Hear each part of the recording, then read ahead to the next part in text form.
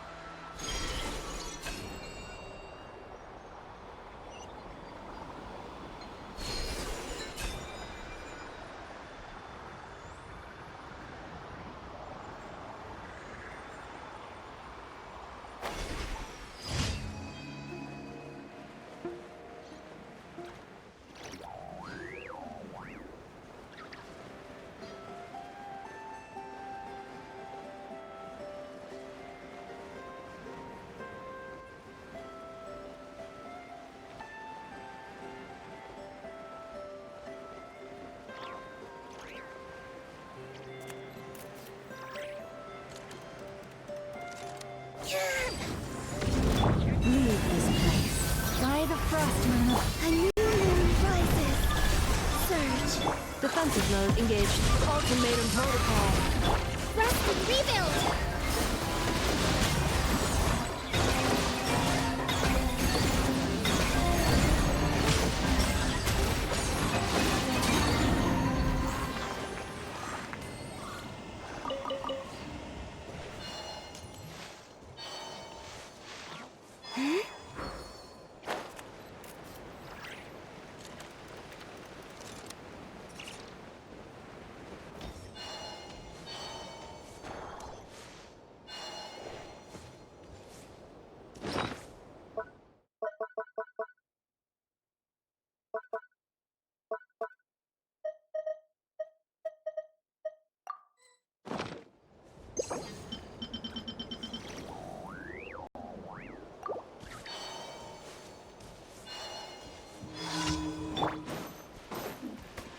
Direct assault! Three moons converge. Wane.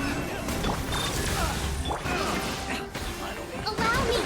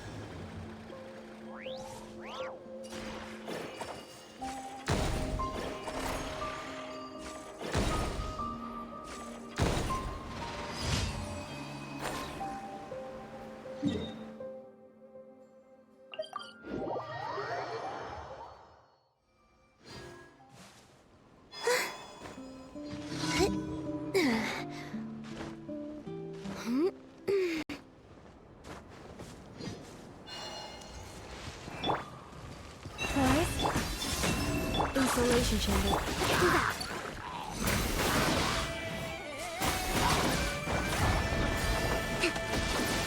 Hold the line!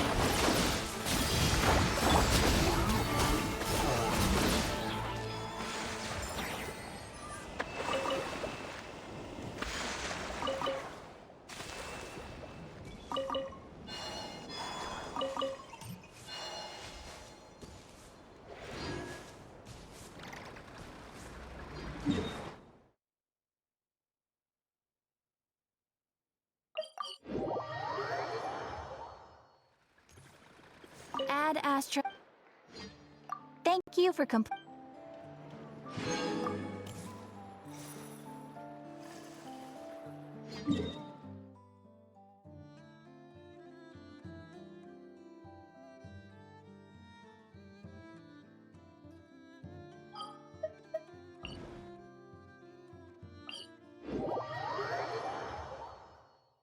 I used to take long walks in Silver Moon Hall every day.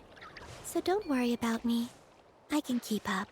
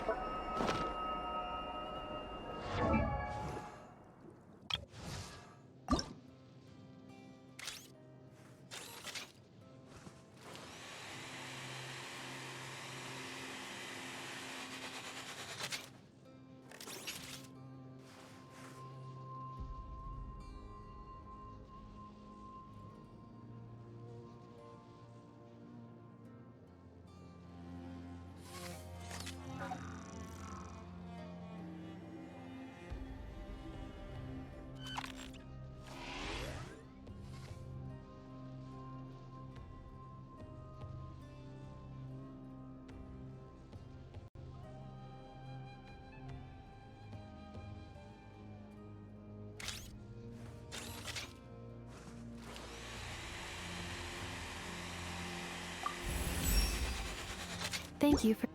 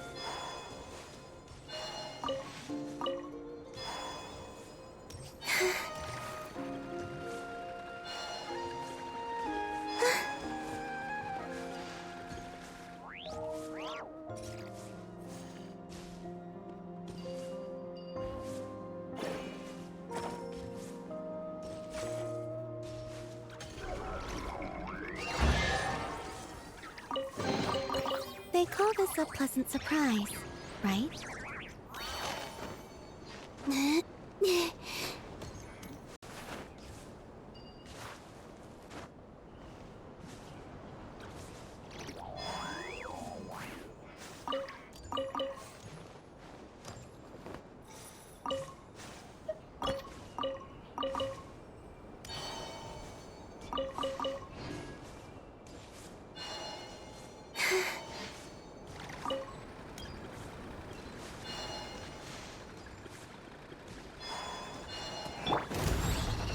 With one heart, we pray. A new moon rises. Annihilation mode.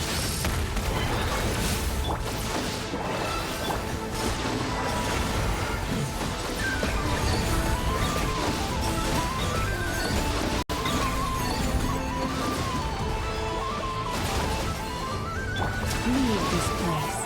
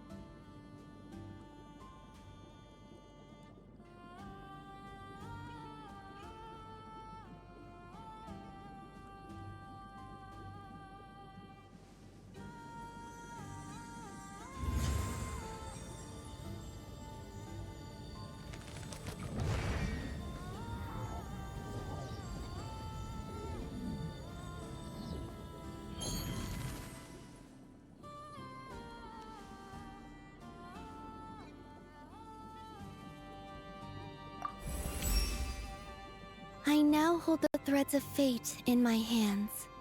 From now on, the new moon shall watch over and illuminate the world below.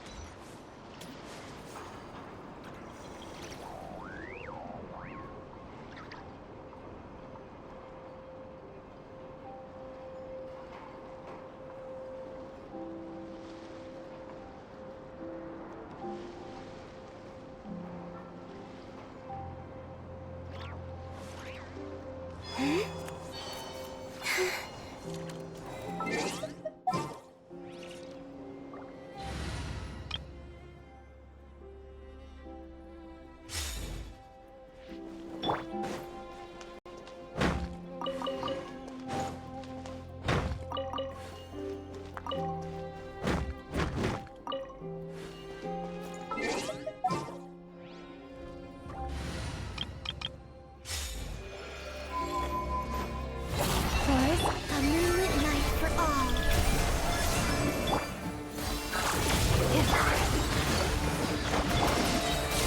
For the everlasting Christ.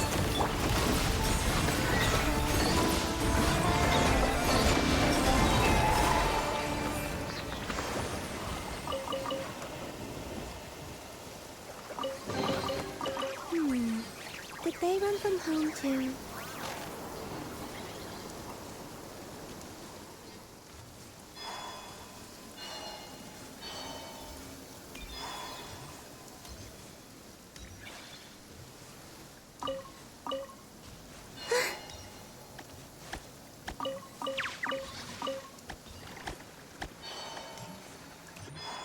The sky is clear again. We should be able to see the moon tonight. Huh?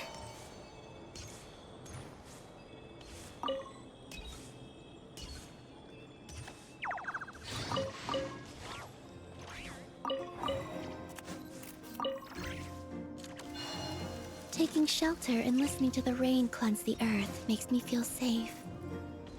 Like being home.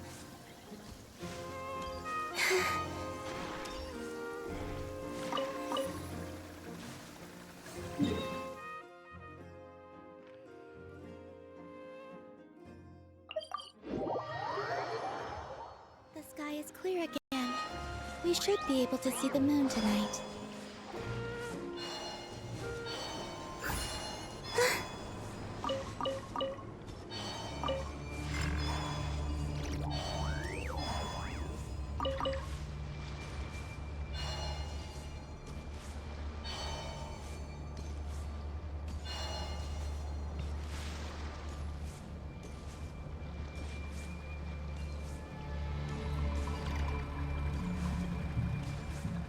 Huh?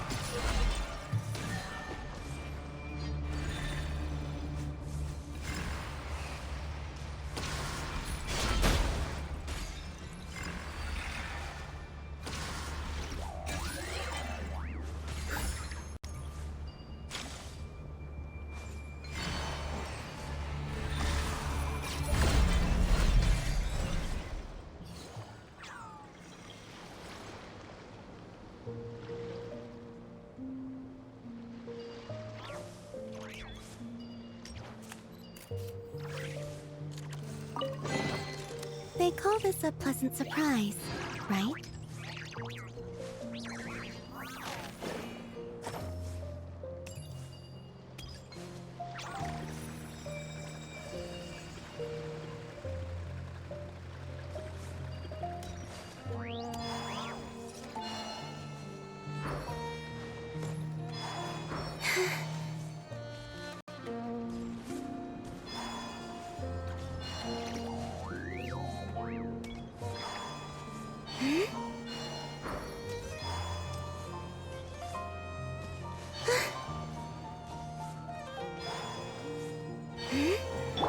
Allow me!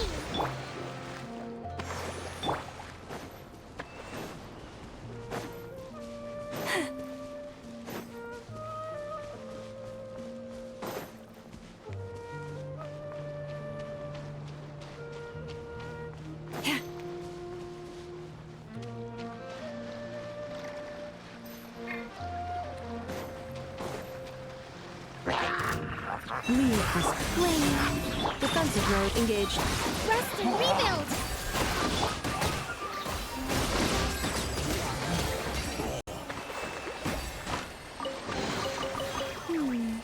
Did they run from home too?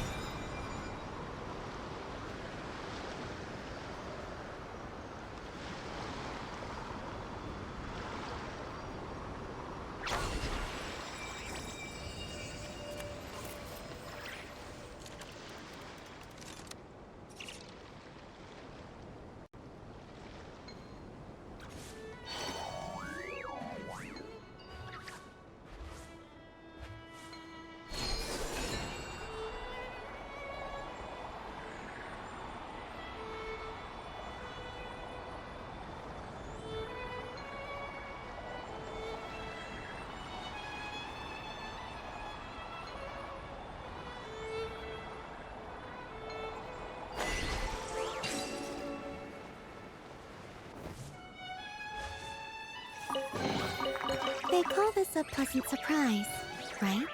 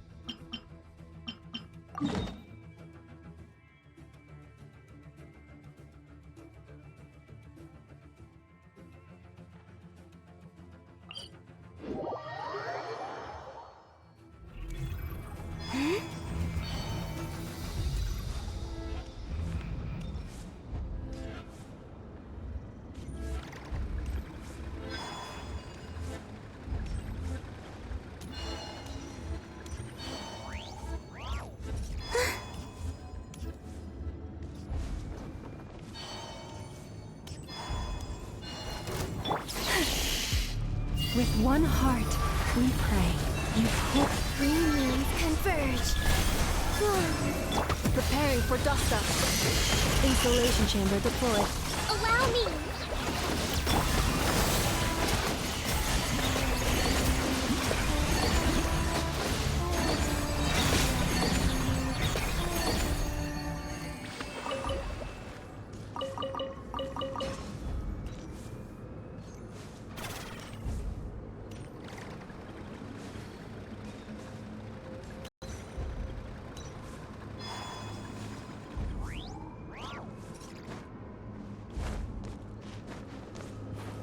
Yep.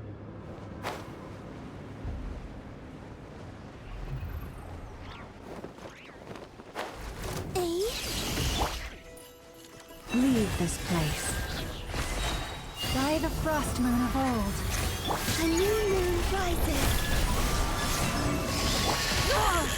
Defensive road engaged. Hold the line!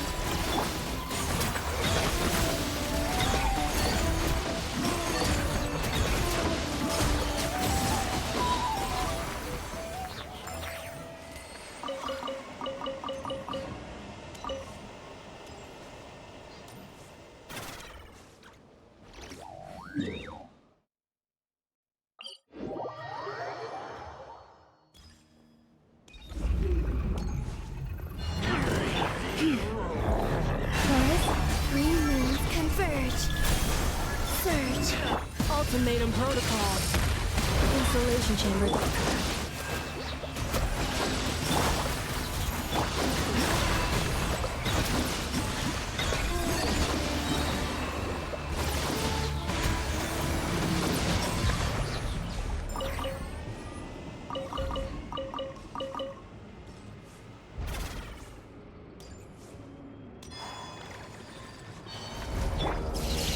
With one heart, we pray. A new moon rises. Cleanup sequence initiated.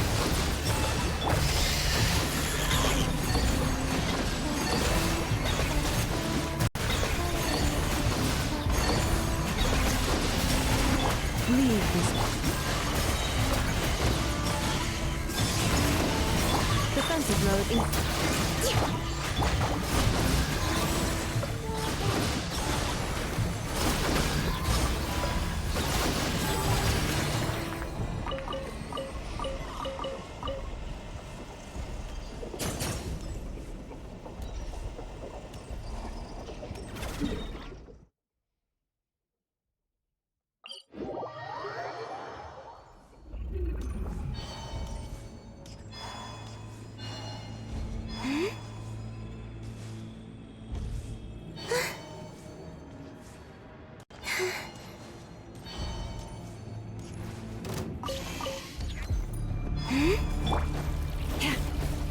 For the everlasting forest. Forest? A moonlit night for all. Surge. Calculation. Annihilation mode. Cleanup sequence in. Allow me!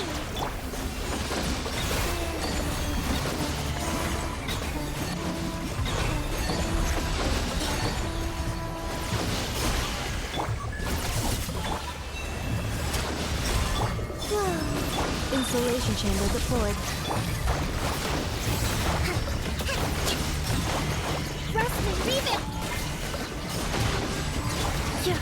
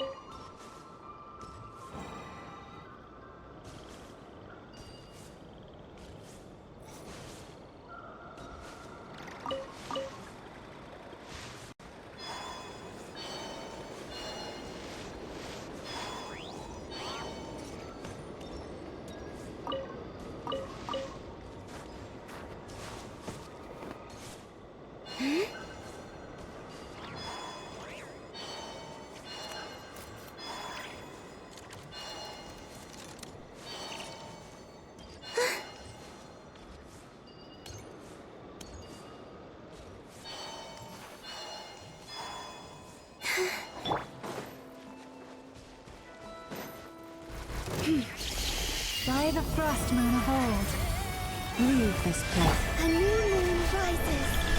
Wane. Preparing for dust up. Cleanup sequence initiate. Hold the line!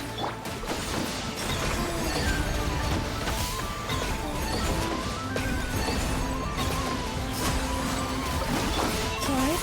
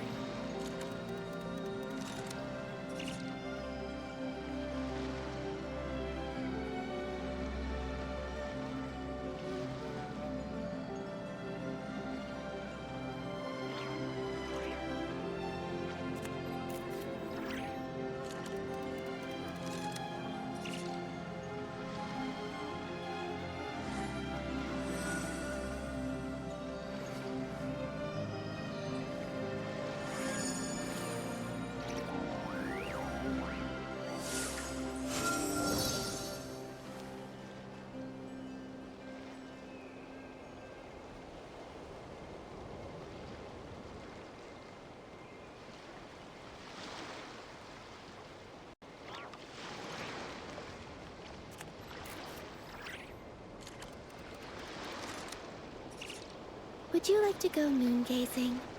You can sit in my rocking chair and admire the view. Or we could go to the moon and gaze down at Tefat. Whatever you prefer.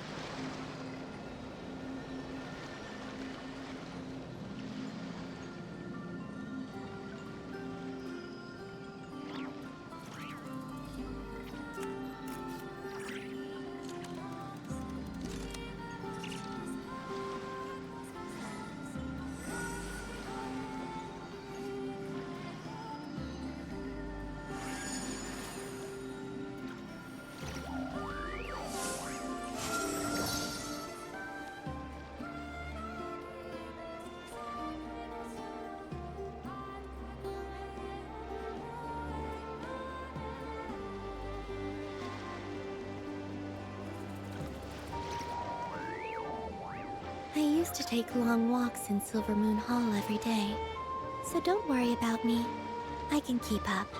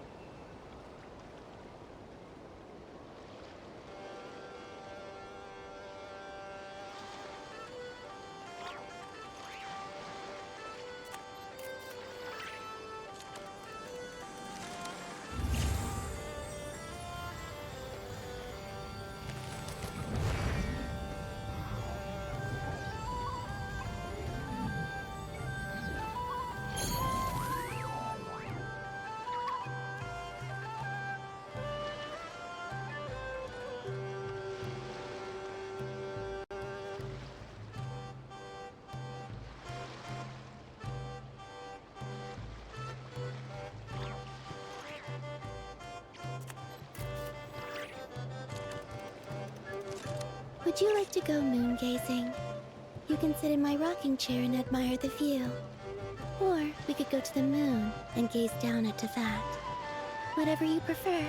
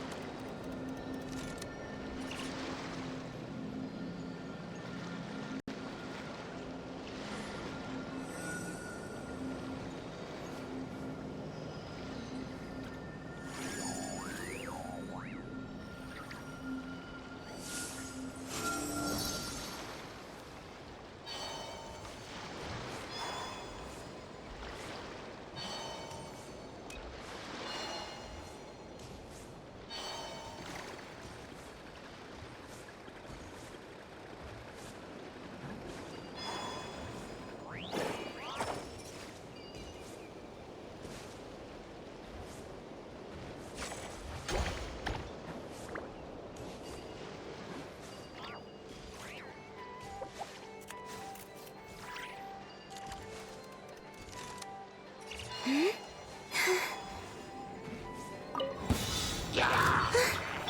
poor lost lamb. Insulation chamber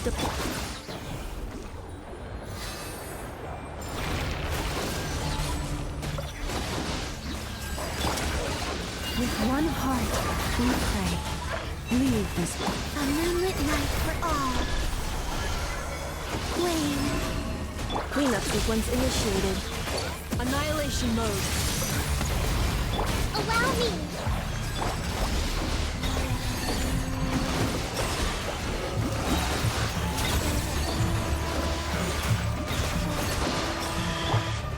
By the frost moon of old. Converge.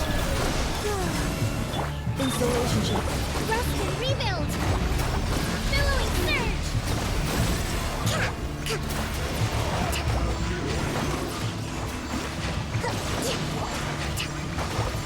With one heart, we pray. Forest, protect us. A moonlit night for all. Surge. Defensive mode engaged. Preparing for dust up. Hold the line.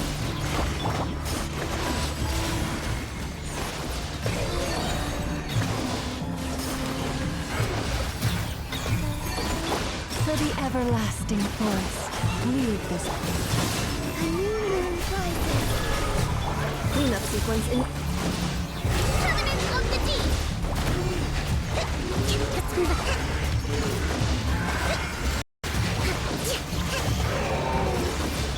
Forest, protect us. Flame. Annihilation mode. With one heart, we pray. New moons converge.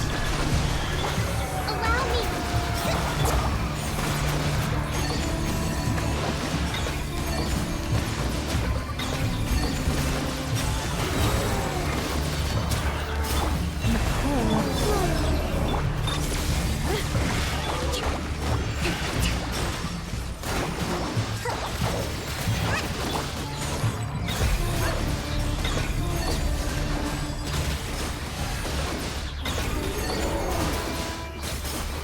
Leave this place. Flame. Defensive mode engaged. Rest and rebuild. By the frost moon of old. A moonlit night for all. Preparing for dust up. Billowing surge.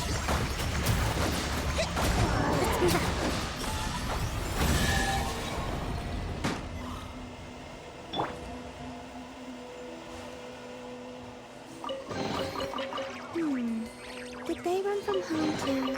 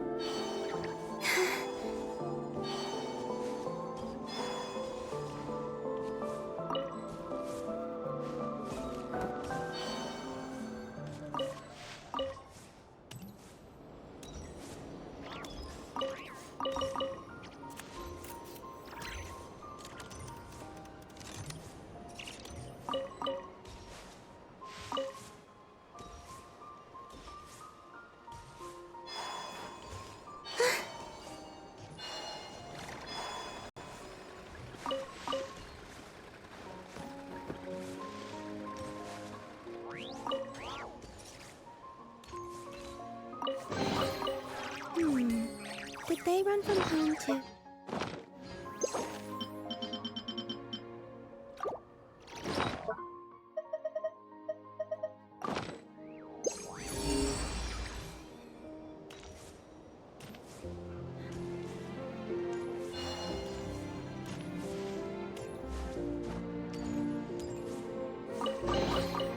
You keep them.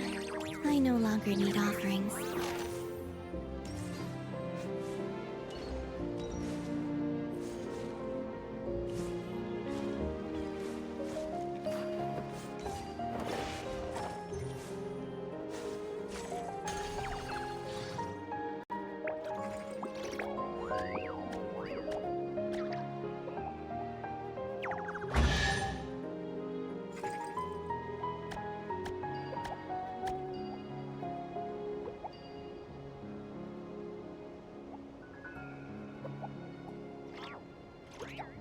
I used to take long walks.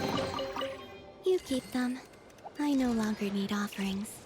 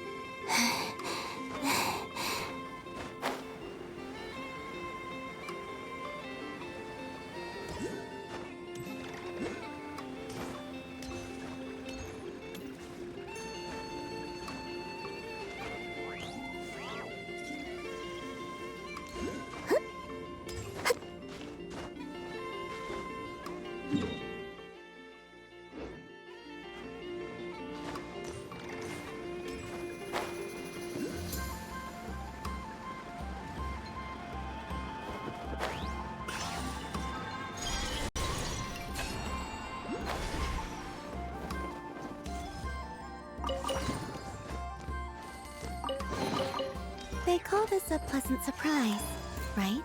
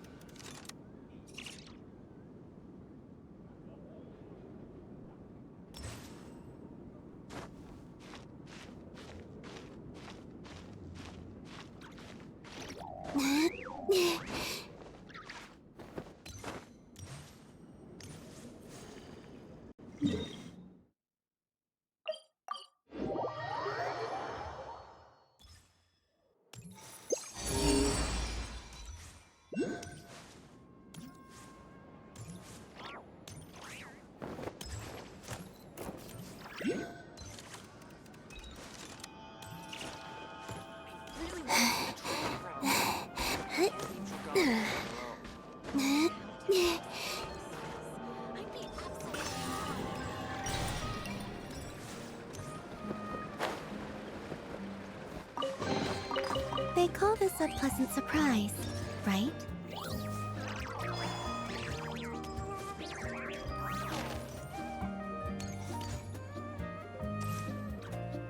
Yep.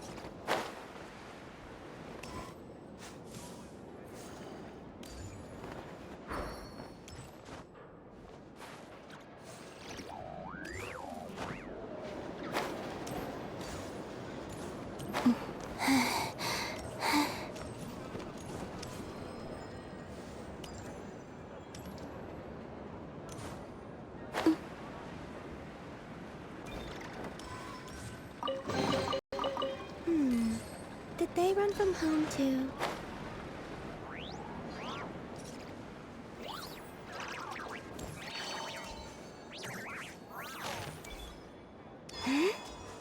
No need to check. We already cleared the area. They call this a pleasant surprise, right?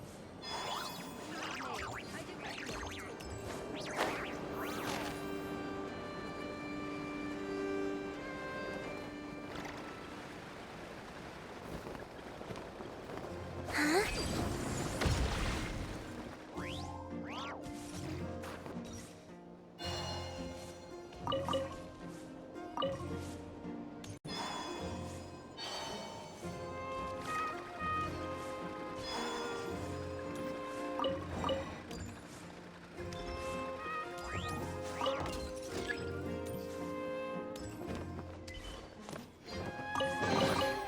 You keep them. I no longer need offerings.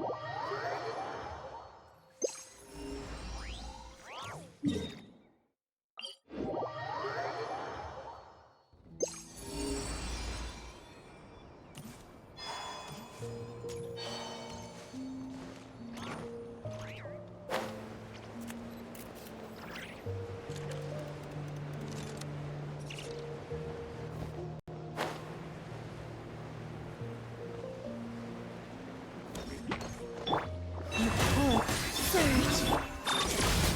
Hold the line!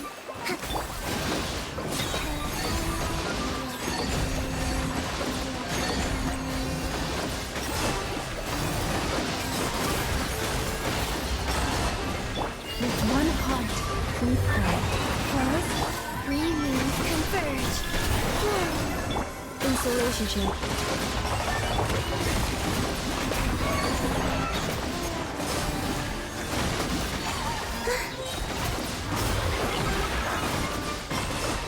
We pray.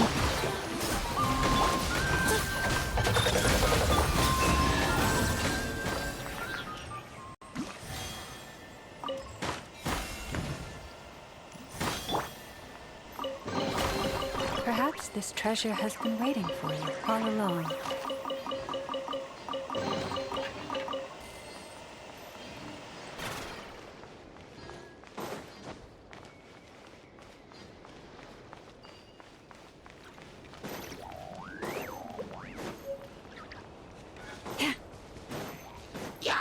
First, a moonlit night for all.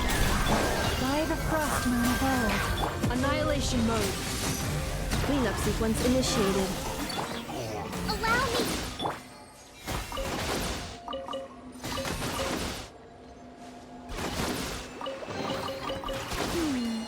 Did they run from home too?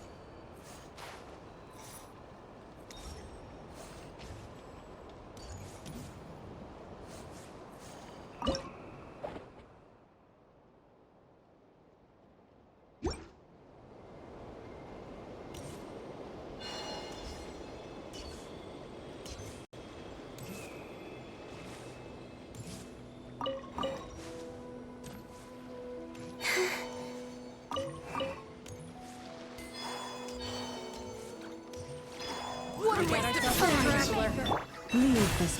Installation chain. Hold the line.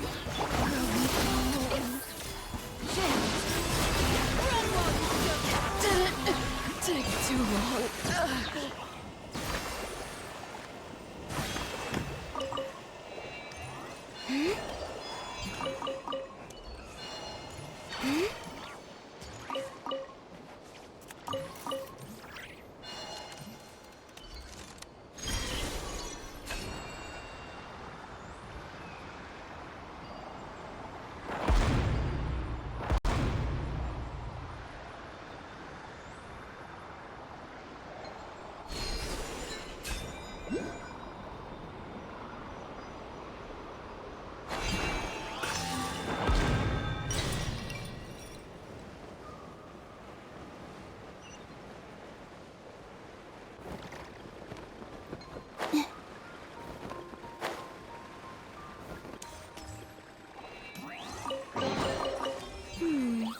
Did they run from home too?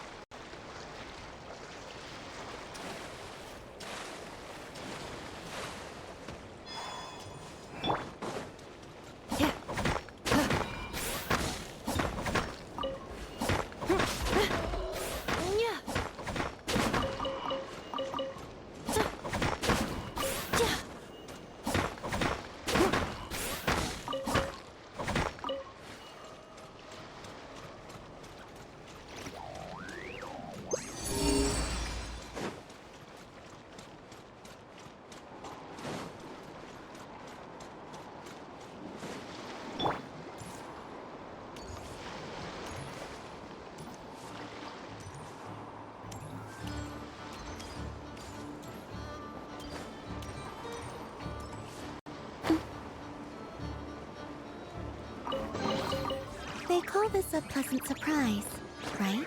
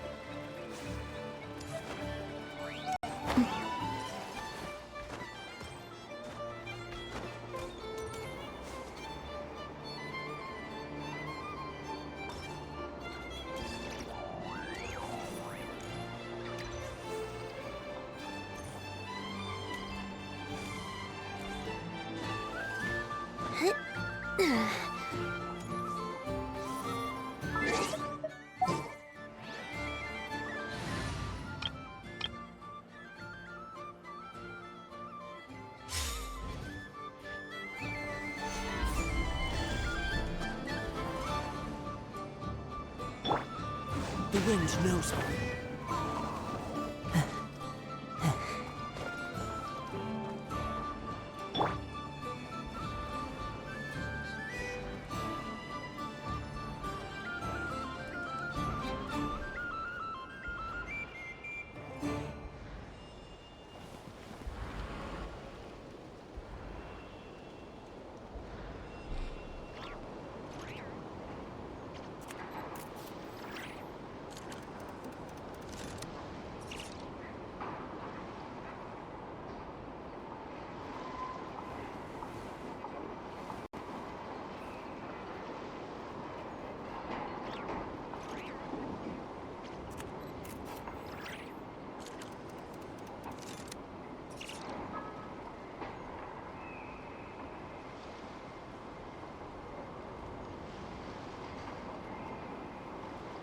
Osmanthus wine tastes the same as I remember.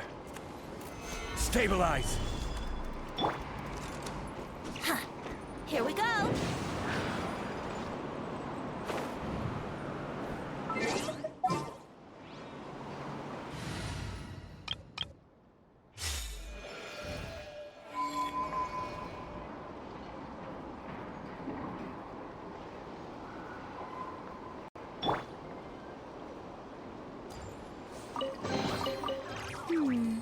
Did they run from home too?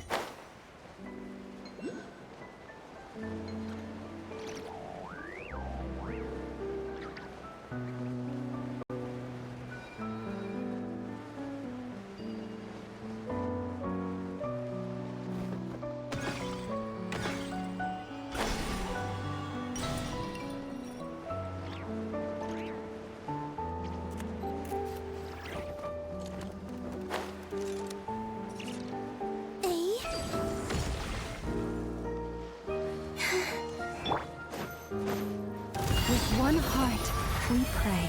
Chorus, A new moon rises. Flame. Cleanup sequence in. Rest and rebuild.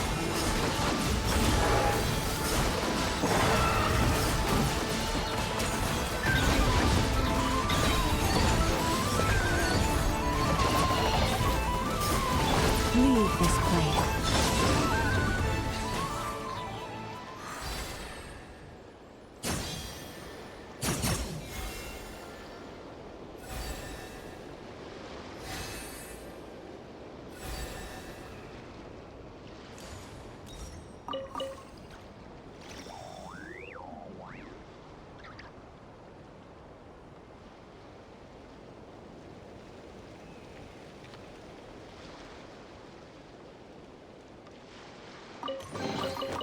You keep them.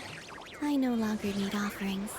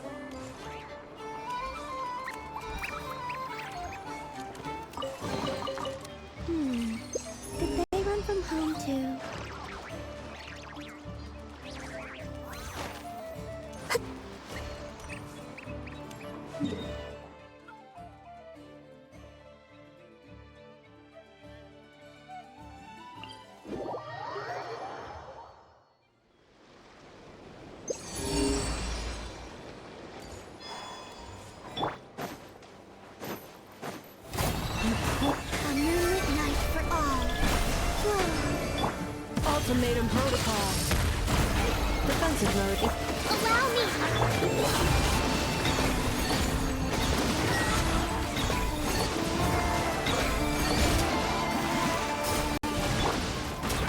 Florist, protect flame.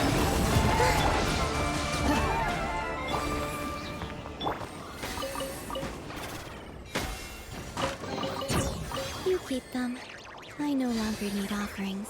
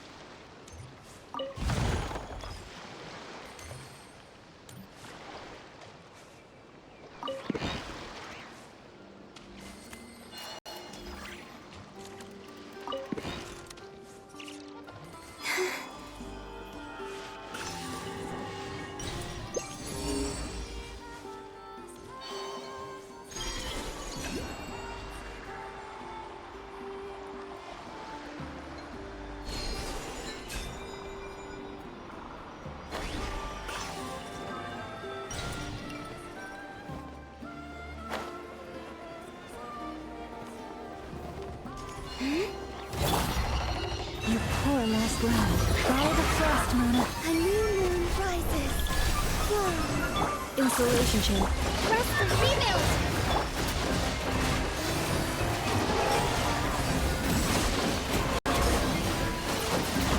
Leave this place.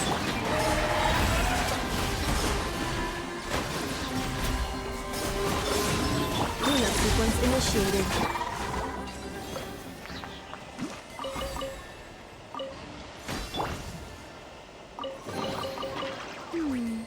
Did they run from home too?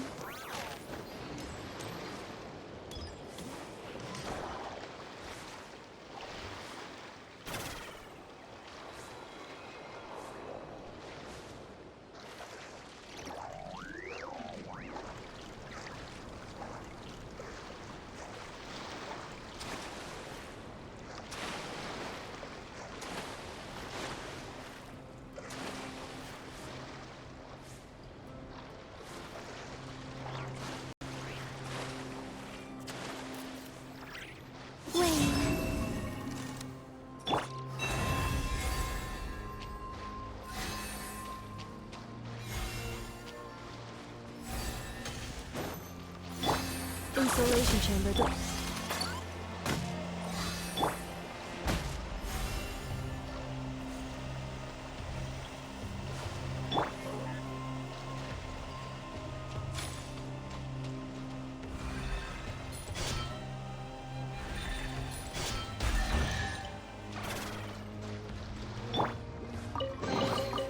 You keep them. I no longer need offerings.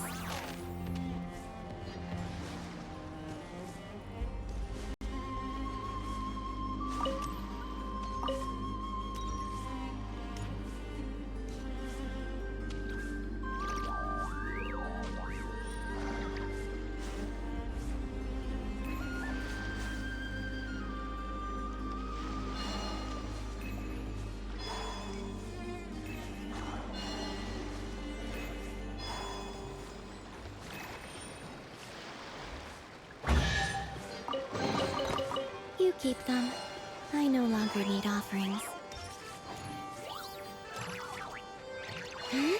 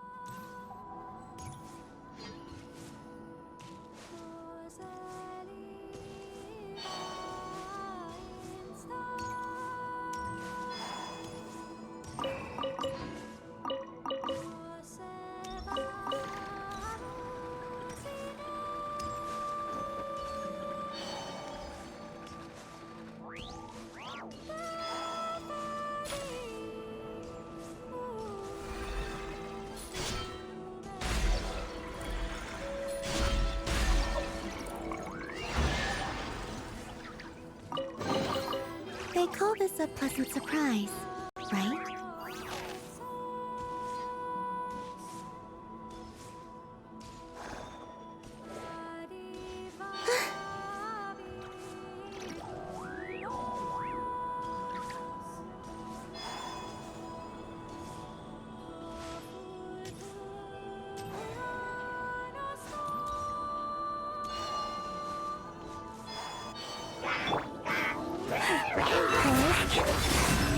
Cleanup sequence in it. Hold the line!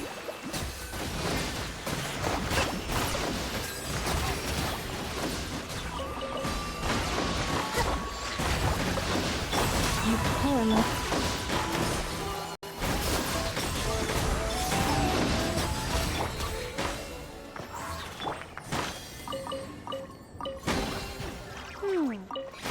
So this is the...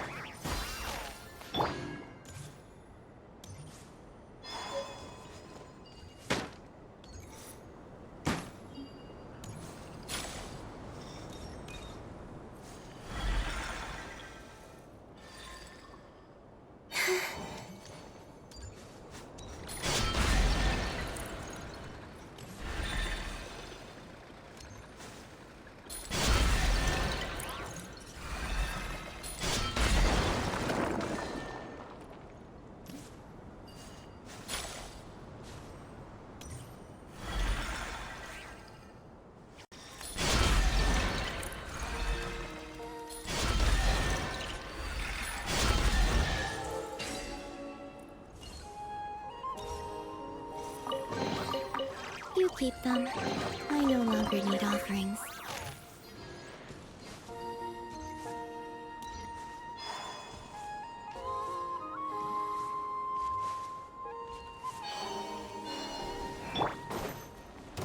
Forest, protect us.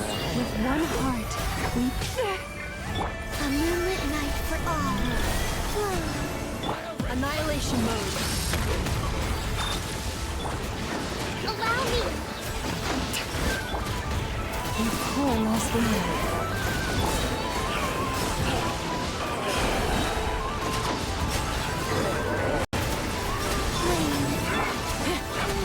Defensive mode engaged.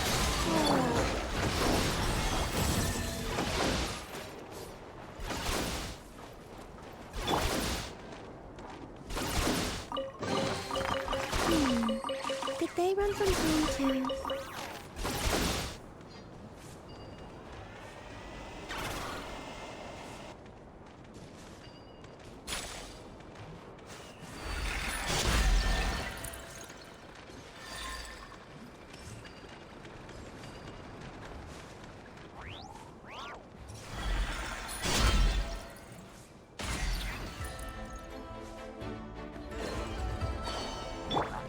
Leave this. Surge. Cleanup sequence in. Rest and rebuild!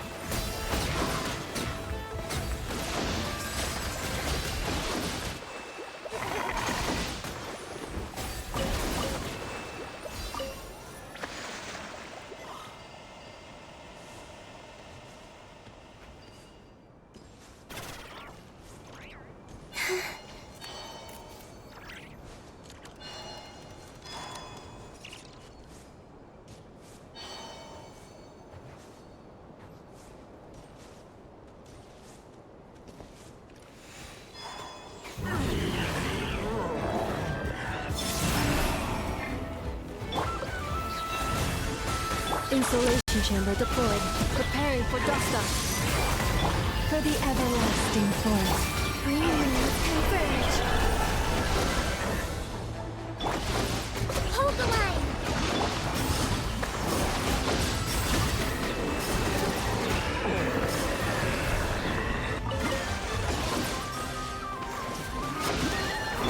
Forest, protect. Cleanup sequence in. Allow me!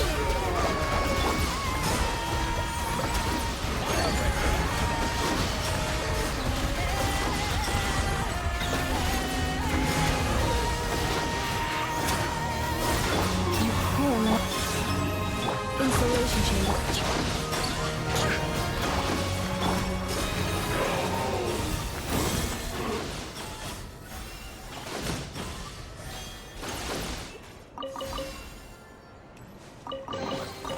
You keep them.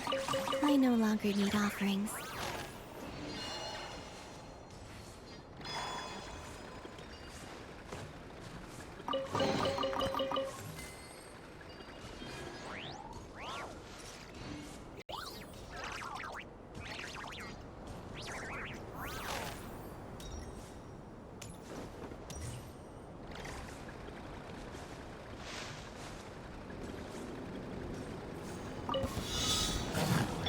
Forest, Rest and rebuild!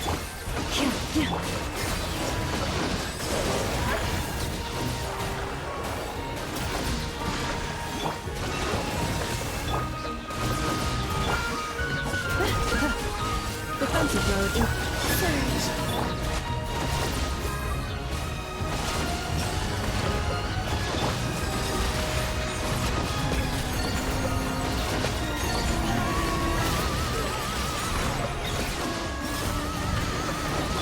leave this. Cleanup sequence initiated.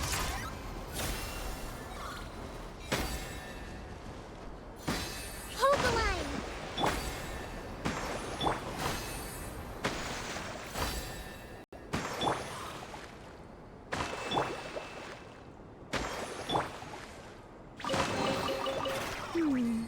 Did they run from home too?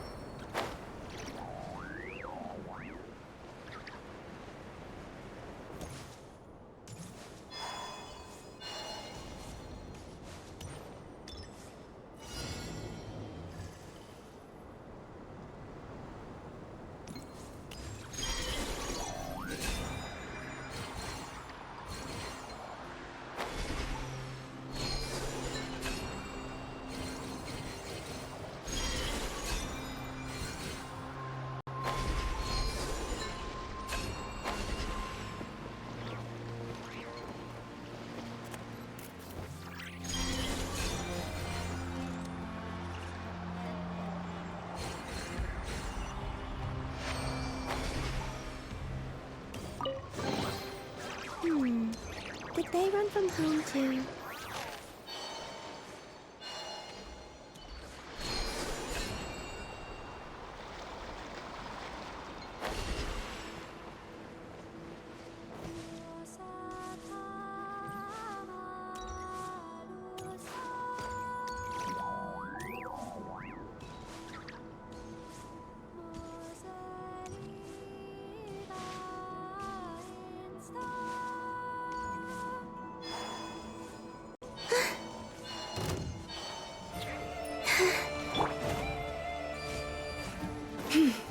Forest? Defensive mode engaged.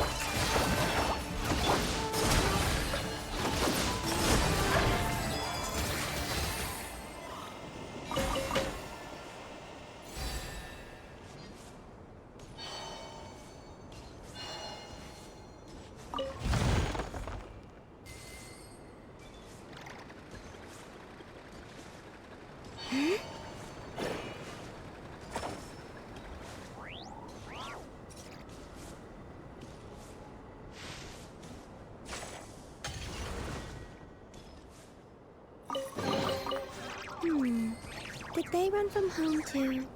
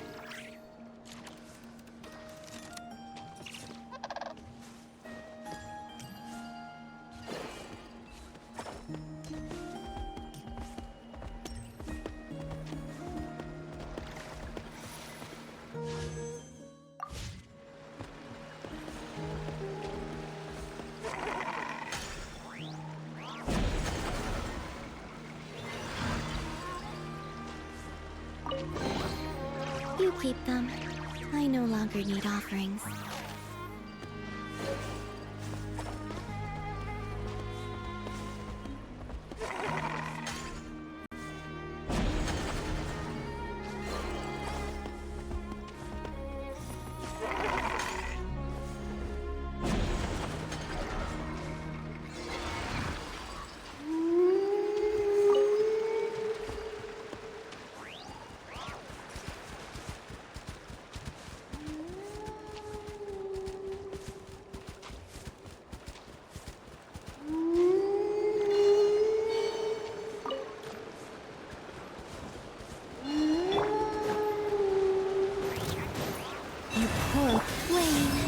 Cleanup sequence in. Allow me!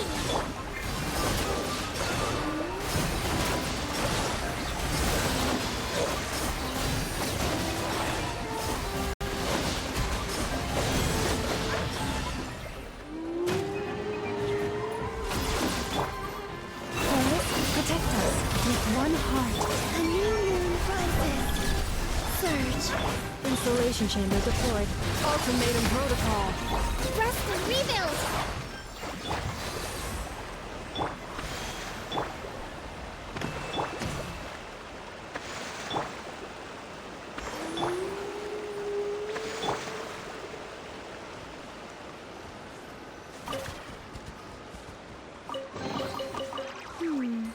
Did they run from home too?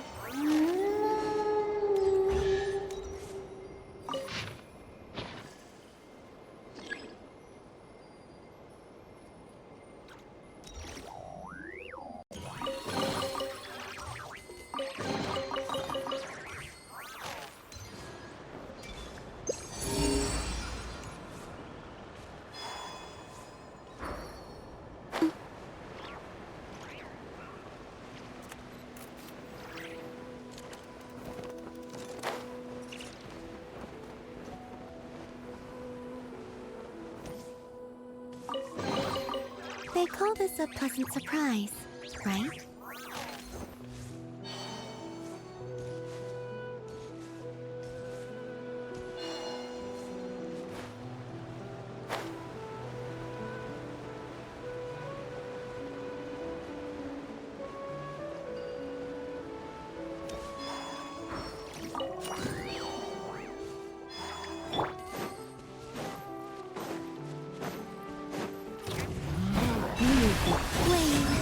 Cleanup sequence in.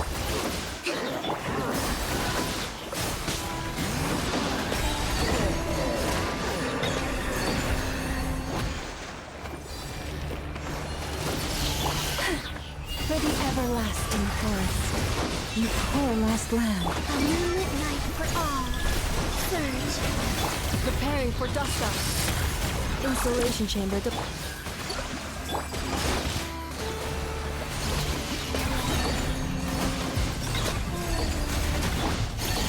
With one heart, we pray. Lead them. Green moons converge. Annihilation mode. Hold the line.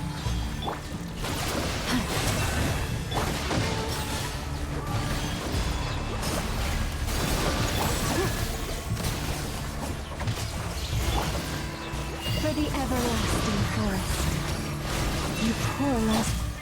A moonlit night for all. Flame. Ultimatum protocol. Defensive mode engaged.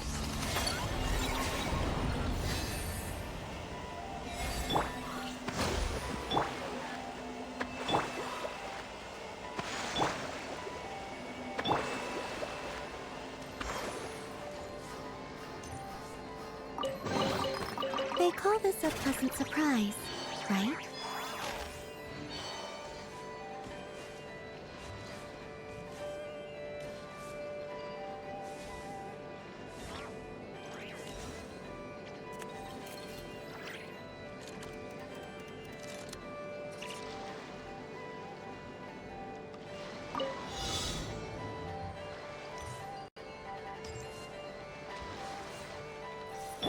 Leave this place.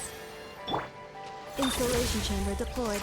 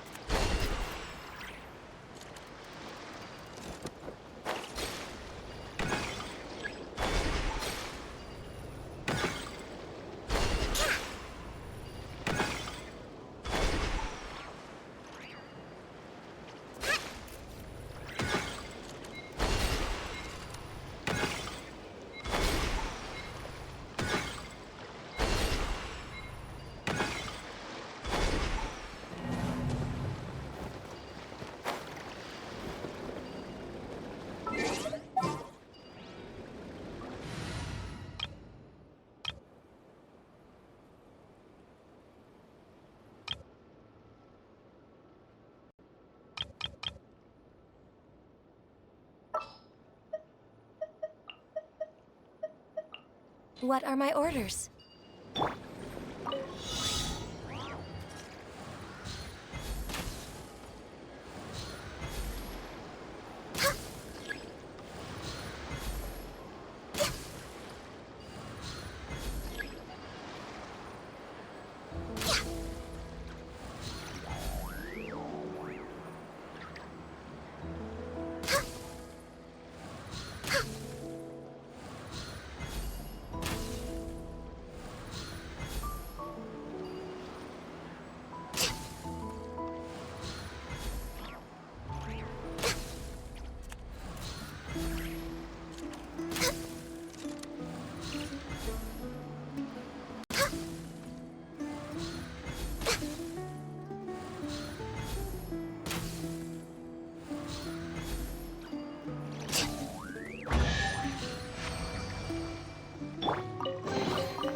You keep them.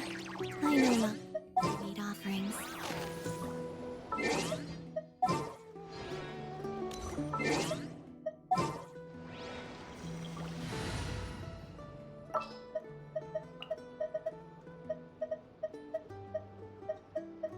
All is accounted for.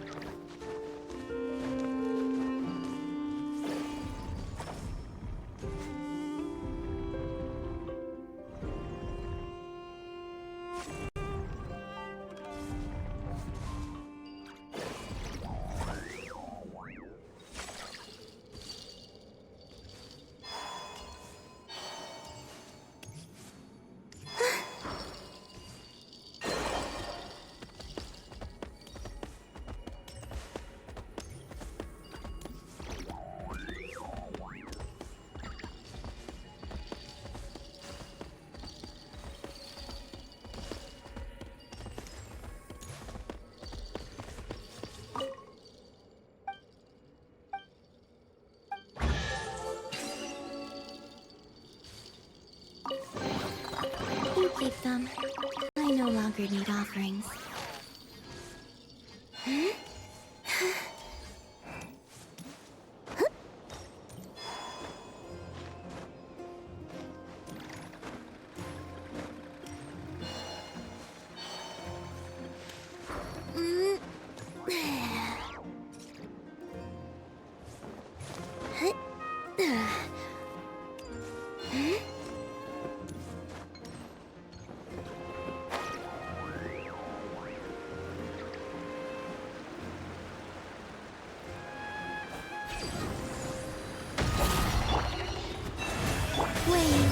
Defensive mode engaged. Allow me!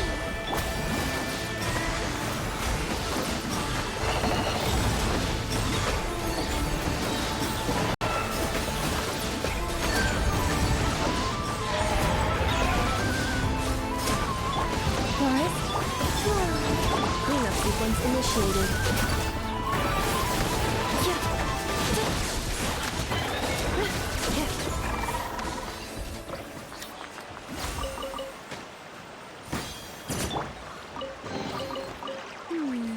Did they run from home too?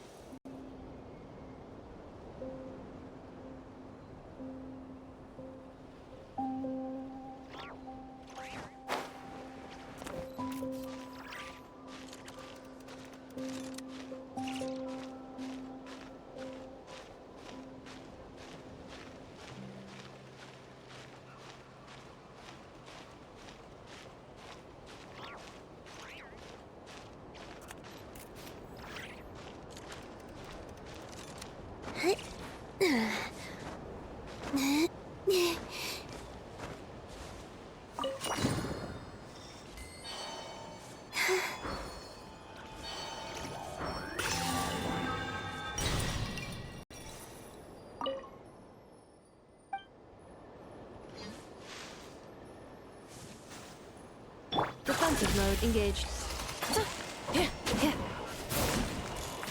Surge.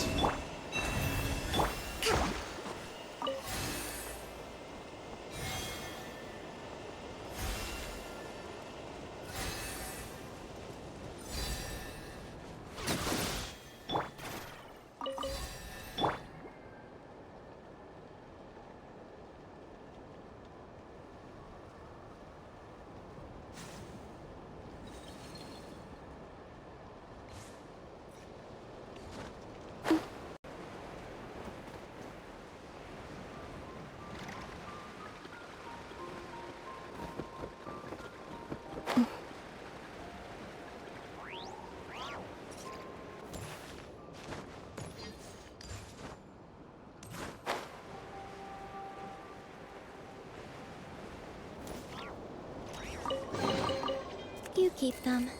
I no longer need offerings.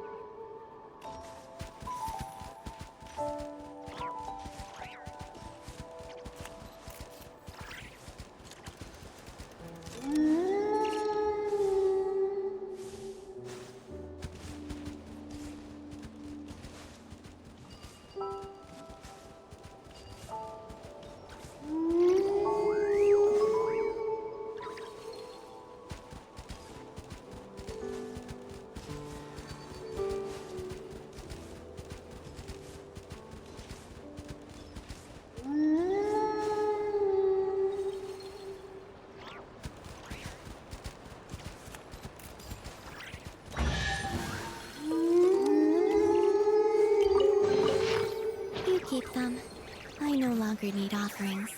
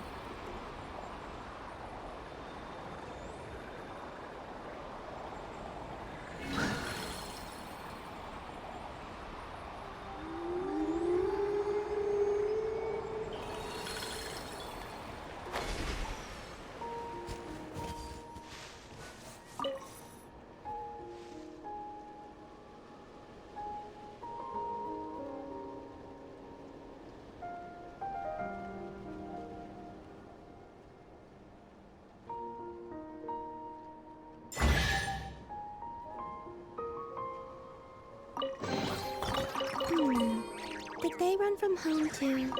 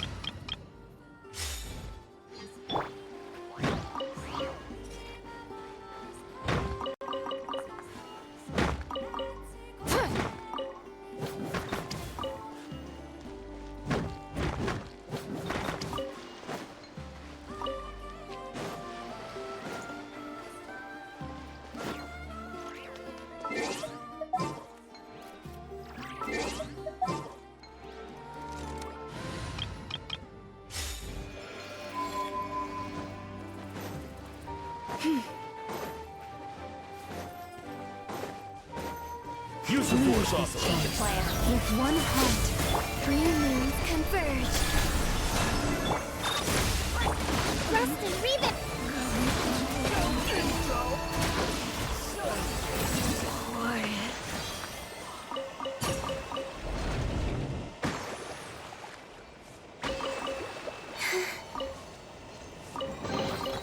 They call this a pleasant surprise, right?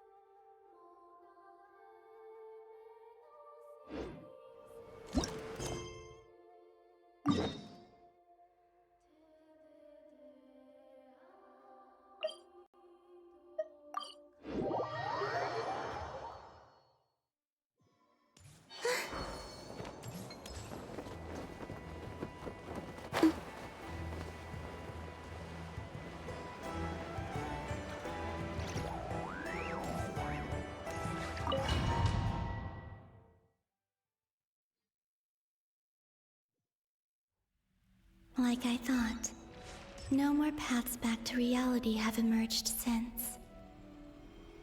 But how can I be sure that I'm going the right way without scenes from reality to keep me on track? I can't even be sure of how long I've been walking for.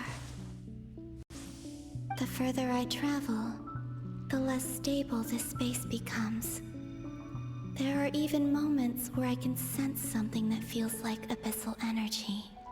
They can just materialize out of thin air. I have to keep my wits about me.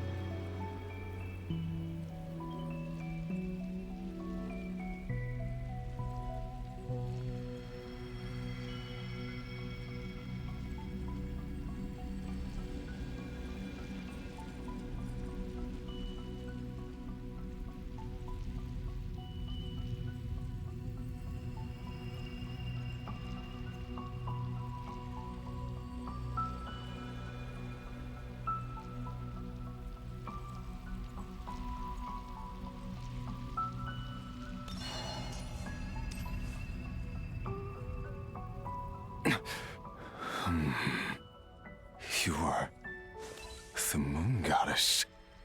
But how? Please, there's no need. I'm not interested in fighting anymore. I find that a little difficult to believe. Yeah.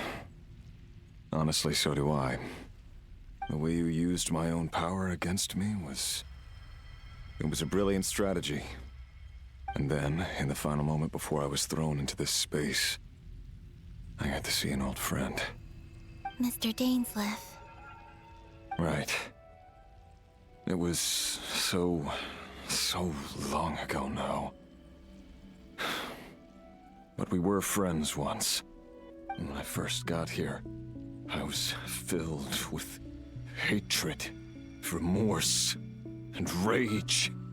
How I cursed and devoured. I tore everything here apart. I was consumed by the desire to leave this place and have my vengeance. But to no avail. This is a place with no exit. This is the second time I've entered this space. Though I have no memory of the first. I was torn to shreds the moment I entered. But this time I survived. It must be partly because of this new body. And partly because of all the Kuvaki I absorbed in Krai. Are you the source of the abyssal power in here? Not all of it. Some is from when I first arrived here and tried to destroy everything. But there was already a degree of abyssal power here before I entered. And like a venomous snake baking in the merciless sun, it tried to slither into my shadow. Tried to? So, you rejected it? Yes. Because after that, the world suddenly became silent for a moment. What do you mean? The voices in my head, they were gone. And then I saw her. Her? Thalindis. My former lover. Never mentioned that she saw a memory of Thalindis leaping into the moon's reflection. More precisely, I saw her afterimage. I'm sure the real her is long gone. She was just an ordinary Conrian. She couldn't have survived here for very long. Anyway, why have you come here? Didn't you know it was a dead end? If I hadn't escaped through the moon gate, my friends would have been in far greater danger. Oh, I see. Because of your power. The power of a moon goddess. What? You'd like to know how I know, wouldn't you? The one who resurrected me said so. I could hear a deep lust for power in his voice. Do you mean... Dottore? Dottore. So that's what he's called. He'd been collecting fragments of my body for a long time. All so that he could resurrect me at the moment of his choosing. I had no interest in his research. But being as corroded by the abyss as I was, we were aligned as far as hunting the moons and recovering my strength were concerned. So that's why the Wild Hunt suddenly became so active in Krai. When I left the Fatui in my weakened state, Dottore must have felt that his time had come. Moon Goddess, could I ask a favor of you? What? I know this is a lot to ask, especially from someone who tried to kill you. If you refuse, I won't fight it. But this is the only thing I desire now. Nothing else matters. What do you want? I'd like you to take a message to Thalindis for me. Thalindis? But... Yes, she's dead. But like I said, I saw her afterimage. I can sense that some part of her soul remains here. Far, far ahead. Why don't you go and speak to her yourself? I can't. I I don't know why, but I can't move freely in this space as you can. All I can see is a glimpse of her, walking away. Just like the moment when I last saw her in life. In return, I will clear these abyssal obstacles for you. No, not in return. I'll clear them for you, whether you want to help me or not. It feels like something I ought to do. Why? Yeah. Why, indeed.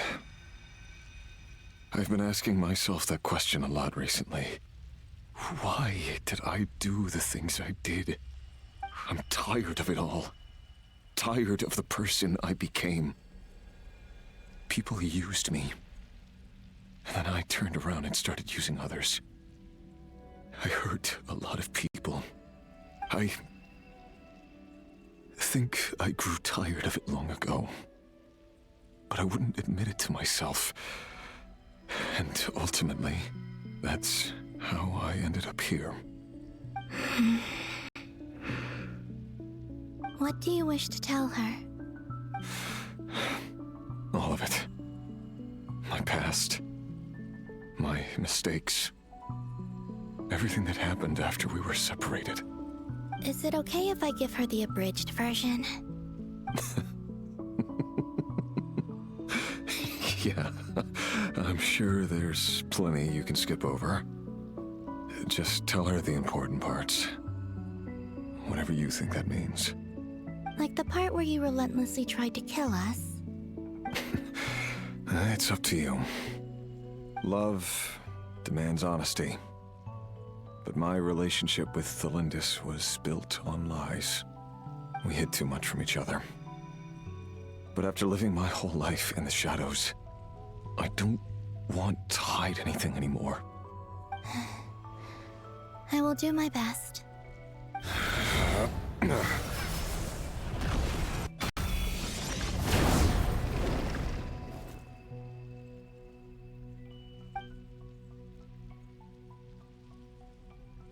There. The Abyss will no longer stand in your way. Even though Mr. Dainsleif felt he had to fight you, I think he still regarded you as a friend. Dane? He said that you betrayed him, but he also felt great remorse at never having understood what you were truly going through. Why tell me this? Because if he'd known that someone could take a message to you, I believe that's what he would have said. Thank you. It means a lot. I know this will sound strange coming from me, but don't die, Moon Goddess. I can tell that you're determined to get out of here.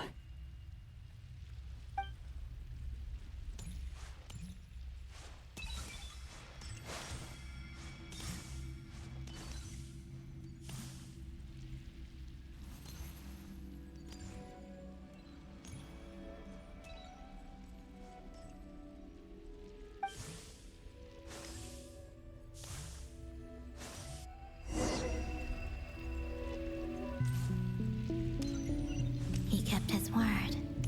The Abyss is no longer obstructing my path.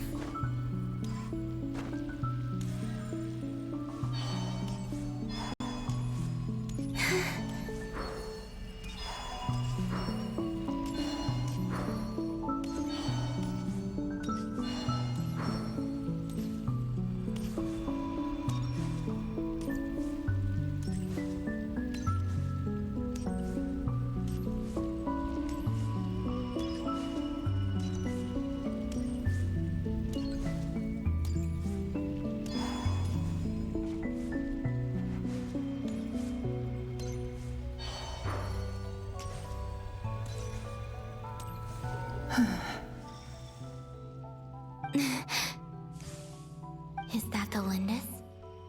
She wasn't far off at all. And yet, they can never meet. Hello, Miss Thelindis. Who are you? how do you know my name? I've never seen anyone else here before. You can call me Columbina. I promised Rerir that I'd bring a message to you. Rerir? My Rerir? Is he well? He's doing better than he was.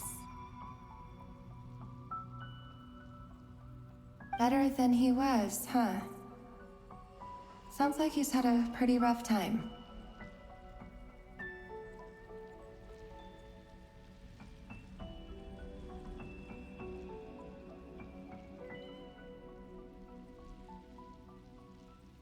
Others have had a rough time on his account too.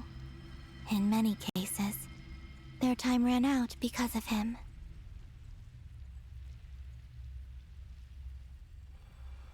And I'm not just talking about the children of the Crimson Moon.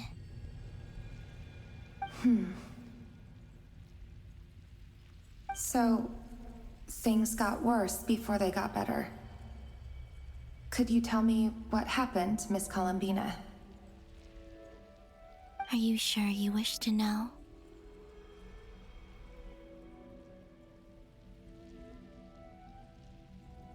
Yes. This is my opportunity to learn the truth. No matter how hard it is to hear, I have to know.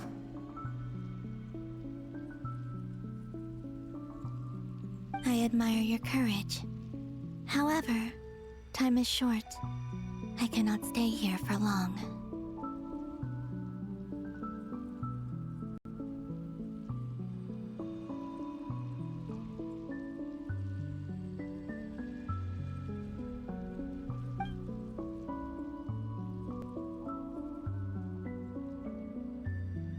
Rerir had seeds of hatred in his heart, and many people nursed them for their own ends. On some level, everything he did was to try and find a way to see you again. But in the end, he came to regret his mistakes. He wanted to apologize for hiding his past from you. Beyond that, he did not say specifically what it was he wished to convey to you. But I'm sure that you've always been on his mind. You are what has kept him going over all these years.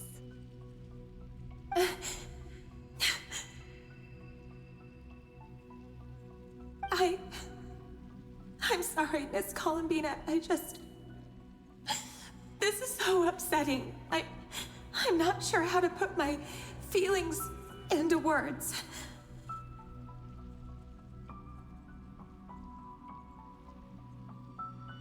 It's all right.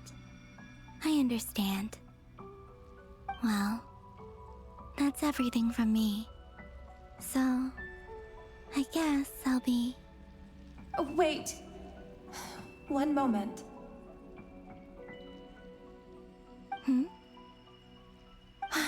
Time flows backwards here. The road ahead only leads further and further into the past. I know. I intend to reach the end of that road. Without a moon marrow, without the 3 moons' power, you won't make it far. Wait, unless... Are you one of the moon goddesses? You could say that. I see. I often think to myself, if life is like a train ride, why haven't I reached the terminus? Where am I even going? And it's not just me, it's this whole place.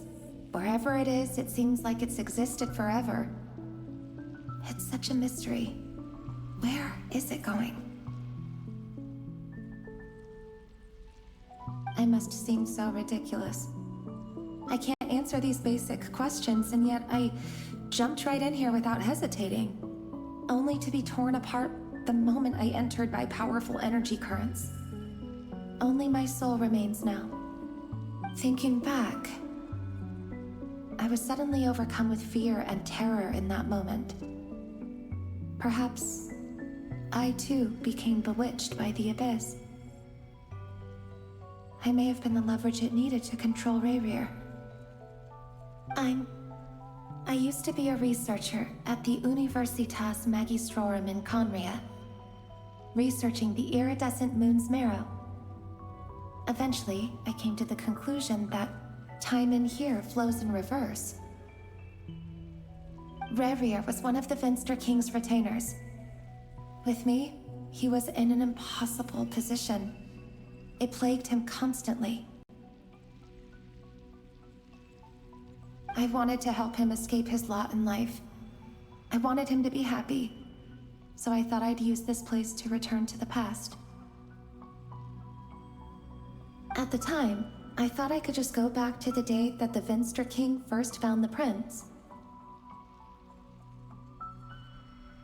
It was only after meeting the prince that the Finster King started going too far with his research into the abyss. That was the day all of our woes began. I thought I could stop the king from ever meeting him and solve everything.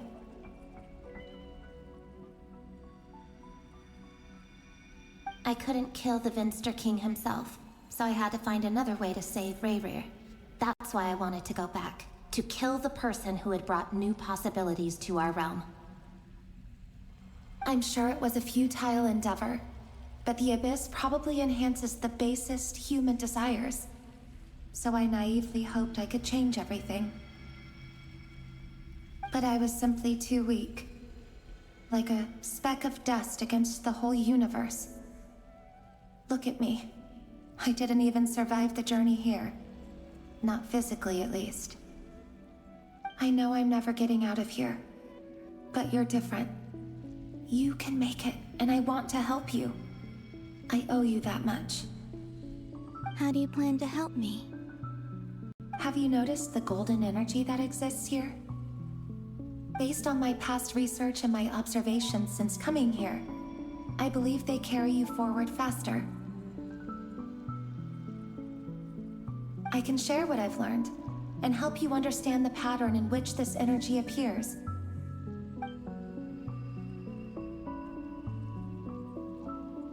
I think you just might... Now, I know you will be able to change the past. Also, I've been speculating about where this phase ends. The documentation was scanned, but from what I know of the legends about the moons, the oldest ones seem to begin with Nibelung, king of dragonkind. I have no way of verifying any of it by this point, but if it's true, you might be able to reach that era if you keep walking.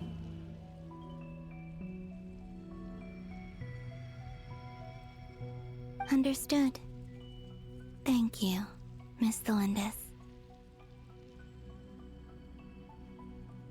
I'm the one who should be thanking you. If you hadn't entered this realm of everlasting death, what use would my deductions be? Thanks to you, they have some meaning.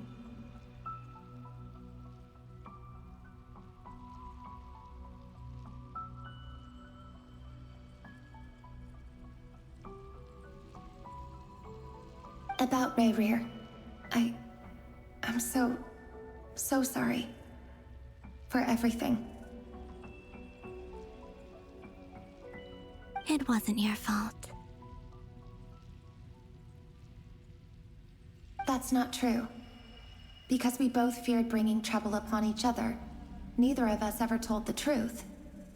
And that dishonesty sealed our fates. But enough about that. I wish you a safe journey, Miss Columbina.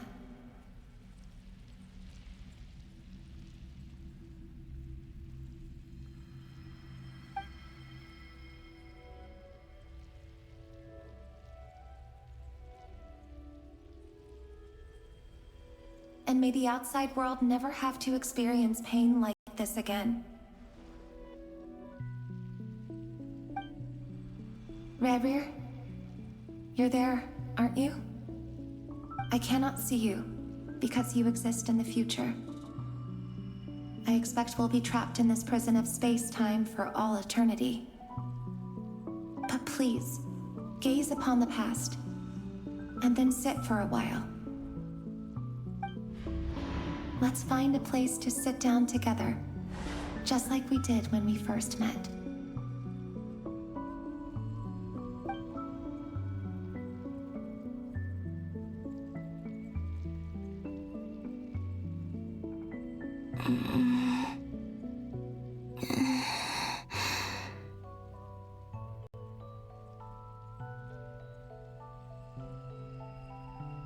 How long have I been walking?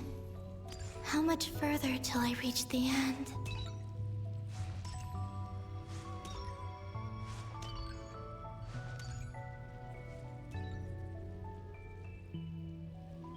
Is there even an end to be found?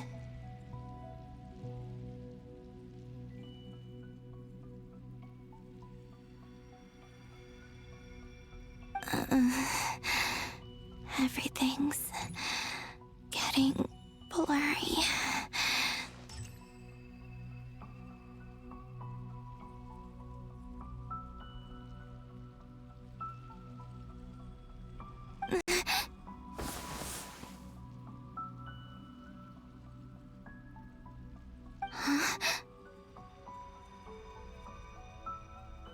Are you all right, little sister?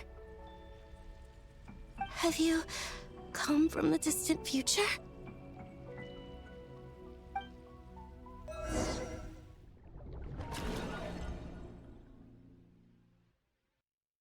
So, how exactly did the moons just disappear? Shouldn't it be a little harder to get rid of major creations like moons?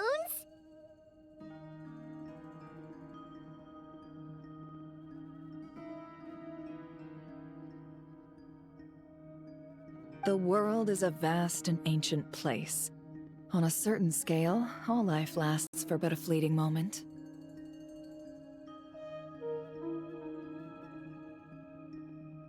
Miss Nicole explained that the moon goddesses likely perished in the War of Funerary Flame. The moons themselves were also destroyed at that time, save for the Frost Moon, from which a new moon goddess was later born.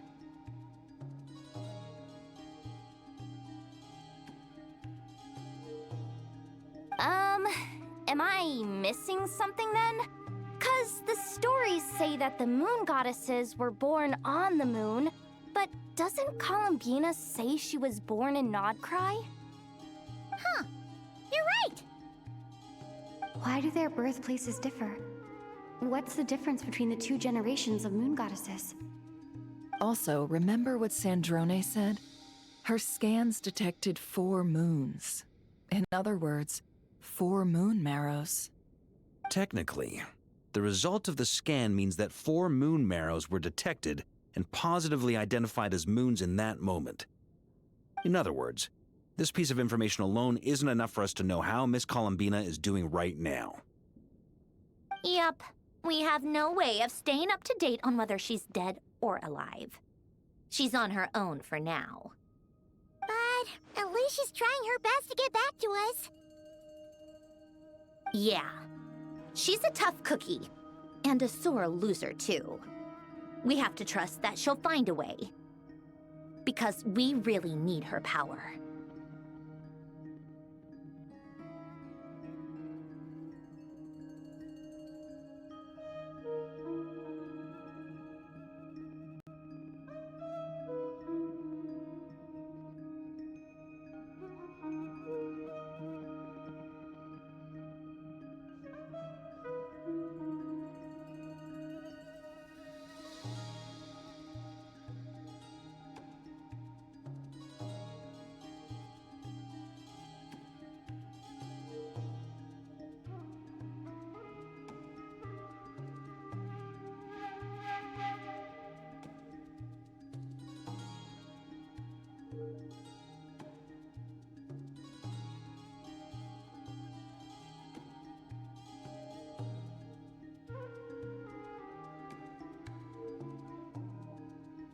As much as it pains me to say it, we've got no chance of beating Dottore in a straight-up fight.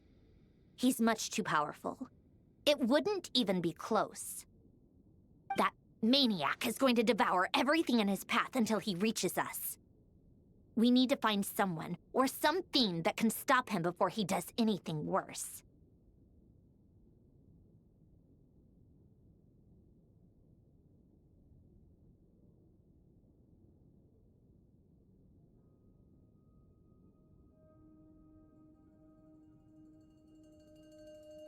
I'll be frank. Our only hope of defeating this false god is with a real moon goddess on our side. I'm not just saying this because Columbina's a friend and I want her back safe and sound. It's just the truth. And I know that even she was no match for him when he attacked, but I don't have a better solution. We're not giving up on saving her, whether she can defeat Dottore or not. Right. Don't worry, Miss Sandrone. We're all aligned on saving Columbina. No one's trying to argue that we can only justify saving our friend because it will help save the world. This is about multitasking. We want to save both. So, she's more than just a moon goddess to you guys. Absolutely. Duh! She's part of the gang! And you are too, you know. Yes, I know. You don't need to labor the point. I knew that the moment I came running over with my documents that I was part of the in-group. I mean, if Arlecchino can fit in, I certainly can. Anyway, as for how we get Columbina back, I've been working on it constantly. But I think I'm still lacking certain information about the moon. I'd probably get there if I could continue my calculations, but the problem is, I've run out of computing power. Computing power? You mean, you need more energy? No, the issue isn't energy, it's processing power. There's so much data to get through that the whole process has just ground to a halt. That's a tricky problem. René de Petrichor of the Nazissenkreuz Ordo once foretold the fate of the world. But I don't know how he did it. My guess is that he used the primordial sea's power. However, that won't work for me. His methodology was vastly different from my own. What's worse, they're incompatible. And, to top it all off, we can't even leave Krai. Ugh, this is so annoying. If I'd known we'd run into a bottleneck like this... Well, no, the design bureau's a bust as well. Curse that Dottore! Couldn't have made this harder for me if he tried. Oh, what do we do then? How about we grab a bite to eat and take a break? Maybe something will come to mind after you've cleared your head. You don't get it, do you? I'm trying to calculate the fate of an entire world here. And I need accurate results, not vague prophecies. Where the heck am I gonna find the computing power for that? Ahem. Anyway, time to shelve the discussion on technical difficulties. Being a killjoy isn't very ladylike, after all. Either way, we've done what we can. Rest well, everyone. Remember to let us know if anything new comes up. Hawkeye? Is he hinting that we should talk outside?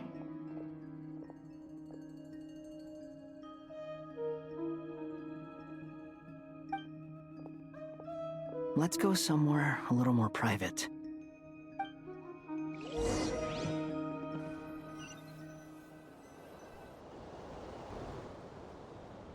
You know that Dory went back to Sumeru, right? Yeah. She mentioned she was planning to head back. Things aren't looking good for Krai. She's gone to spread the word so that Sumeru has a chance to prepare for the worst. From what I know of Dottore, there are two possible reasons why he hasn't made a move yet. One is that he's still working through some kinks in his new powers. The other is, he wants to see how we're going to react. He'll easily devour everything eventually, so I guess he's in no rush to make it happen. The first false god he made was me. Now it's his turn. Even though my records were erased from Irminsul, Dottore's ideas haven't changed one bit. He once told me that becoming a god was like turning yourself into a hungry wolf or giant serpent to devour the moon. Clearly, he began studying the moon goddess's powers long before he even tried making a god. He's always wanted to get his greedy hands on divine authority one way or another. And in the end, he devoured the moon where I failed. In the desert of Sumeru, there is a chessboard built by King Deshret, also known as Al-Ahmar. I don't know if it was a real game, or if he was just trying to challenge his servants and citizens in some way. But creating games and setting rules, gods do that as a matter of course. That's the kind of power Dottore craves. Now he has the Trilunar Authority.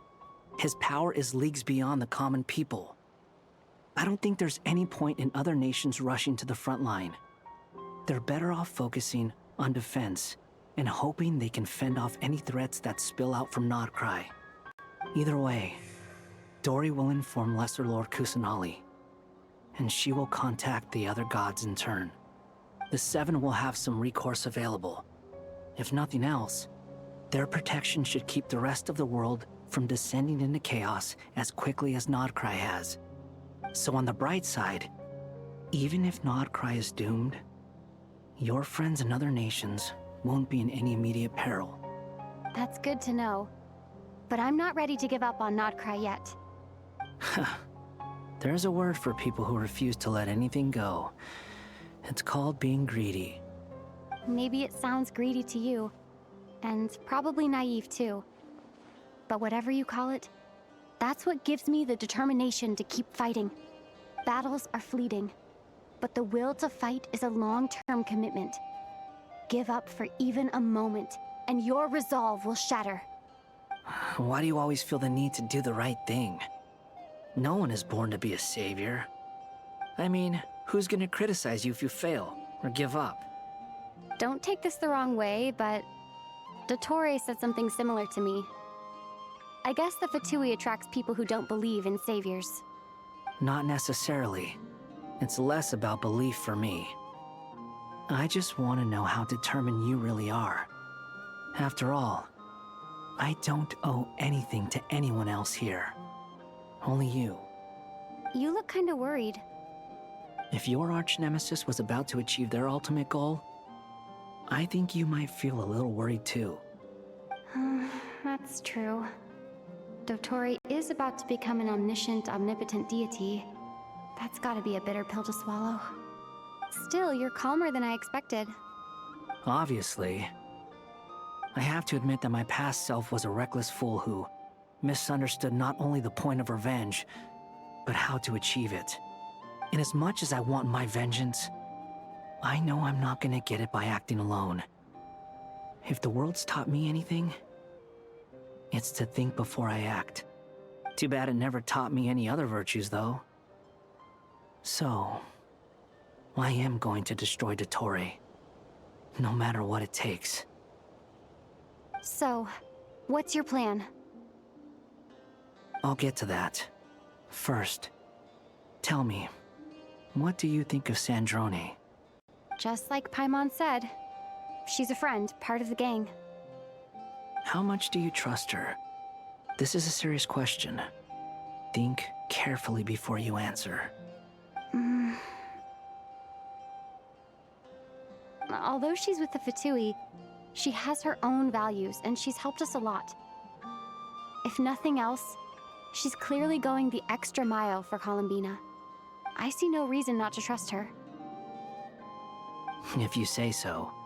In that case, the three of us need to talk. I have some thoughts about her computing problem. It can be solved, but it will come with a cost.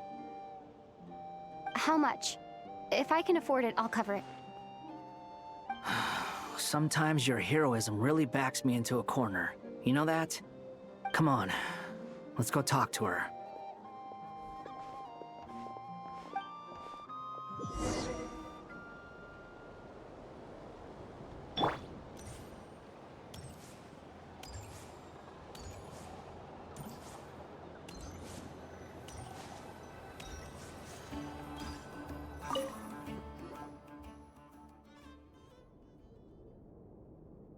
Miss Androne, Traveler. Hey there. Paimon's here too! She was just helping them sort through their things. How did your chat go? That was fast. The call only just ended. Well, you said it was urgent, so we got here as quickly as we could. Albedo, I have some alchemy questions for you. I see. Looks like my knowledge proved useful after all.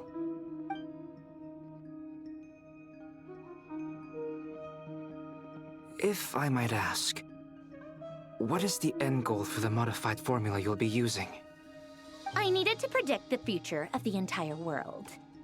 But I've run into some teething issues since trying to implement Renee's theory of the 4 Orthants. I see. I'll have a look at it. Still, computing power is the real issue here. How do you plan to solve it? About that, it's been sorted. Oh, with the Traveler's help? Actually, you're not wrong. She found the person with the solution.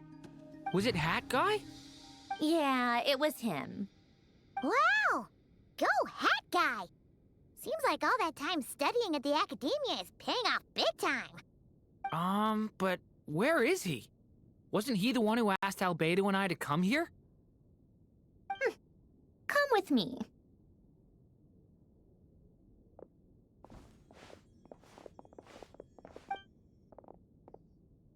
Hat Guy? What's happened to him? Hat Guy! Can you hear us? No response. I guess he's in hibernation. Hat Guy mentioned that he was a puppet. It seems that his functions are currently shut down. I presume this has something to do with the solution to your computing problem. That's right. He and the Traveler came to see me. Wait, what? You have a solution? Would you calm down? Why do you always react so hysterically to everything? Excuse me? How would you know? You shouldn't be so quick to judge complete strangers. It's very bad manners. Oh, please. It doesn't take that long to figure out that you have a temper. Where does a mere student get that kind of confidence? I've actually published more papers than you.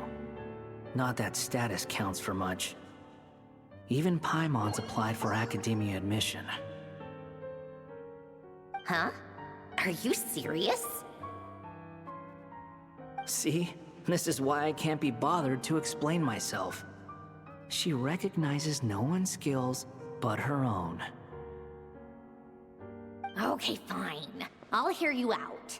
So, tell me, how do you propose to solve my computing power problem?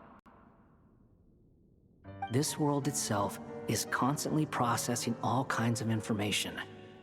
If it's the world's future you're trying to calculate, you need a processing device that's designed to cope with that volume. Easier said than done. Only Irminsul can handle that kind of... Wait, is that what you're suggesting? But surely we can't just plug my formula directly into the ley lines. You should be able to tell that I'm not human, right? Yeah, I noticed. The technology, though, seems pretty ancient. Very different from Fontaine's. It's a completely different system. Conrian, to be precise. I'm what they would have called a puppet. Puppets need an energy source and processing power. The artisans who built them sought out the materials most suited for that purpose. You? Do you mean... The Traveler and I have talked it over. She's willing to vouch for you.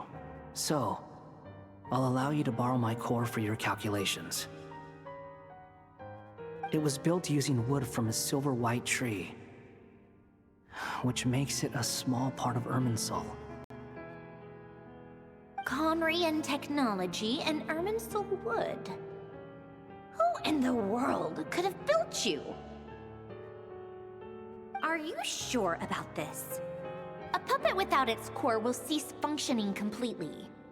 And if it's left in that state for too long, it might not recover. You could die if you do this. You do realize that, don't you? I can put 2 and 2 together, yes. No need to rub it in. I won't lie to you. This has never been done before. I cannot guarantee your safety. Doesn't matter. I'm prepared for the worst. Did you two actually talk this through? Is he... Are we really considering this? Yes, we discussed it. The bottom line is, he trusts me and I trust you. Let's give it a shot, shall we? Honestly, I have no clue where this kid even came from. But for whatever reason, he lent me his core to use in my formula. I'm very close to finishing my calculations now, and the core is currently in use. So I'm sorry, but I can only show you a sketch right now. This is what the core looks like. A silver-white branch. It certainly matches the legends told about Irminsul. Is Hat Guy gonna be okay? He's not gonna die, right? Right? In theory, he should be fine. As long as we put his core back in time. Beyond that, all I can say is that I'll try my best to avoid risk and make sure the core doesn't sustain any damage. I think I know why you called us here now. Someone needs to watch over his body and make sure it's protected until the process completes. Correct. He said that the only ones he trusts here are you two, and the Traveler. And the Traveler will have other work to do.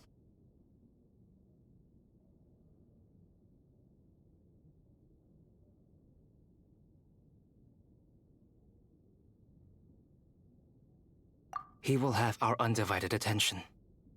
Aw, Hat Guy. On a more positive note, things are progressing steadily on my end. I'll call everyone in for a meeting once the results are out.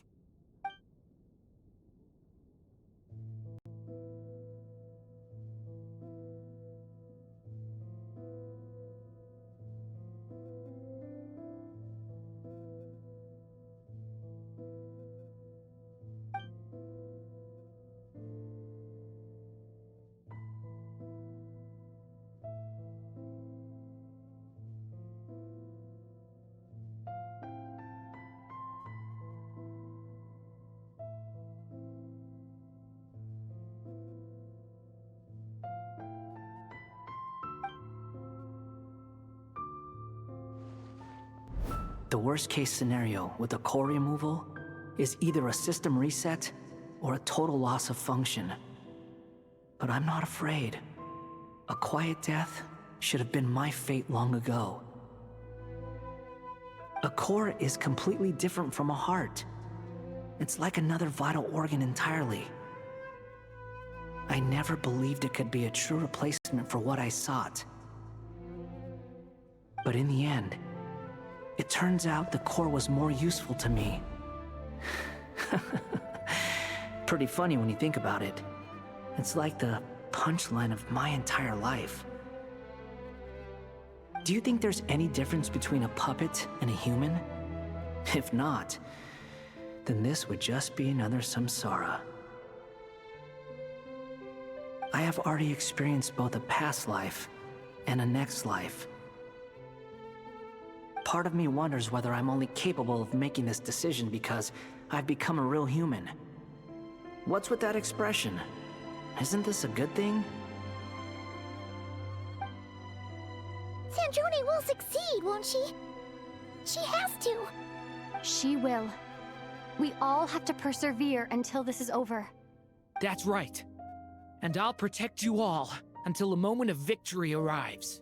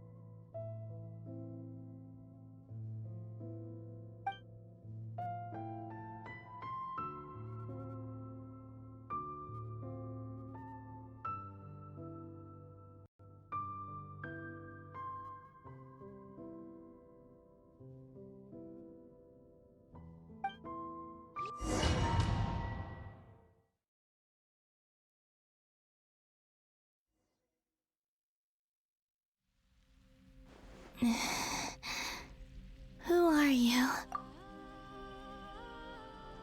Call me Sonnet. You have the same power as Canon.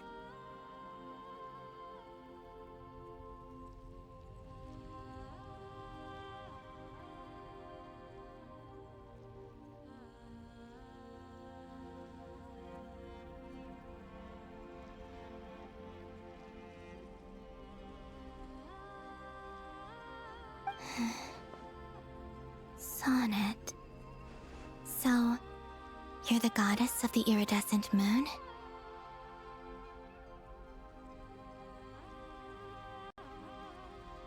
Oh, goodness. You recognize me? Well then, what's your name? Columbina. Columbina hyposelenia.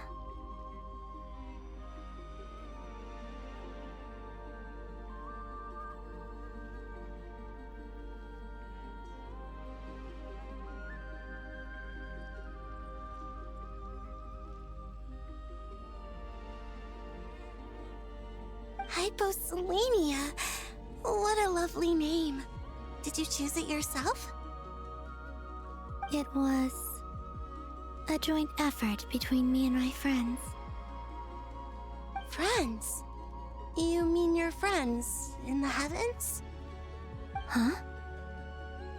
Oh, sorry. You must be exhausted. I apologize. Hang in there. Let me introduce you to my older sisters.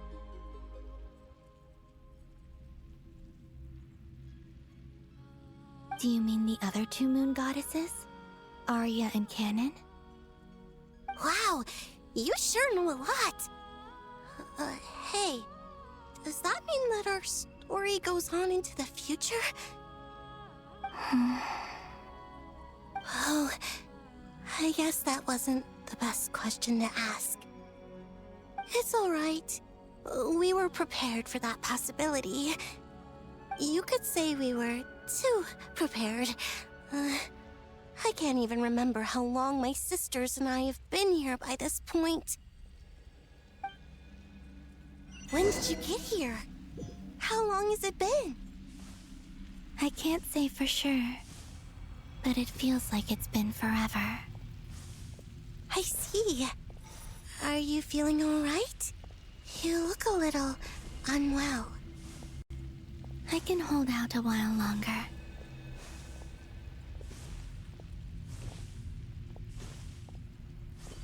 We don't have far to go. The place where my sisters and I are based is just up ahead. Don't worry, they're both really nice. I'll introduce you.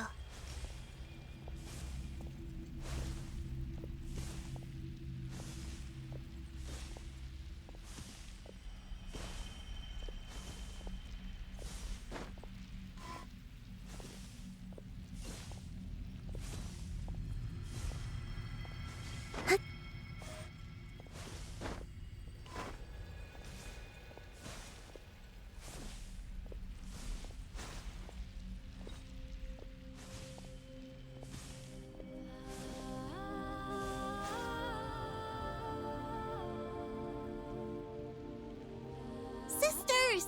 I'm back! And look who I've brought with me!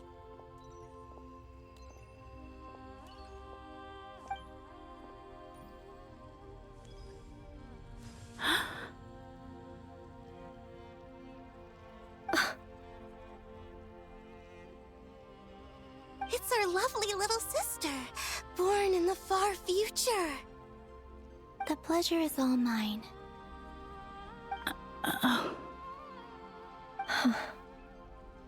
Allow me to introduce you to Columbina hyposelenia. This is Arya, the goddess of the eternal moon.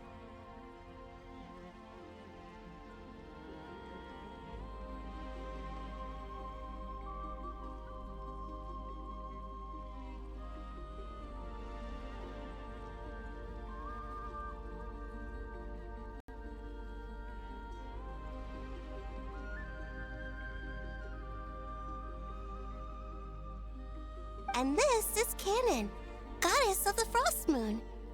Canon, Don't you think Hyposelenia's power is similar to yours?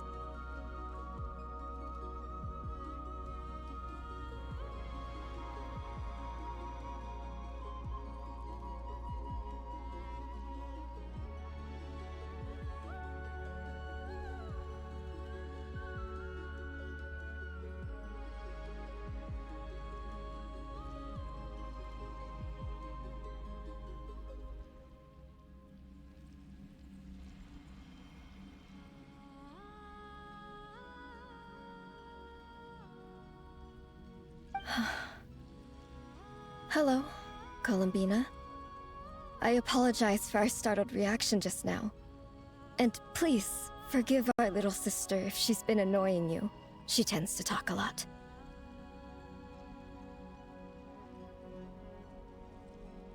It's fine.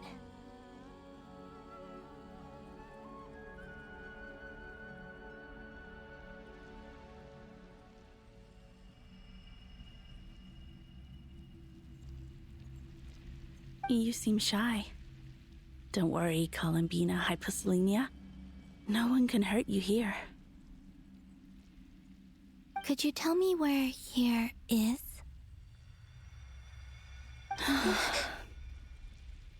Please. I must know. My dear sister, this is where Tevat's original ruler, the Dragon King Nibelung, imprisoned the moon goddesses. What? You're scaring her, Canon. No, I'm fine.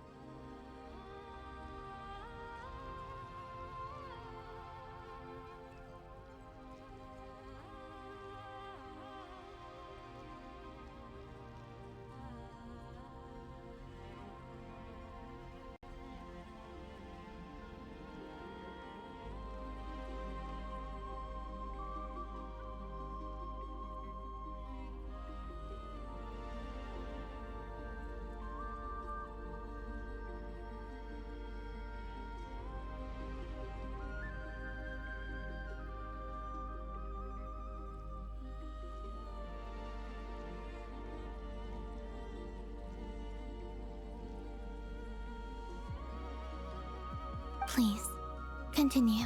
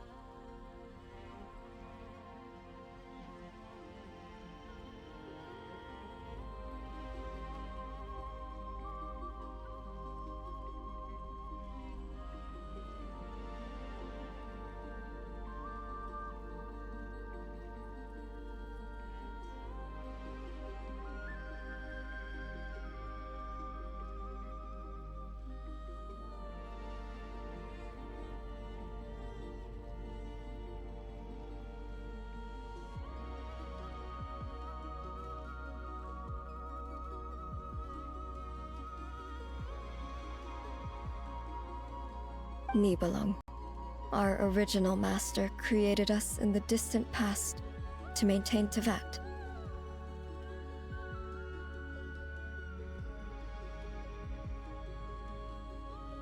But he left this world and traveled into the dark universe beyond, to explore worlds vaster still.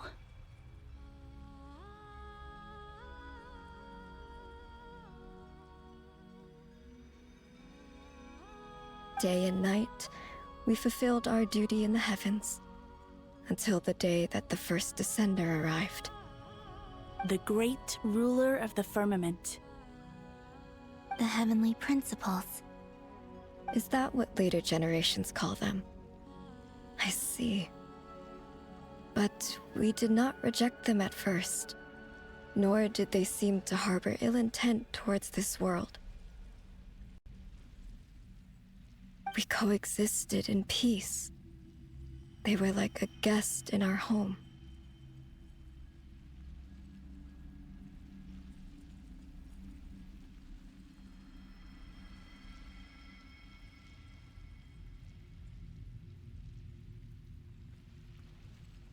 Slowly, however, we came to realize that our guest had a growing desire to change and dominate the world.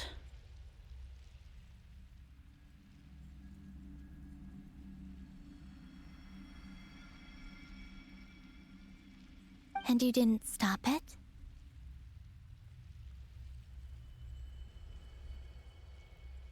No. There was an order to the rules they set up that Nibelung never taught us. We wanted to know if this order would bode good or ill for Tivat.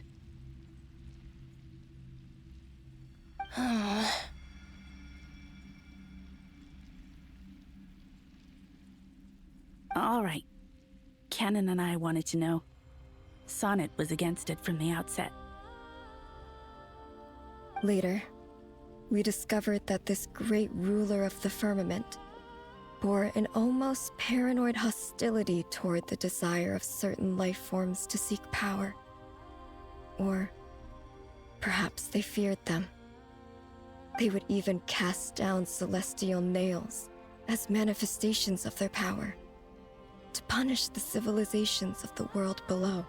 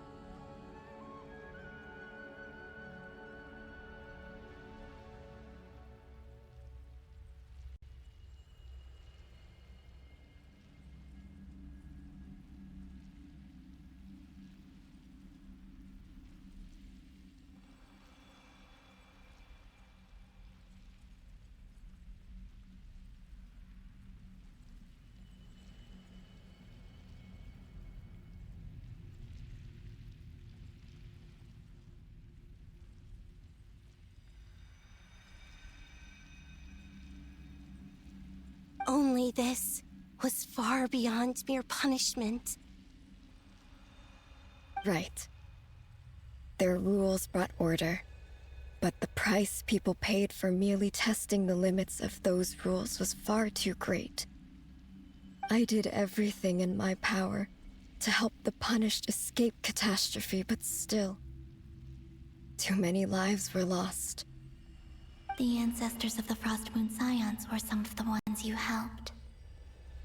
But just when we had decided to take countermeasures, the Dragon King, Nibelung, returned. And so began the War of Funerary Flame. So, that's the name the world gave that war in the future. Well, who won in the end? As far as I know, the Heavenly Principles won, although it came at a great cost. They remained in Tivat, where they continue to rule to this day. And the world's original master, the Dragon King Nibelung, was destroyed.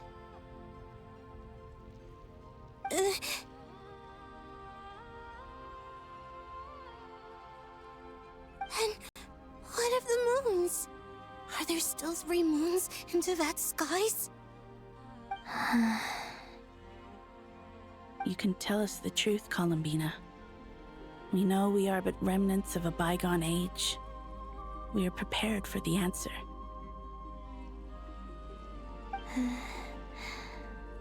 Only the frost moon remains. But it has been cast beyond the false firmament by the heavenly principles. The eternal and iridescent moons were both shattered during the war. So death finally came for us in the end. Sonnet. But you're still here, aren't you? A moon goddess cannot live without her moon, Columbina.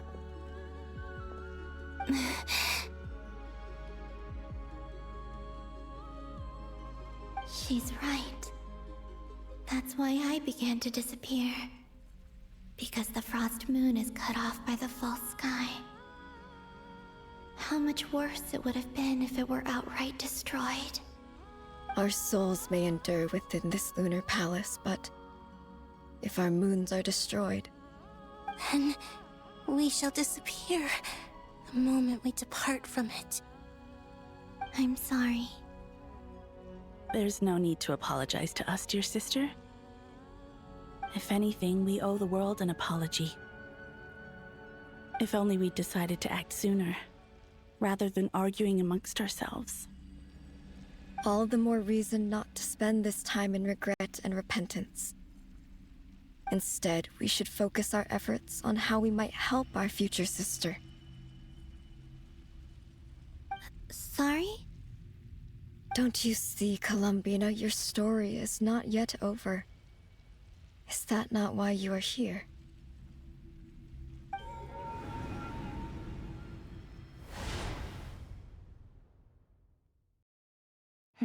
It's done. Initiate numerological array. Continue running primary process. Calculate the world's fate through extrapolation. And identify nodes of potential change. Secondary process, scan for moons. Still 4. The number of moon marrows hasn't changed. Wait, let me think. Is it possible that there's something I've been misunderstanding about the moons all along? Variables. Variables in the world. I know where potential variables within the world come from. So what about the moons? Are there any variables there? Like their life or death, for instance. What if being alive or dead makes no difference to a moon?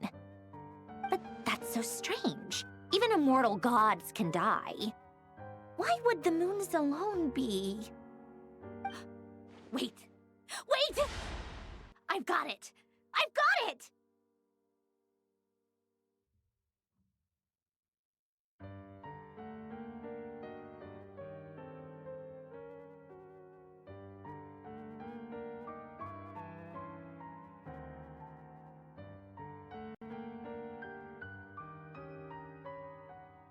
If alive or dead is considered a variable, we might have had this wrong the whole time. No one ever said that a moon marrow equals a living moon. We just made that assumption ourselves.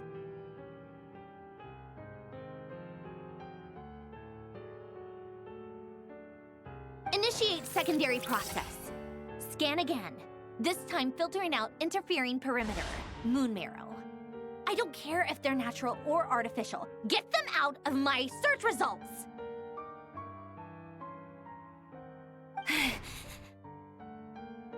Why? It says 3 moons still exist in Teyvat, even after excluding the moon marrows. But we know for a fact that 2 of them are dead. Redo the scan. Narrow the results to living moons and real moons. No, scrap that. Narrow it down to moons that have lunar authority and remain alive. Why? Why is it still 3? What is this, Columbina? Has the world lied to us? Or are you the one pulling the wool over our eyes?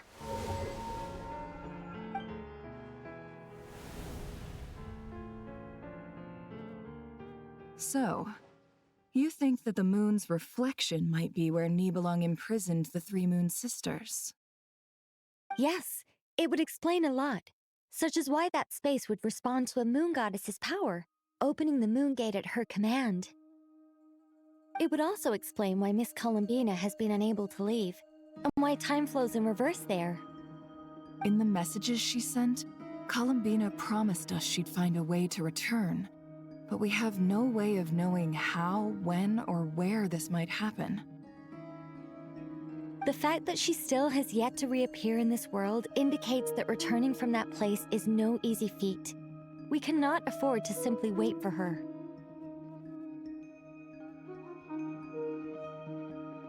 So you're saying, if she could return by her own power alone, she would have done so long ago? Yes, she certainly wouldn't leave it to this late stage when it's so touch and go.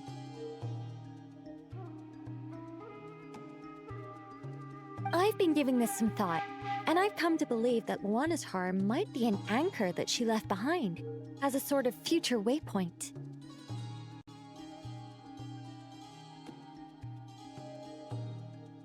This could also explain why Luanatar is always by the traveler's side. Sounds like a plausible theory.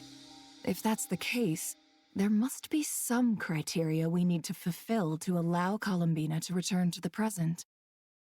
The question is, what could they be?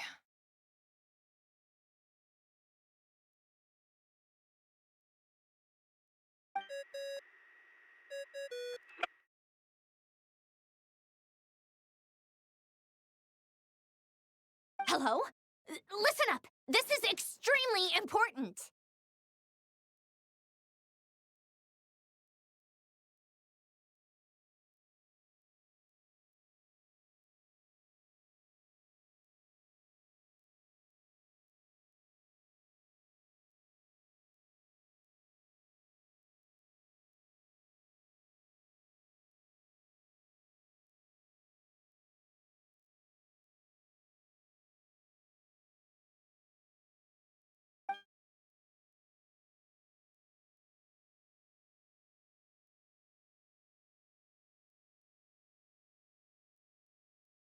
Not only is Columbina alive, but she may well exist in a form unimaginable to us. I'm still unclear on the details, but she's done something truly inconceivable in the past. And the clue to what she's done lies in the moon and Tevat sky. Truly amazing. Oh, I'm so delighted for her. I'm sure we all feel the same. And I'm sure Columbina is ready to get back here and fight by our side. I'll keep my calculations going and try to find some way of coordinating with her. But that's not an excuse for everyone else to slack off, okay? All of you had better keep trying to think of solutions. How can the dead moon still live? And Luanatar...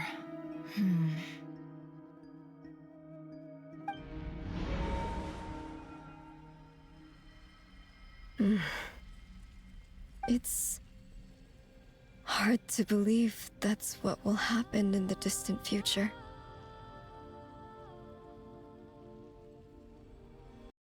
Our authority is linked to the most fundamental rules of Tevat.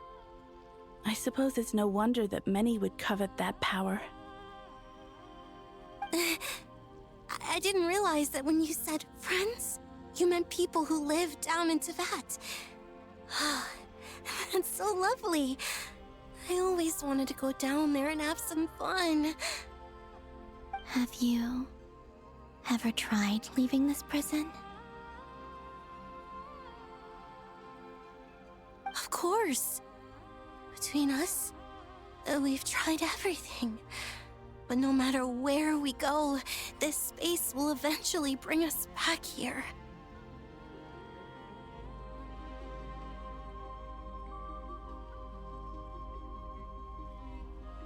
It's like the center of a whirlpool.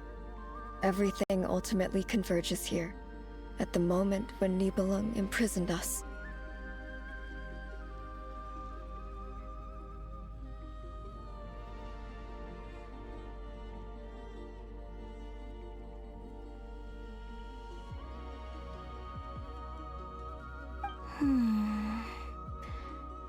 In that case, have you tried using any of those pathways that connect this space to the real world?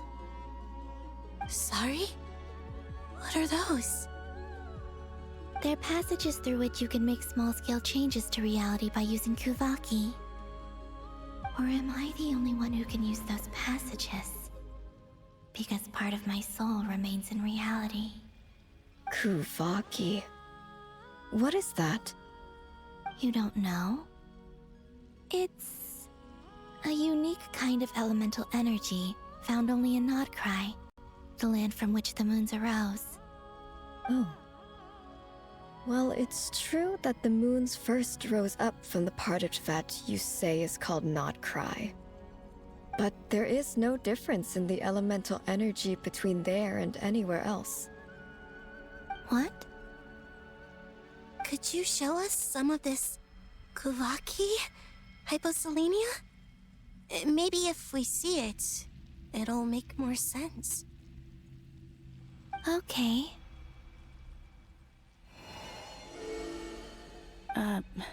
Isn't that just your power? What? But it's everywhere in Krai. In the air, in the land. Even the creatures who live there have adapted to its influence. How curious. This Kuvaki certainly did not exist anywhere in the world before we were imprisoned.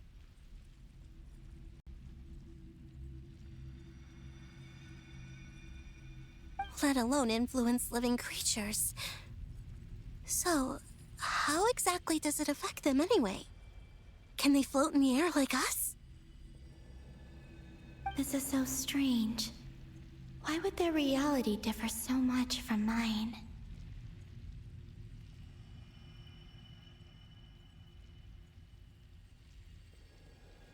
Columbina, you're looking for more than just a way out of here, aren't you?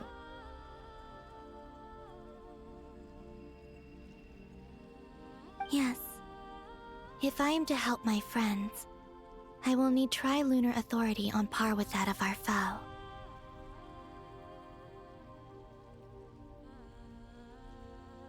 You mean... you'll need our power?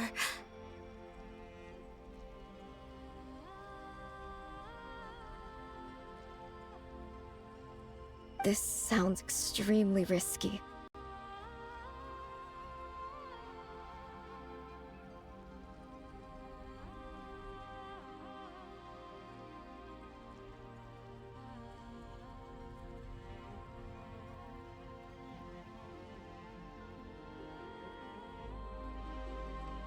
The Three Moons' powers are not mutually compatible. Concentrating them into one goddess will be a very painful process. And if anything goes wrong, it could tear you to pieces. I know. But I'm willing to take that risk. Even so, let's say we successfully transfer our authority to you. How will you take it outside this prison? Nibelung constructed this realm specifically to prevent us from using our powers to interfere in his war. No moon goddess can leave this place alive. What if I don't leave alive?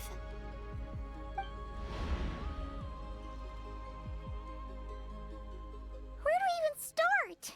How are we supposed to figure out what we're meant to do to help Columbina?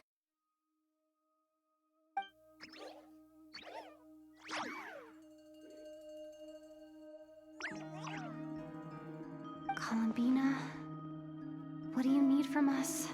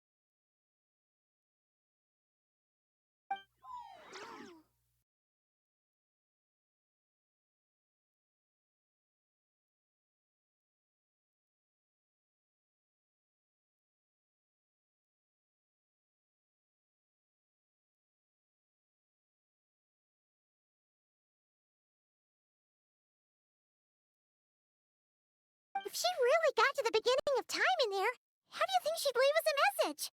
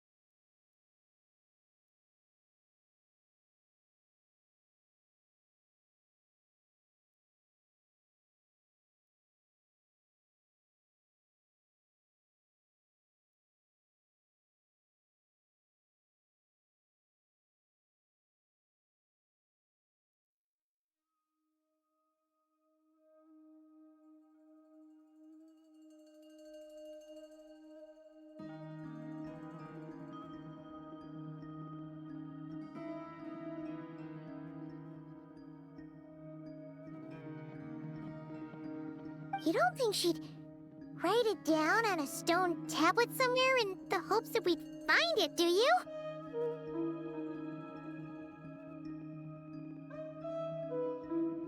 Seems unlikely.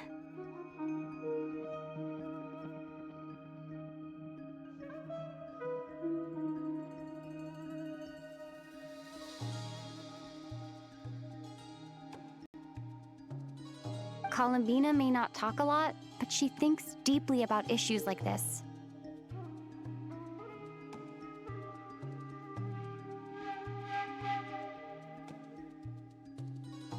Let's review what we know.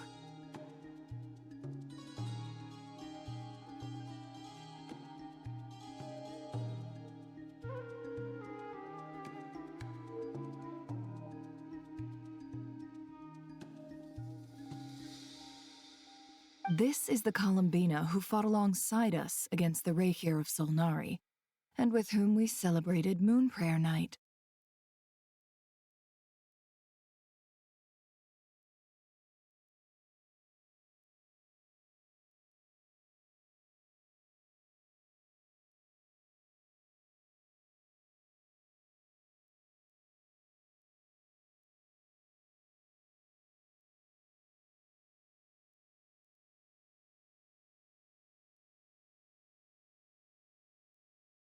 She knows our personalities, our ways of doing things, even our unique strengths and abilities.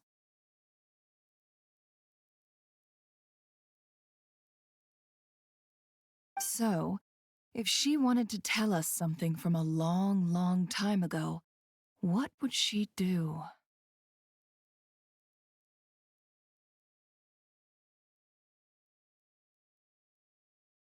Oh.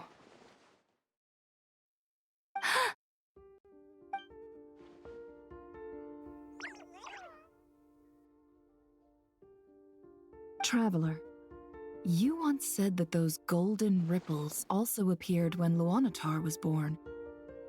What if Columbina left Luanatar here, not just as an anchor to the real world, but for some other purpose?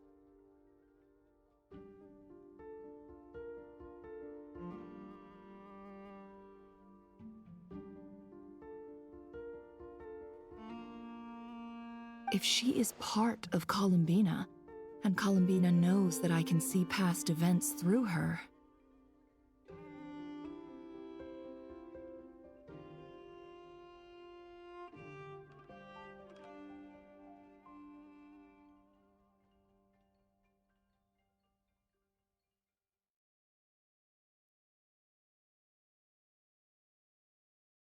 Oh, yeah! Like when you peeked into Rarer's past through his heart!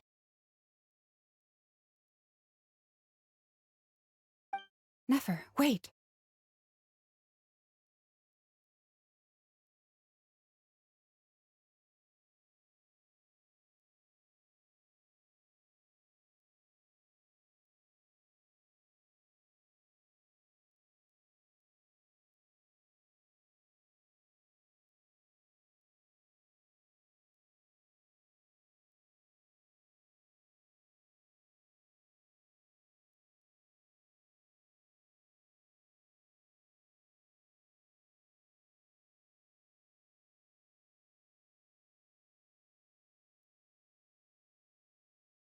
If you're right about this, and you can really see past events through Luanatar, your eyes, they'll...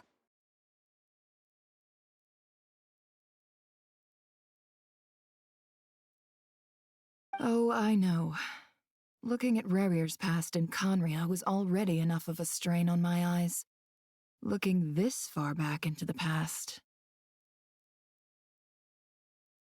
it'll surely blind me.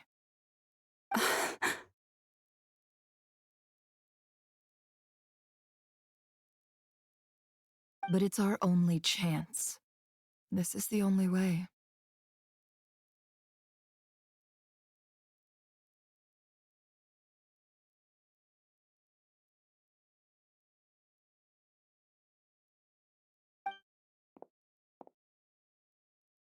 Boss.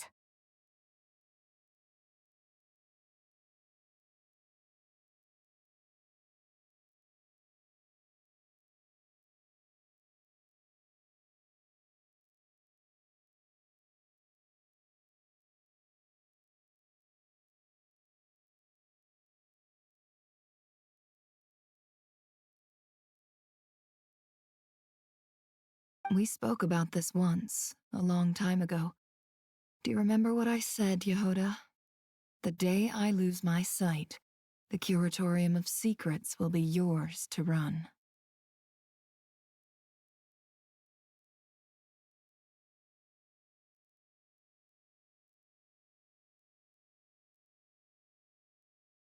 But...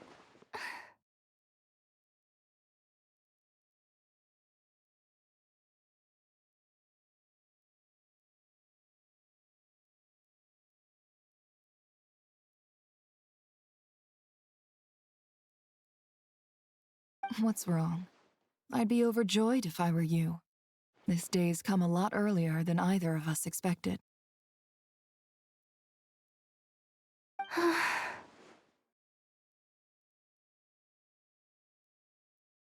I need to know you'll honor our agreement, Yehoda.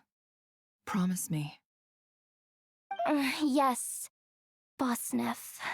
I promise.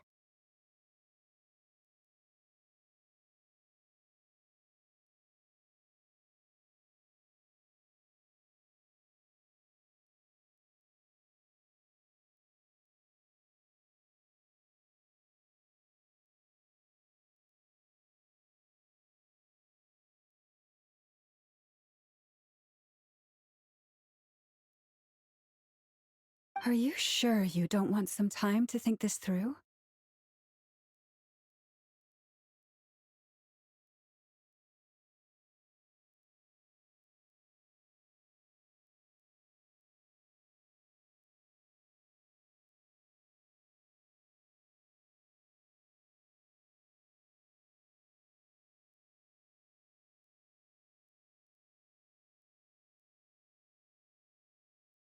What is there to think through? I should have gone blind after our battle with Rerir. Frankly, it's almost criminal that I got away with it for this long.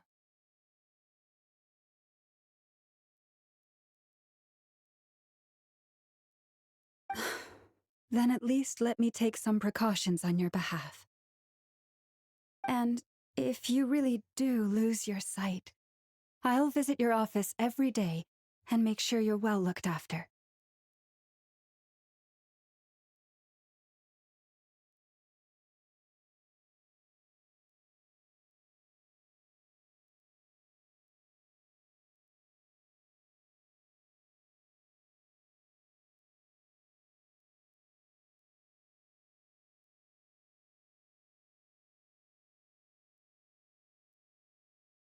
Oh, please, anything but that. I was actually ready to go through with this. Are you trying to scare me into backing out?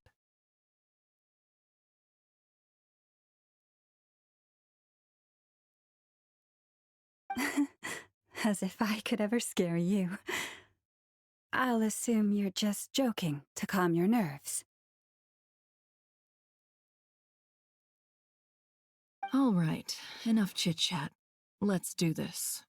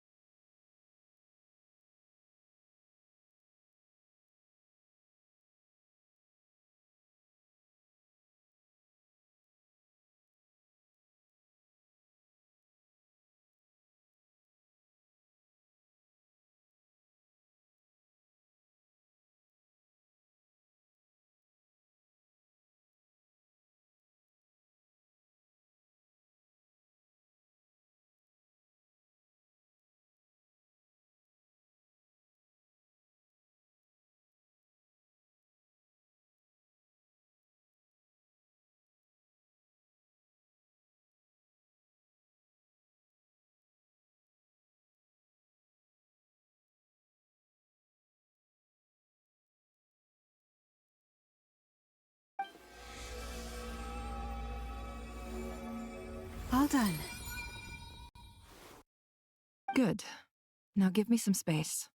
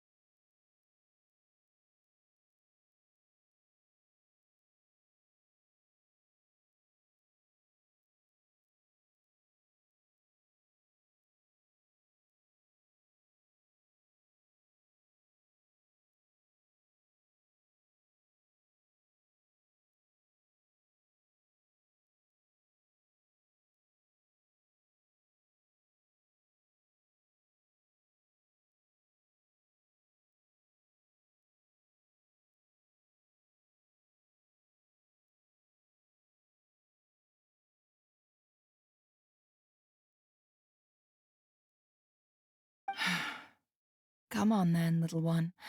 Show me what happened in the past.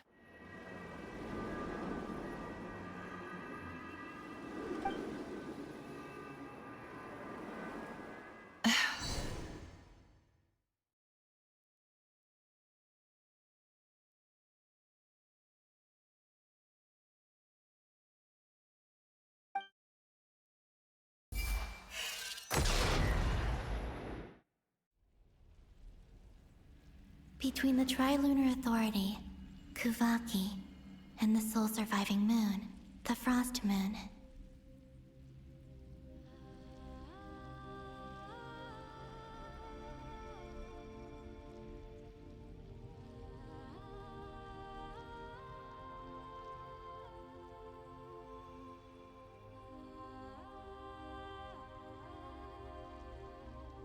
I think I might know how to get back, but I will need my sister's help. Time to go talk it over with them.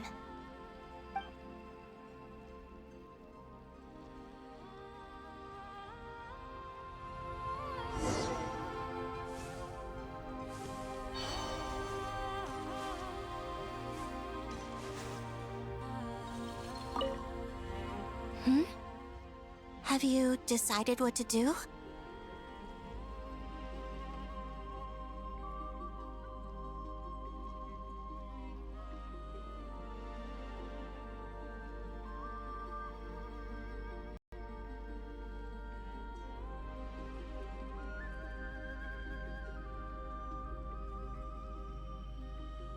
I hope it's not too dangerous. You really scared me when you said that thing about not leaving here alive.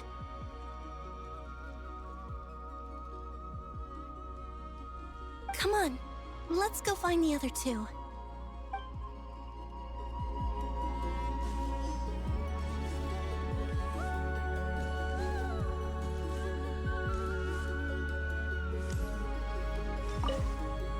It seems you have reached a decision.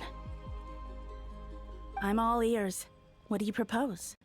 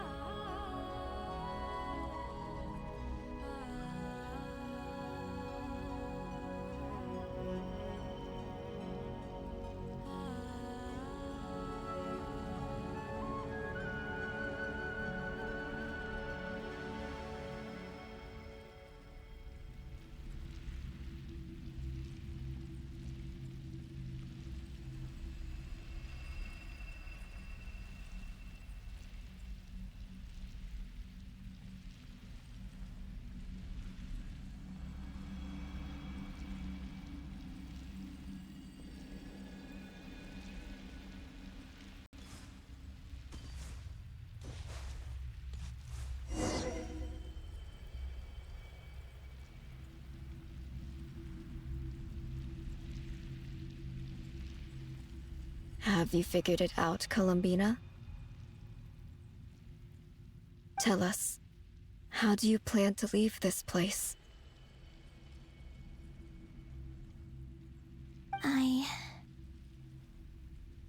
I intend to die here, in this moment, and then be reborn in the future with the help of my friends. What? What are you saying? How can the dead be reborn? And how will you inform these future friends of your plans? You can't exactly leave oracles. Nothing can escape this place. Not a single ray of moonlight. And even if you found a way, what if they never find the message you left for them? You'll... No, that won't happen. Come again? They will find my message. I'm sure of it. I'm not following. How exactly will you achieve this? It's quite simple, really. First, I will leave my soul here.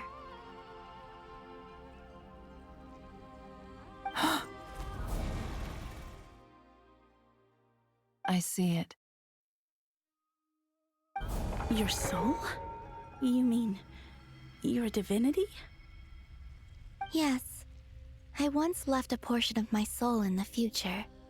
One so small that this prison barely noticed anything. In this very moment, she can resonate with my soul across time. When the time comes, I believe that she can serve as an anchor to pull my soul from here back to the future reality. Just as gravity connects the world to the moon. Exactly. In the future, where I came from, the moon has been cast beyond the false sky, but I can still feel that it is there. In a similar way, I can feel a connection to the soul fragment I left behind even now. My friends can use it to detect my presence.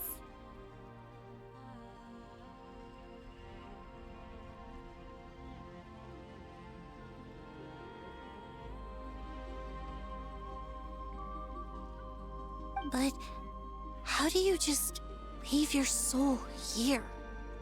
Is that even possible? On my way here, I met an ordinary mortal who entered this place long before I did.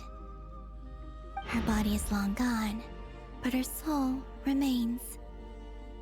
And before that, I encountered an old enemy whose entire soul survives here intact, while the power that once corrupted his body has faded away.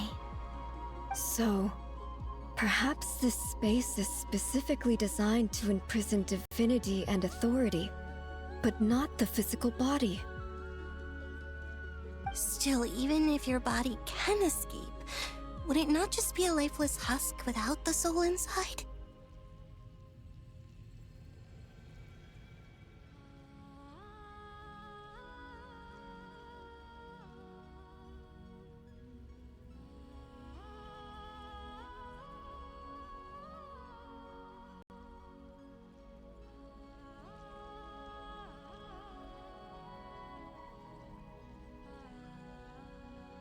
Wait, is that what you meant when you said you wouldn't leave alive?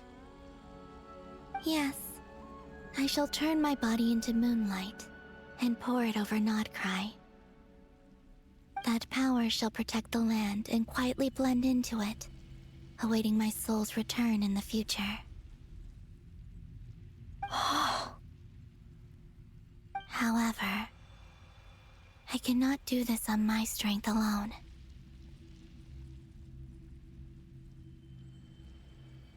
I would need your help to do this, so I'm humbly asking for your assistance. Oh, dear sister, you need not be so formal. As I said before, we are but remnants of a bygone age. You, on the other hand, were born alone in that distant future, and you have walked a long and lonesome road since then. How could I bear to let your story end here in this dungeon? Don't forget, we are your sisters, your family. Arya's right. Actually, I've always wanted a little sister. Can you imagine how it's been for me? Getting nagged by two older sisters all the time. Now, I finally get to be the big sis. And not just that, but I get to help you return to your world, too. How could I say no to that? Sonnet.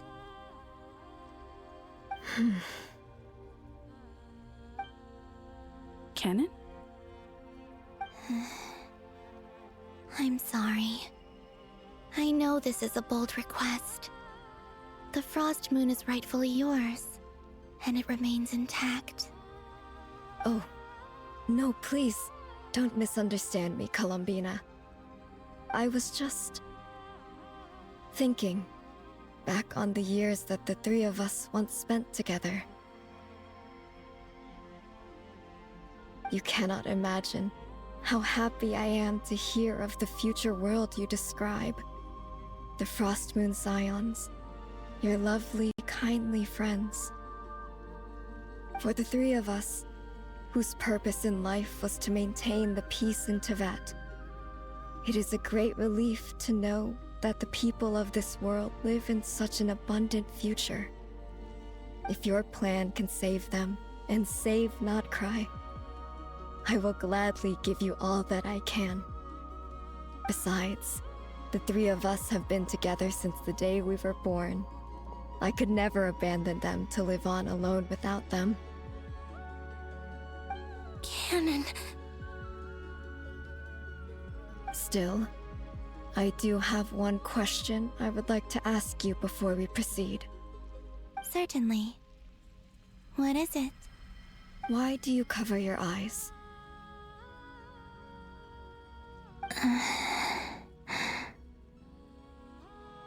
Yeah, I was curious about that too. But it seemed personal, so I didn't want to intrude.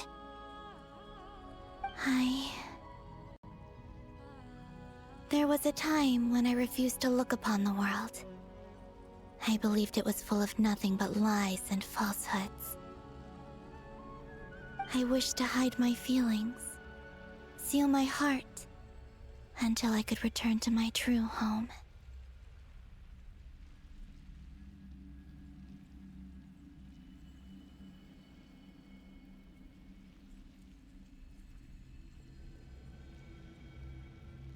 I see. Perhaps that decision saved you from ever having to see the false sky again. But at the same time, you likely missed out on many true and precious things, like the smiles on your friends' faces. Promise me this, Columbina. When you return to the future, open your eyes, take a look at the world around you, and see your friends.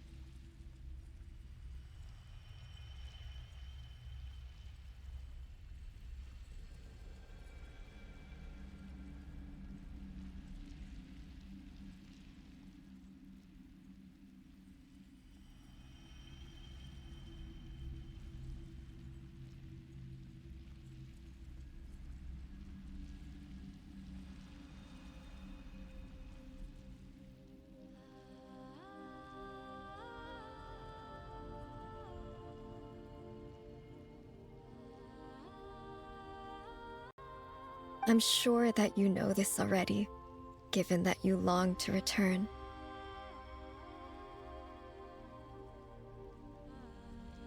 But that is your true home.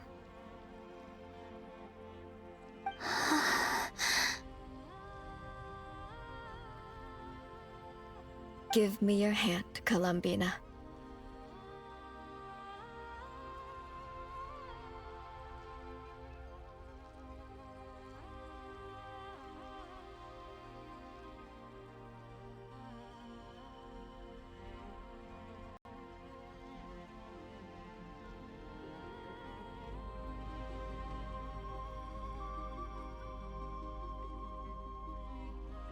Aria, Sonnet, you too. Okay. All right.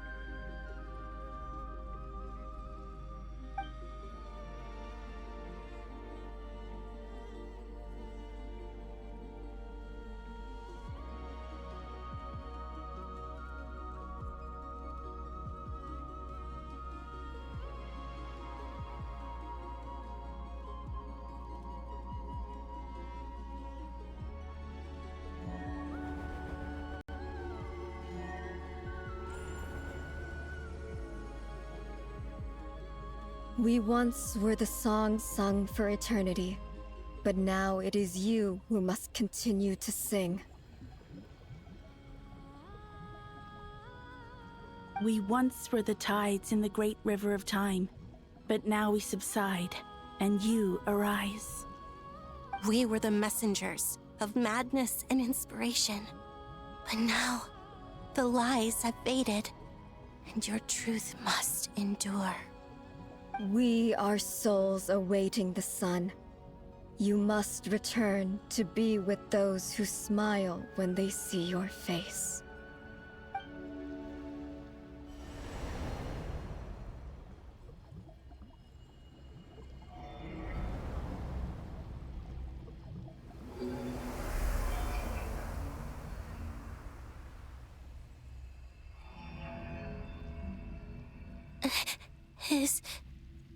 Is it done? Yes. We have transferred the authority over all 3 moons to Columbina Hyposelenia. From this moment on, she is the Tri-Lune Goddess, the one and only moon goddess of this world.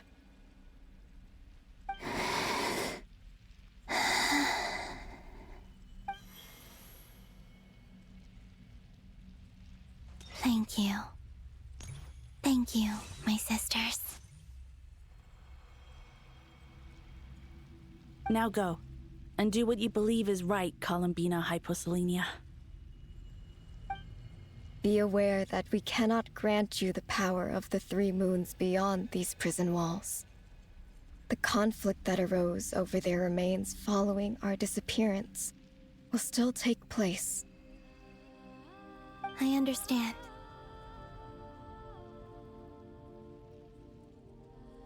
Sisters, oh, my body, it feels...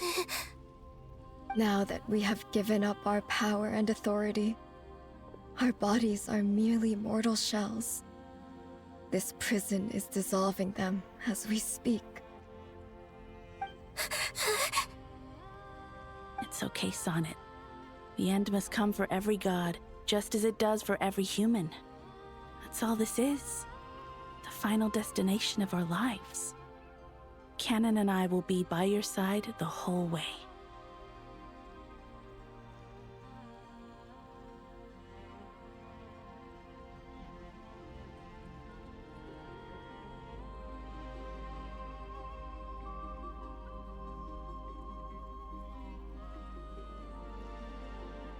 We have one final request, Columbina.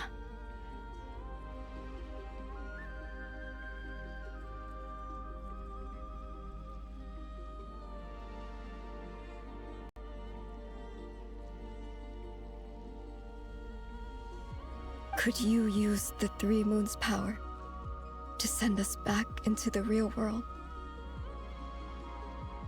Now that we have lost our powers, I doubt this space will seek to hold us further.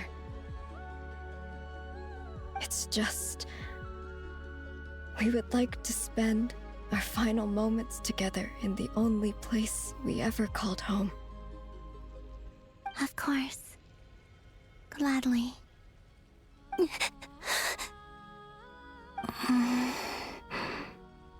Sonnet. Yes? Don't... I wish I could tell her not to give in to the abyss. Not to be afraid. But is this really what I should say at this moment? Don't forget. I'm so glad to have a big sister like you. No, Hypo... Thank you. I'm okay. I'm not afraid. As long as my sisters are with me, I won't be afraid.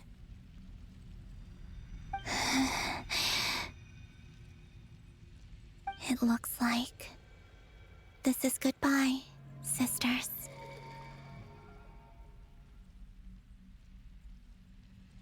Goodbye, Columbina.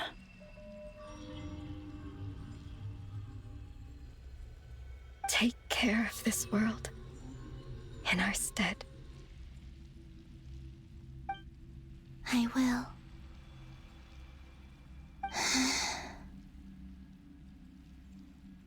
And now, it's time for me to bid farewell to my body, too. May it become the moonlight that keeps Krai company through the long years ahead. So this is why Krai was not always home to Kuvaki. It only appeared after I poured my body out upon this land, and only this land. Kuvaki responds to me because it is me, my body, answering the call of my soul. And the golden energy I've encountered on my way here was, in fact, that very soul, which I am about to leave here to guide me. O power Trilune, eternal moonlight. I, Columbina Hyposelenia, lay aside my body. Let it be cast into the dark night to illuminate the future. May it be a companion to all who dwell beneath the moon.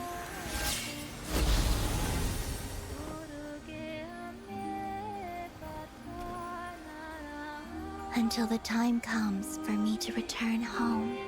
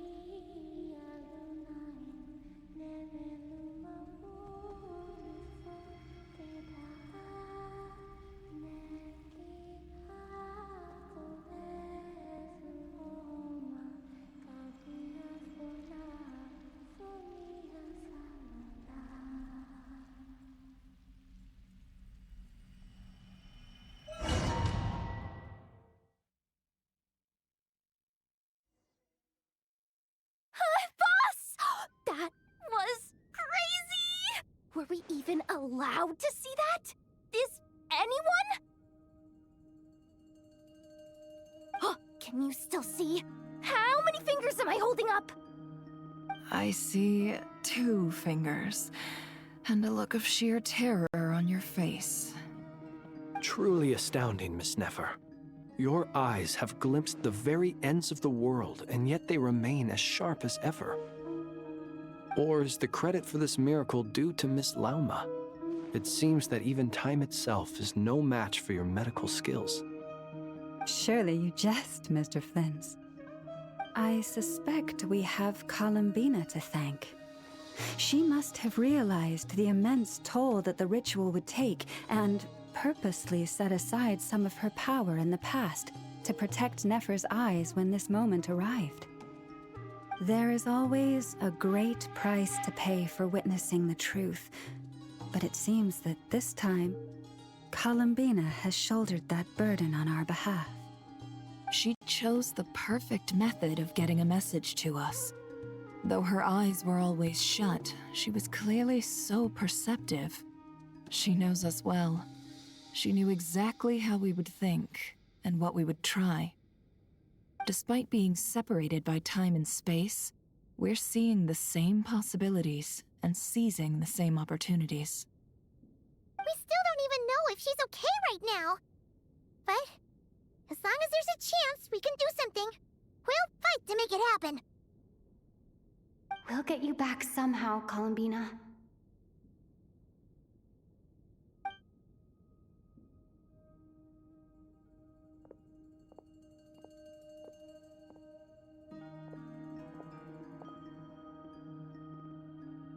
Well, based on the information we now have, let's figure out our next moves. Thanks to these gentlemen, we have a much clearer picture of the situation with Dottore. The civilian population has been moved to safety, so we no longer need to hold back.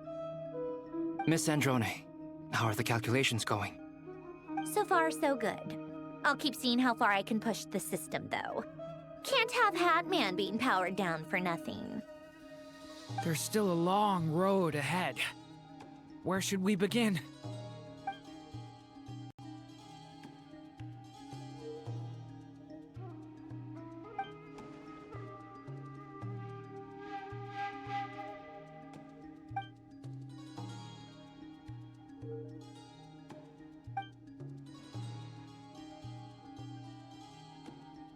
Our plan is clear. Time is short, so let's get moving. There's just never enough time, is there? Time is the bane of my existence. Ugh. Anyway, I'm gonna get back to work. All right, we'll do our part too. Yeah.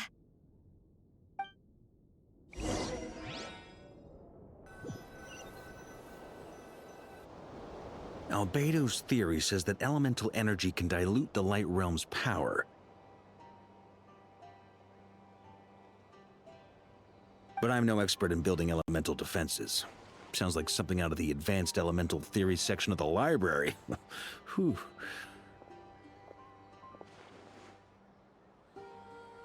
You seem quite troubled. Well, yeah. I mean, who doesn't get a little flustered when they're completely out of their depth?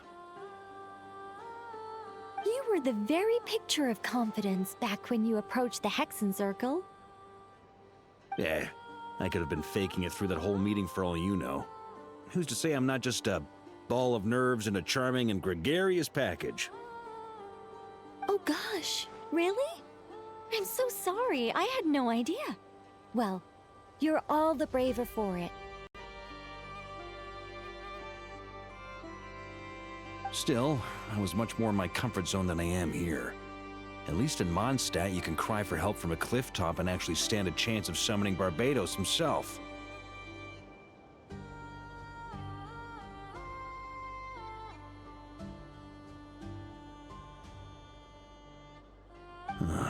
Things have never looked bleaker than they do now. If we don't pull this off, Tevat's doomed, isn't it? Oh, you think so? Actually, yes. Yes, it probably is.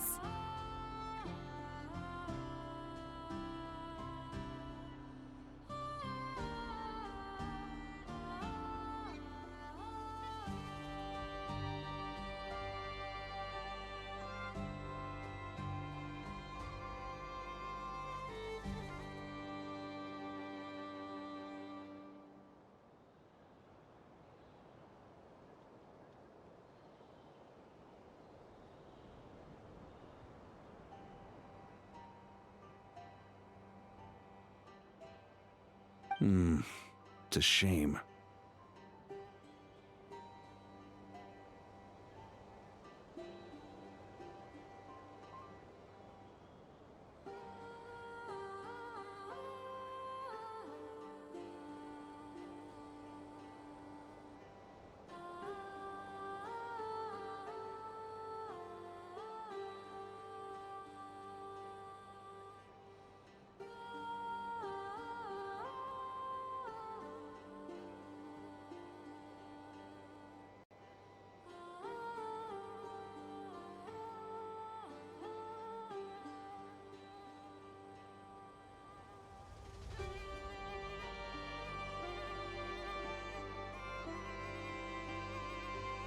Don't put too much pressure on yourself. Tevat has faced annihilation many times in the past, but it also gave us you, didn't it?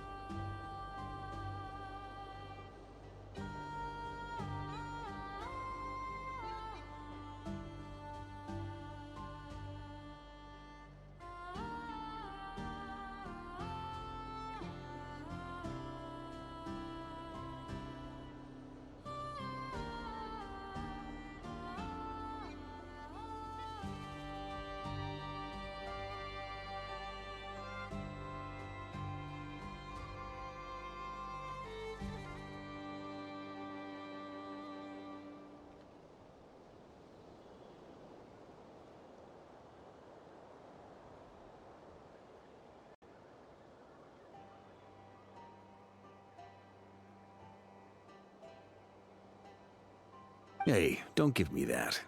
It's not like I'm anyone special. I disagree. Every human born in this world is special. We angels have always believed that. In that case, this humble human being has a big favor to ask of you. I thought you might say that.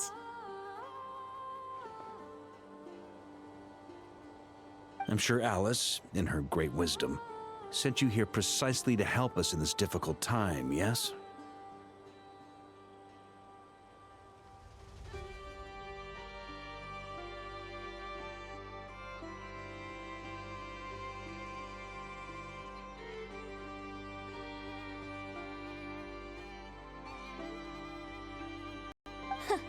Well, that has less to do with her wisdom and more to do with my power.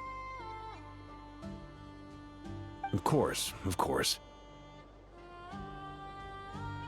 Well, the thing is, these elemental defenses we're about to build, I don't think it's a question of if they'll fail, but when. Durin's findings from his patrols make it clear that Dottore is constantly expanding his territory. First it was his lab, then the design bureau, and now this. It's not realistic to completely stop him encroaching on the rest of Krai. Rather, our goal should be to stall him for as long as possible. If Miss Sandroni's calculations are correct, well, they're the closest thing to certainty we have in this situation, so let's assume they are. Anyway, her calculations suggest that our best hope for victory lies in Miss Columbina's return. It's up to us to slow Dottore's advance and buy time for her to make a return.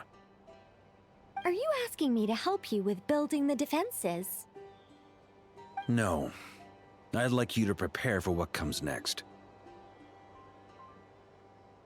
When he eventually reaches us, we will have to fight him. You were an angel once and a mage now. I'm asking you to lend us your protection. Oh. Can I take it that you're triggering the terms you fought for during our three-way talks? Well, technically those terms were about protecting Mondstadt. But if you're happy to agree to the change in location, then yes, let's do that. You're cashing in on this much sooner than I'd imagined. Well, yeah. The way things are going, I might not get another chance. Very well.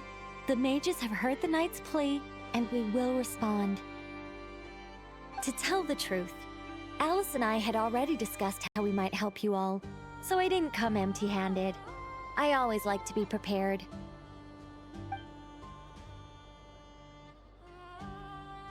This is... wow. Yeah. This is great. Seriously, thank you. It's been many long years since I had a chance to dazzle humanity with a little divine intervention. To humbly serve as a reliable and responsible guide. Anyway, Knight of Boreas, please accept this gift in recognition of your great virtue. Go now. May the angel's blessing deliver you safely to your destination.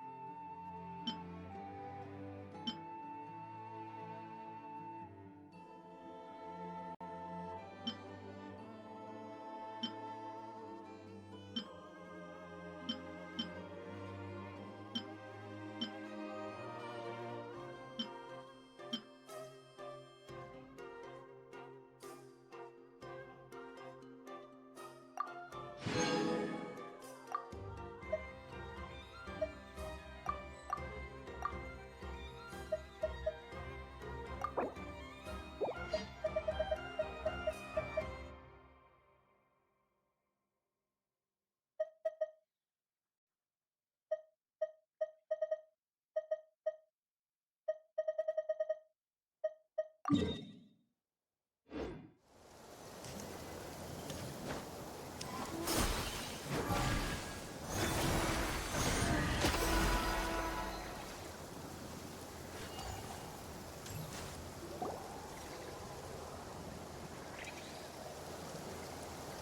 you're here.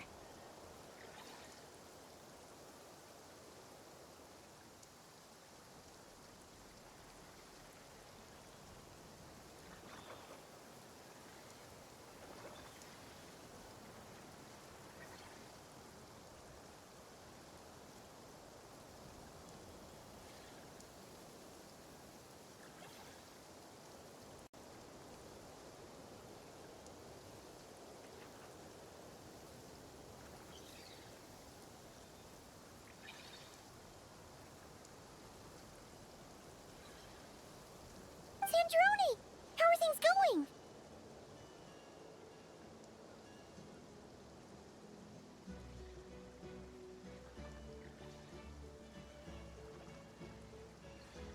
Glad you asked. You two are about to become the first people to lay eyes upon my masterpiece. Or should that be the first person and the first, specter? Hey! Whatever. Come, feast your eyes on this. Wow! We've never seen something like this before! This meter displays the progress of my formula. Currently, it's still making the most important connections. Once it's finished running, I'll deliver it right to your side. And then, we can finally bring Columbina back. What do you mean, deliver it? Can't you just tell us over the Dodo communication device? It'll just be some numbers, right?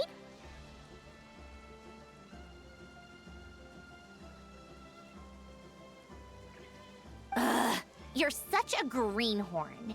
This isn't the kind of formula you solve in math class. It's a highly complex algorithm capable of constructing a framework of rules. Ugh, whatever. We'll be here all day if I start trying to explain it. All you need to know is the formula must be completed before we can bring Columbina back. I'll share the data with you.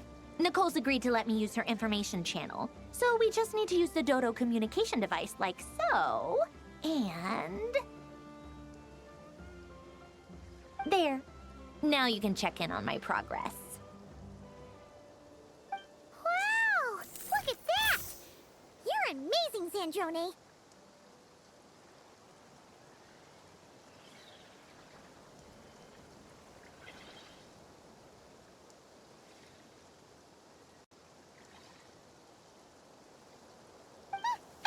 About time you recognized my genius. Took you long enough.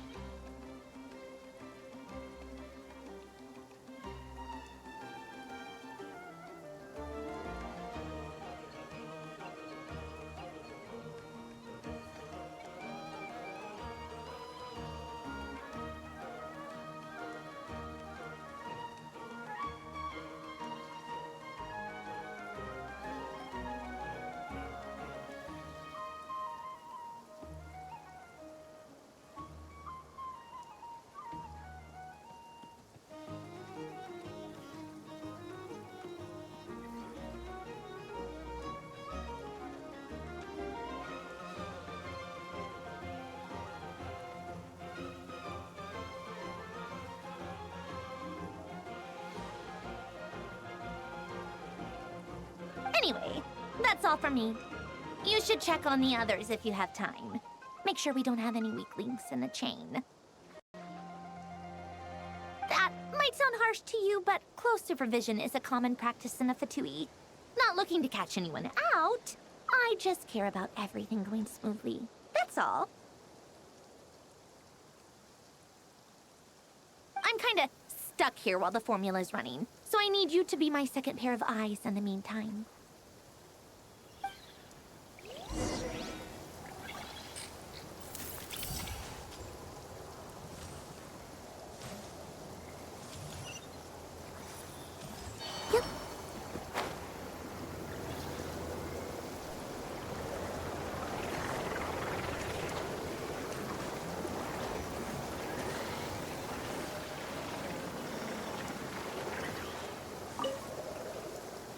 Traveler, Paimon, a pleasure to see you both.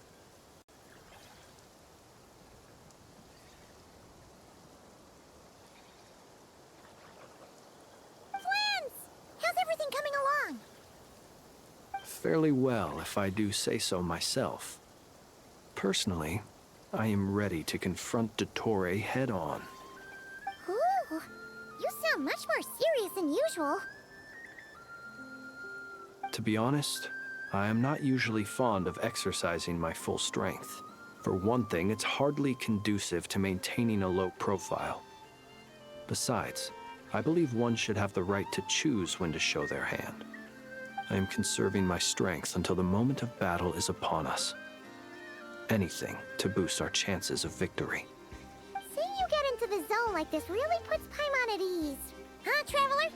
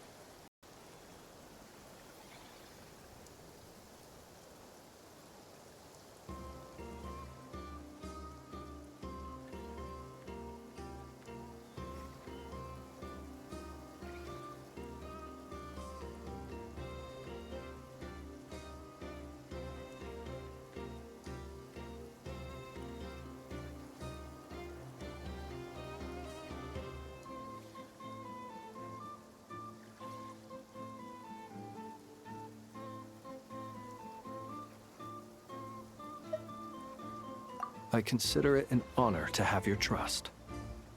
Rest well. I look forward to seeing you both in your element during the battle.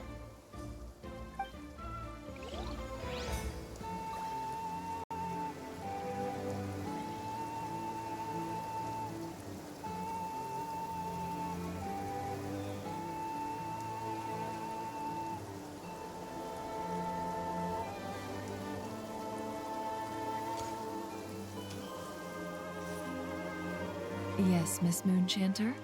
What are you staring at? You always address me in the strangest ways. Lady Moonchanter 1 minute, Miss Moonchanter the next. Yes, and? Are either of those incorrect? Not as such. It's just that I simply call you Nefer nowadays. Uh-huh. That's my name. What's your point? The point is I don't add any honorifics or titles. Meaning what? That maybe we're on friendlier terms now than we used to be. Is that how you see it? And I thought I was the one with eye damage. Never! Wilma! Paimon, traveler. Just swinging by to check in on you. How are things going? Did you manage to get some rest? Don't worry about me. I won't slow us down. And I give my all to ensure our victory. Ah, yes. Allow me to give you two a quick checkup. All done. You're both in good shape. You're welcome.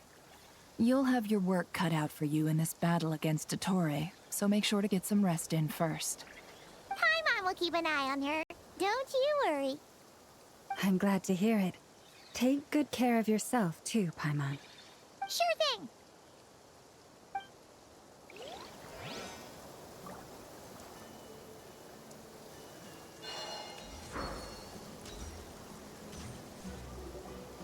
Thankfully, Miss Nicole has come to our aid.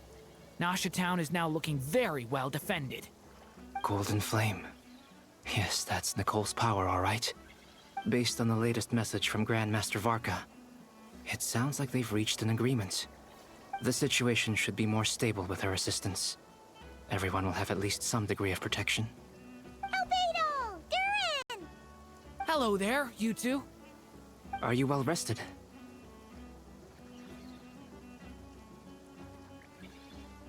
That's good to hear. As per the plan, Albedo and I will be in charge of Nasha Town. As Dottore's energy field expands, it's creeping ever closer in that direction. But we will do our best to hold our position.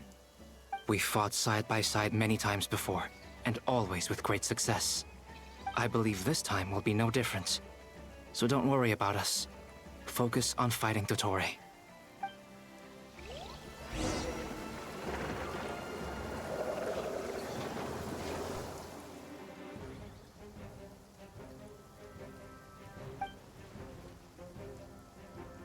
Here they come. That's quite a horde. As we expected. Get ready, everyone. Take your positions and prepare to engage. Let's begin. I'm at the ready.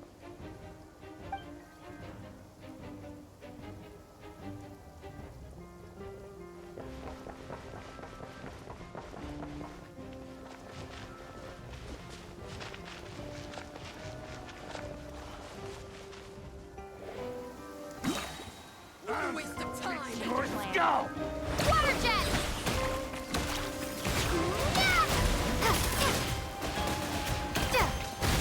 Time for the big one! Be silent. The night cometh. It's a grave situation.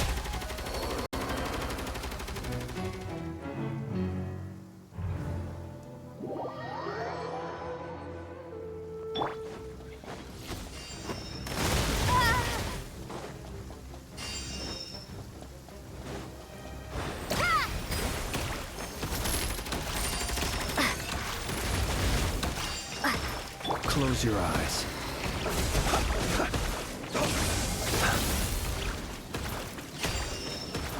Run while you still can!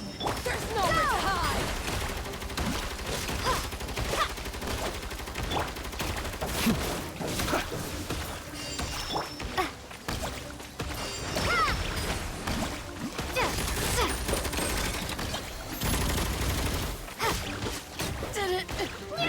Another one. 5. York. Be silent.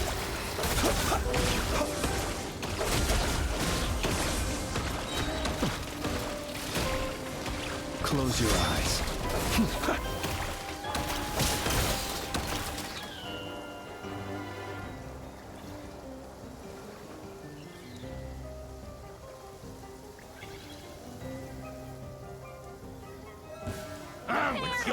Your skull! By the frost moon of old. Couldn't! These creatures cannot stand against us. Oh, fighting talk. Just don't let your guard down. That goes without saying.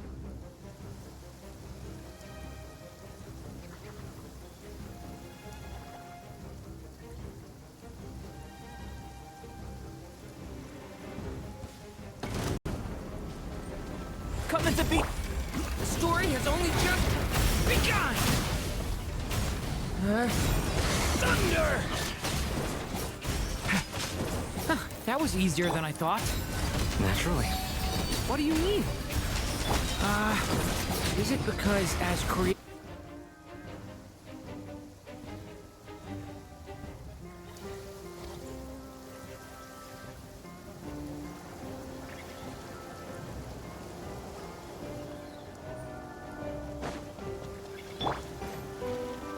With one heart, we pray.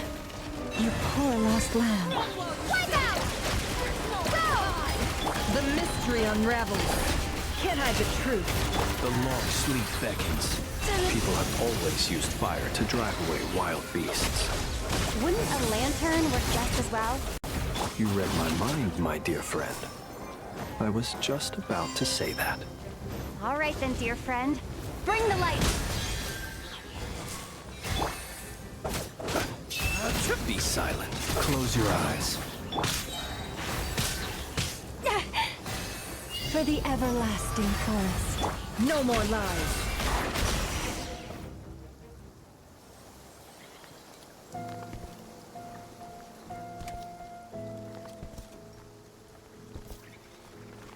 You're looking well.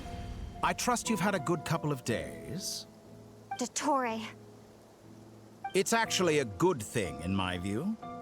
If the subjects of my experiment were to die prematurely, it would throw quite a wrench in the works.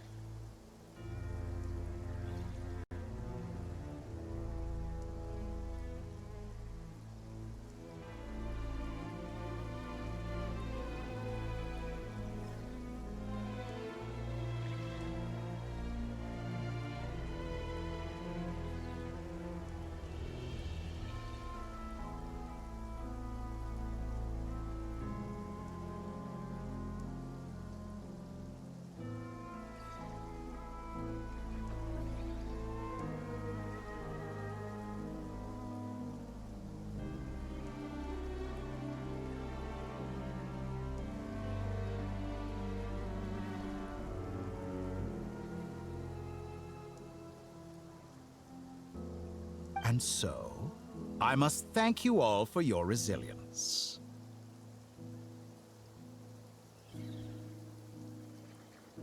We are no longer on the same level, but you are nonetheless worthy of my respect. A creator god should be merciful and gracious after all.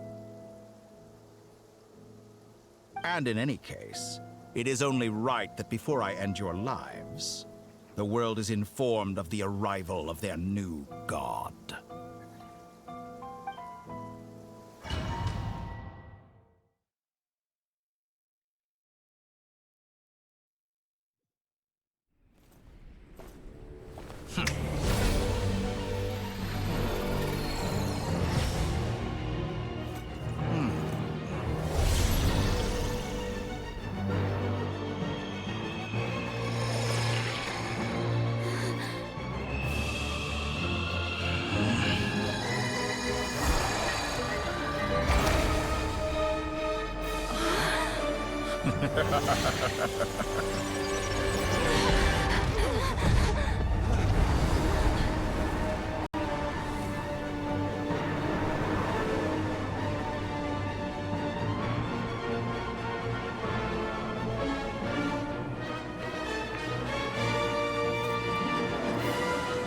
experiment begins.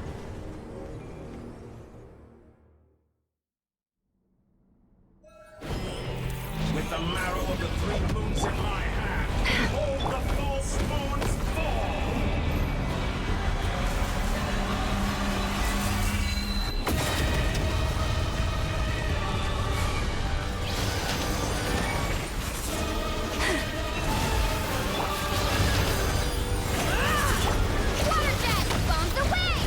Be silent. You cannot face me! Found!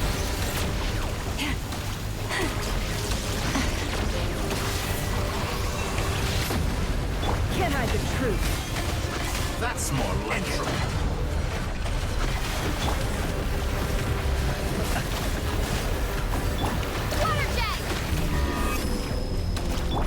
It all adds up. Keep it pathetic.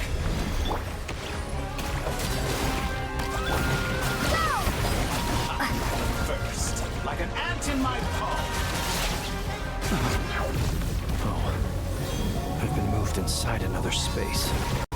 And it's sealed off. Looking at the structure of it, it seems like the Torre intends to trap us here. There's no exit. Our endurance is about to be put to the test. Perhaps you can try.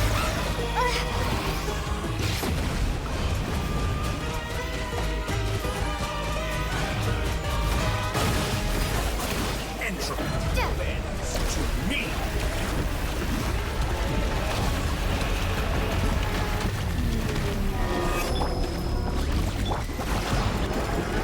Leave this place.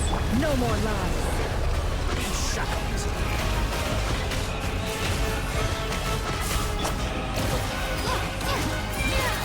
With one heart, we pray. The deception ends here. Can't hide the truth. Moon's remnant.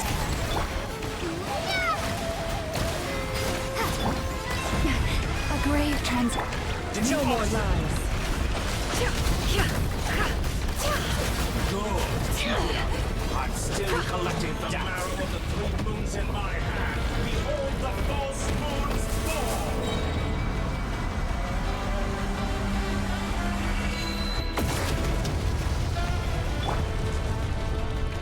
You cannot face me. By the frost on the hole. Forest, protect us. Tell me, where will you try scurrying off to next? Looks like Dottore has opted for a divide and conquer strategy. But we will not allow him to triumph. Now, I shall pray for our victory.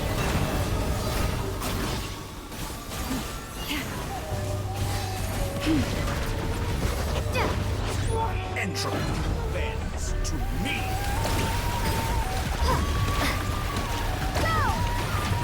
It all adds up.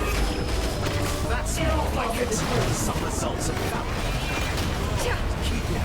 I'm still collecting. Water jet!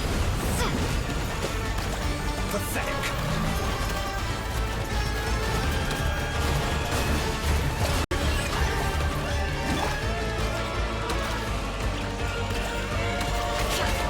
No more lies.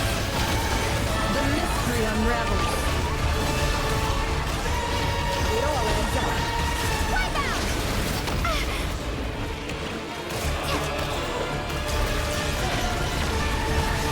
Water jet! Did you honestly think that would hit me? Entropy bends to me.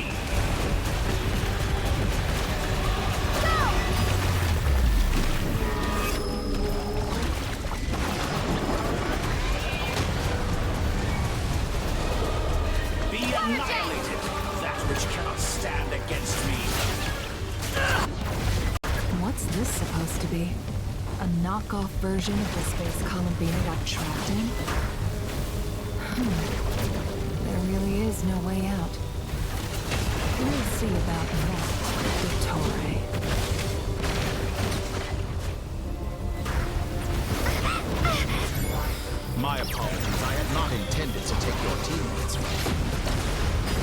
Do you have a choice in the matter? Obey, and I can release them.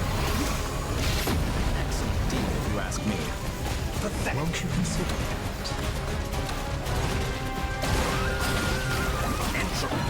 Excellent. You barely managed to touch my level.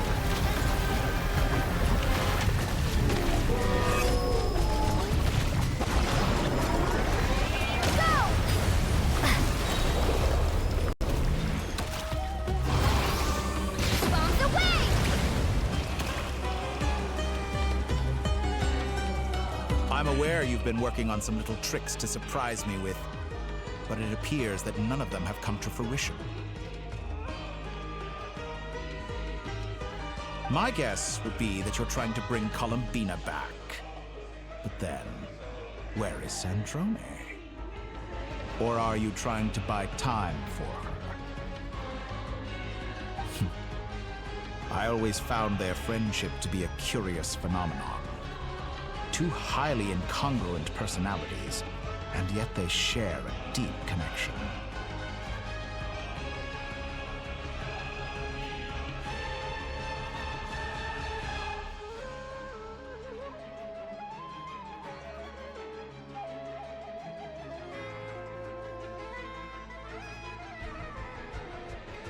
Speaking of Columbina, I once saw her as like a younger sister. We got along quite amicably while she was with the Fatui. But then one day she suddenly decided she would refuse to take part in any further experiments. To this day, I truly don't understand what I could have done to upset her so much.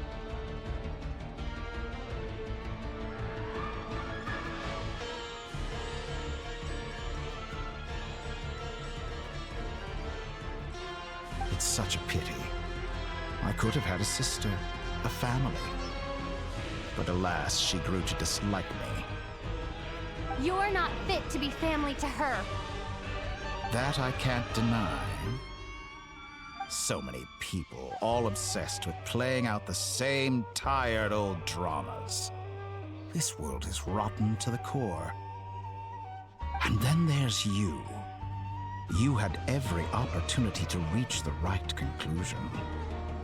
The thought of killing you off like this?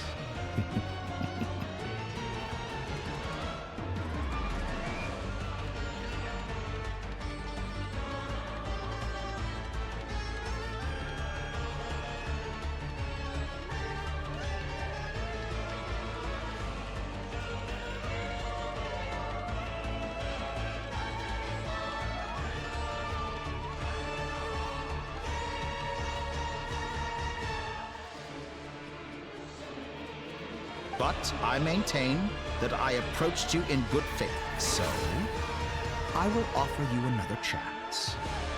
Will you work with me? You have until I count to 10 to make your choice. 1, 2, 3. Not in a million years.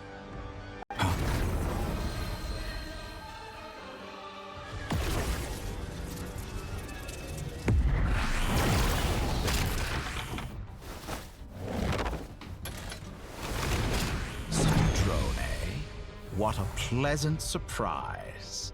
I didn't think you'd join us all the way up here. You're as sick and twisted as ever. Don't fool yourself into thinking anyone's grateful for the chances you're offering them. Sandrone, but the formula hasn't finished running yet. Funnily enough, I was just discussing a collaboration opportunity with the Traveler, and then I see you, who I must say is a good example of an opportunity gone to waste.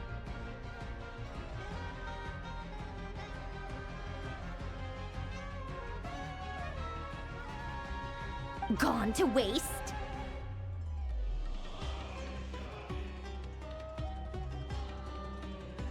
I said that everyone would get one chance, and you've used yours to march right back into the lion's den. So yes, it's an utterly wasted opportunity. And what makes you think I believe a word that comes out of your mouth? I was planning on disposing of your little formula after wrapping up more urgent business here. But since you've taken the trouble of serving it to me on a silver platter, I can simply bring it forward in the schedule.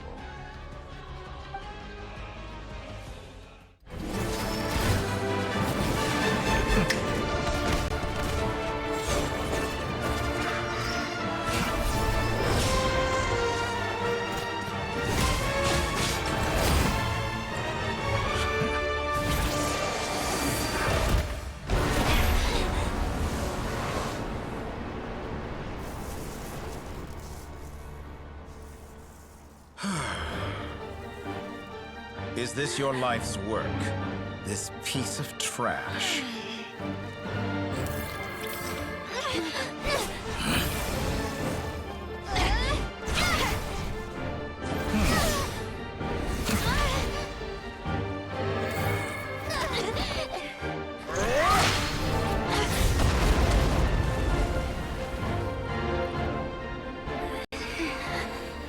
Your formula runs too slowly, Sandrone.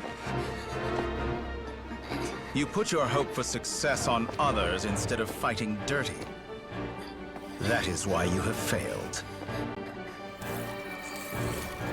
Now, whom should I slay first? Any volunteers? No one? How nice of you to leave the decision to me.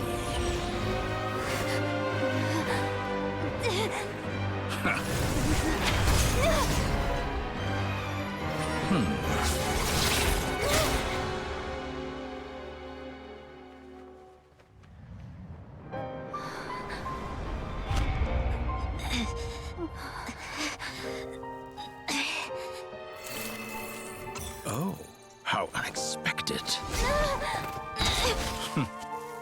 Sandrone, any last words for me, comrade?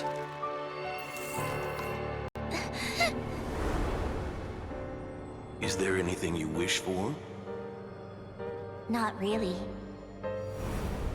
But I've always known what I don't want. Go to hell, Dottore.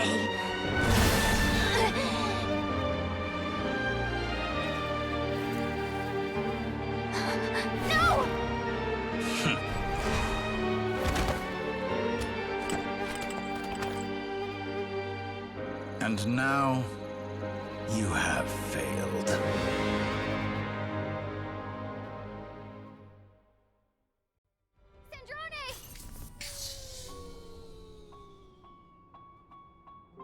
Now you see how fragile mechanical contraptions are. Just a gentle tap, and they fall to pieces. However keen of an inventor Sandrone may have been, her death spells the end of the formula that was running inside her body. Of course, I have to commend her for making it this far. As her colleague, I have to admire her stubborn tenacity. Now, it is time for you to take your place by my side. My count was interrupted, but the second chance I extended to you still stands. Once again, you are welcome to join me. By now, I'm sure you have gained a greater appreciation for the power and authority I wield. What is stopping you from embracing a new world of endless possibilities?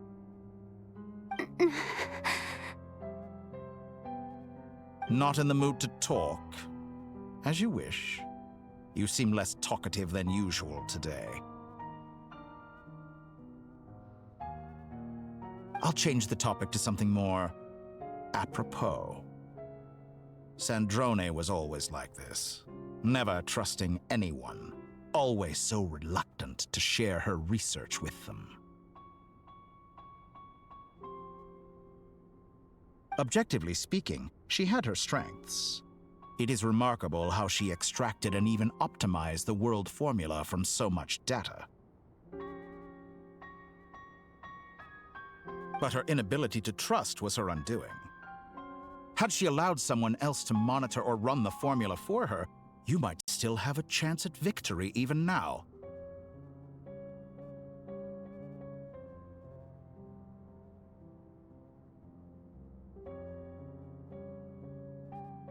But regrettably, she was a stubborn fool. As much as it pains me, she had to go.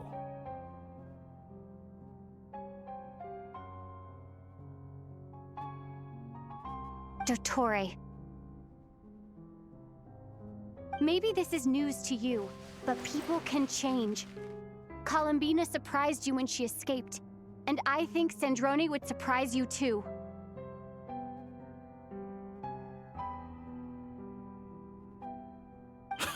Change?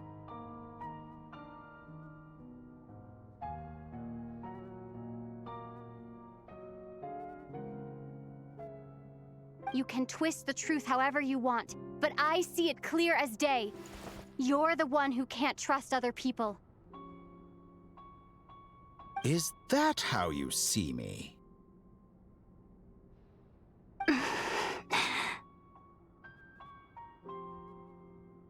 By this point, what can you hope to do about it?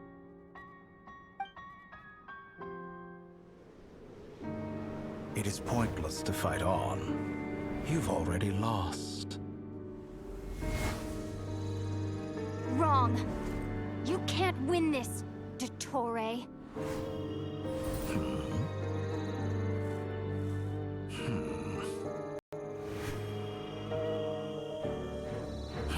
What?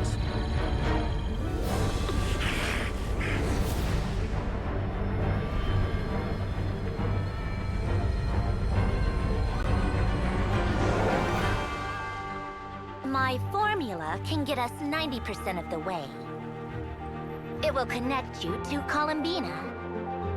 Then, I will bring the formula's output to the Traveler's side. For the last 10%, do whatever it takes. Just bring the moon down.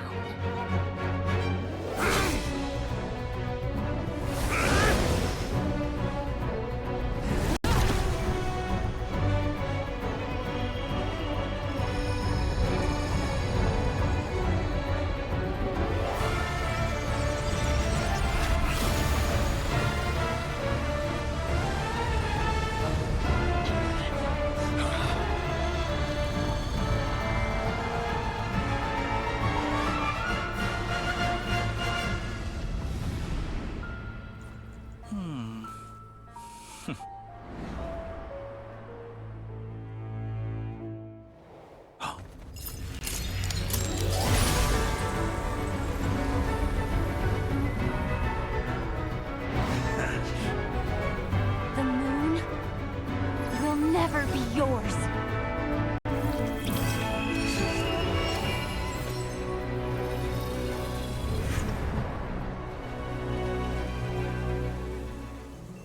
I turn my body into moonlight and pour it over Krai. My soul, I leave here to inform my future friends. Lastly, I will hide the Trilune Authority within the Frost Moon. And when my body, soul, and authority are reunited, finally...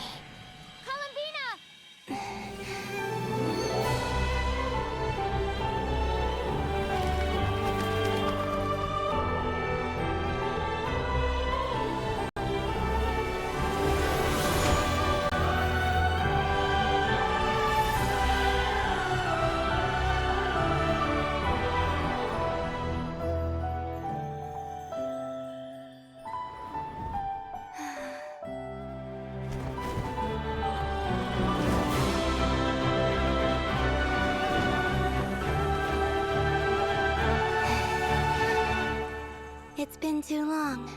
I'm back.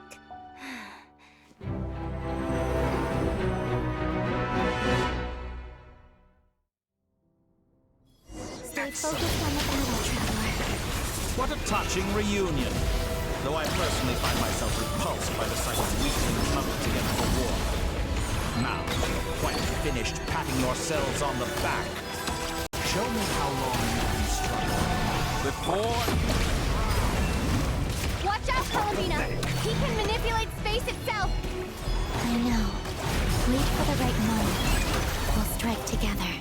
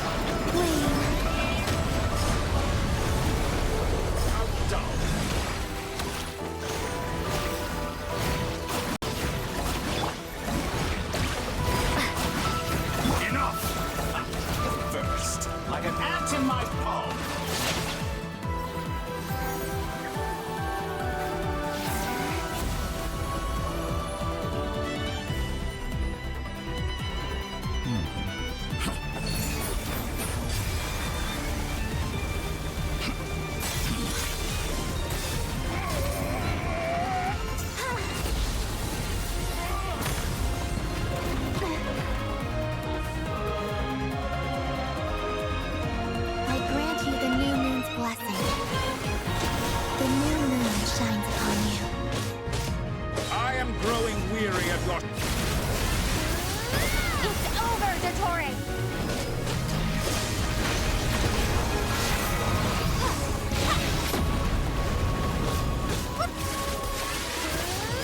Time to pay for your heinous drop! No longer miss power in the cold night. Close to the new world. Our future is not yours! Let the moonlight dispel the darkness.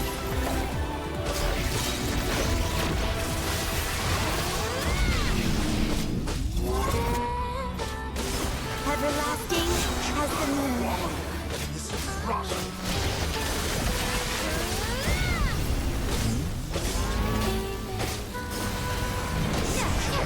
Wallow in this rotten, decaying world!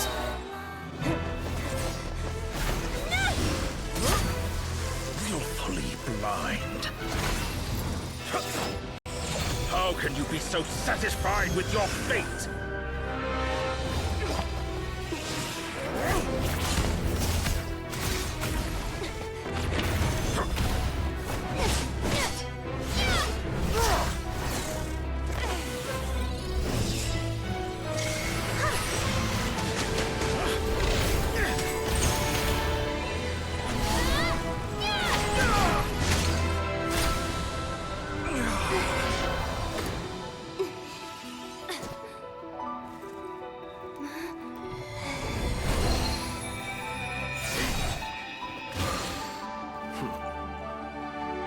This battle was never about fate.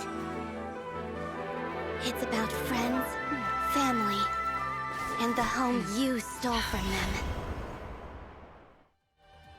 So dull.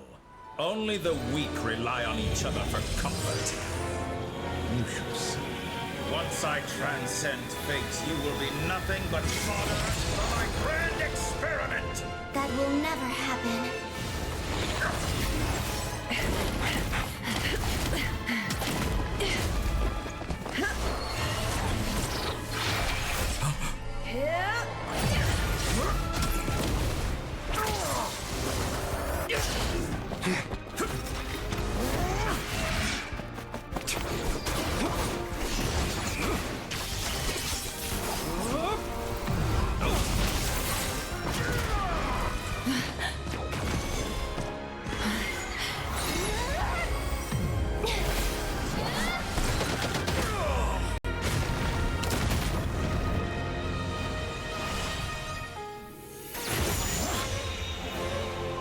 Today, the moon lights up this world once more.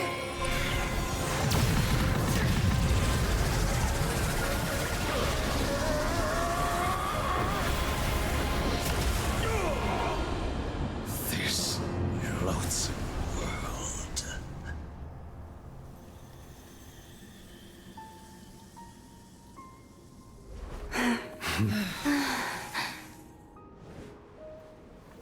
No, this world is our home.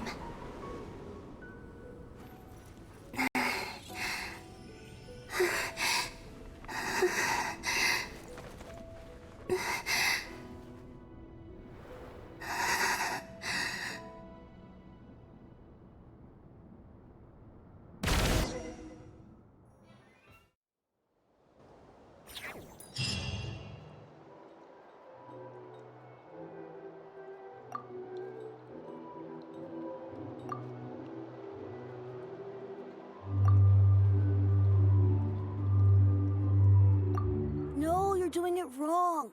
The moon looks like this now. What are you trying, children? The new moon, Mom. It looks different than before, doesn't it?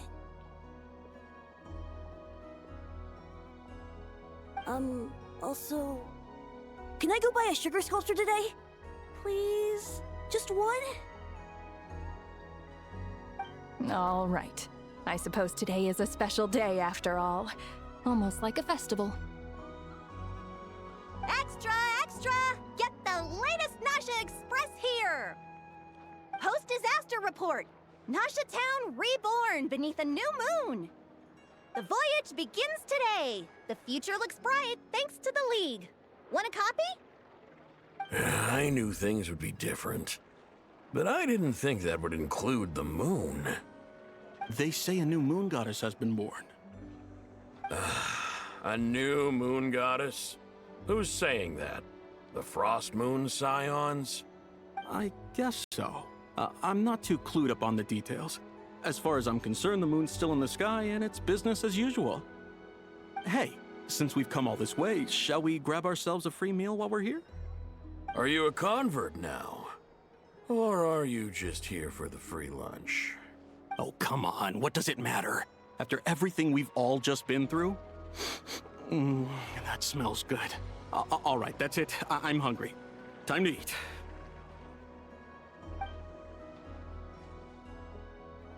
Come on! We gotta get there early, or there won't be any good spots left!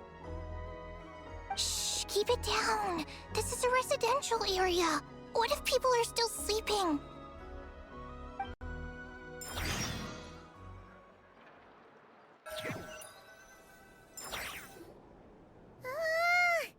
Why is it so noisy outside? It's okay. Paimon was pretty much awake anyway. It's been so long since we last had a chance to relax, huh? Feels like time is moving slower than usual. What about you? Did you rest well? Still winding down from everything that's happened? Or are you wondering how our friends are doing? Or is it about what Dotori said to you? Okay, if you say so. But don't push yourself, alright? Let Paimon know if you need to talk.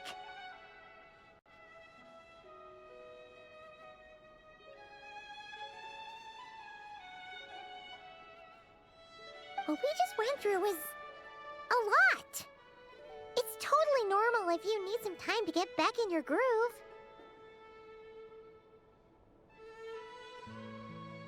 Luonatar disappeared after Columbina came back. Apparently, she was part of Columbina's soul or something. Still, Paimon kind of misses Luonatar somehow. But anyway, you did great. So did Paimon. We all worked our butts off to contain this disaster, and in the end, we made it!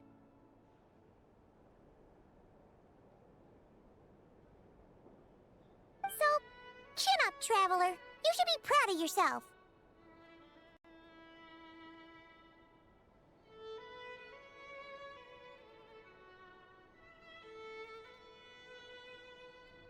Hey! Don't poke fun. You should be glad that Paimon's growing as a person.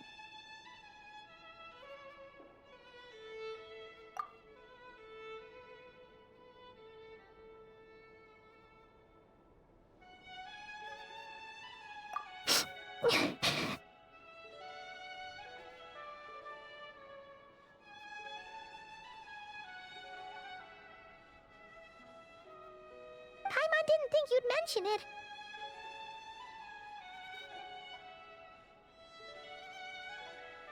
You have no idea how anxious Paimon was. She was worried sick about you.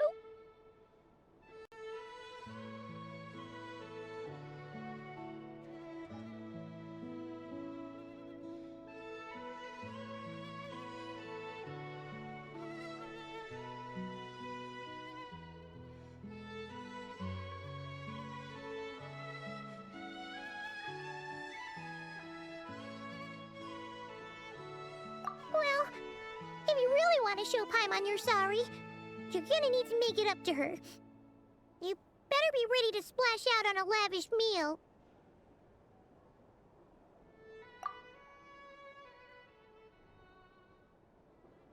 Phew. Okay. Paimon's full now.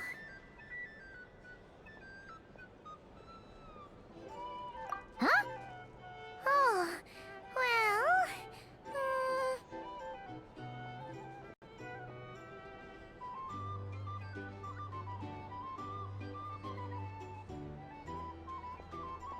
Hey there, Traveler and Paimon! Good morning!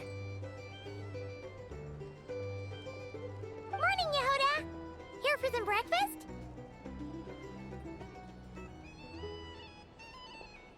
Oh, I've already eaten.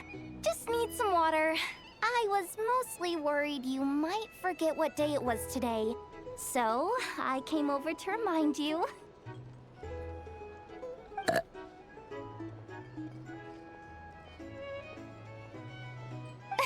Careful there, Paimon. Too much food will make you drowsy.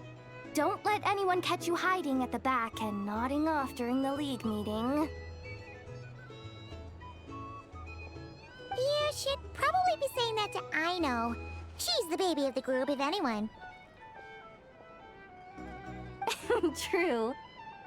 You know, I'm surprised that all these competing groups are actually coming together to try to solve things together.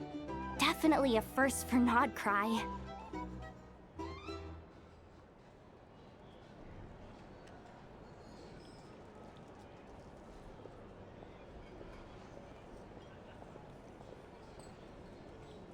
Well, nothing like a region-wide calamity to bring people together.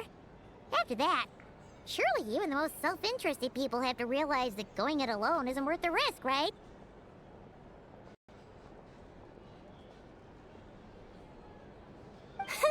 Try telling Boss Neff that.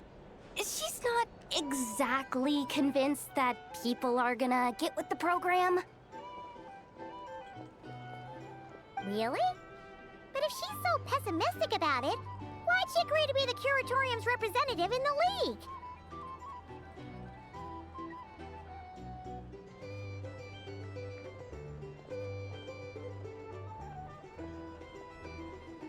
Probably 'cause even though unity sounds like a pretty far-fetched idea, the benefits it would bring make it worth a shot.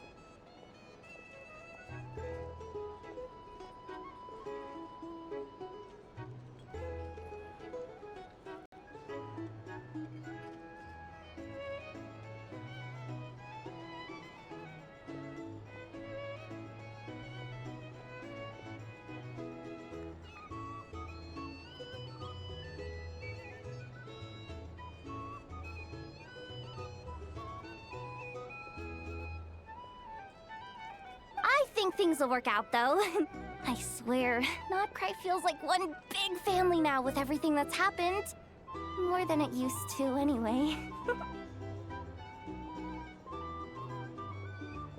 Paimon's with you on that one. And it seems like plenty of other people agree, too. Just listen to the bustling streets!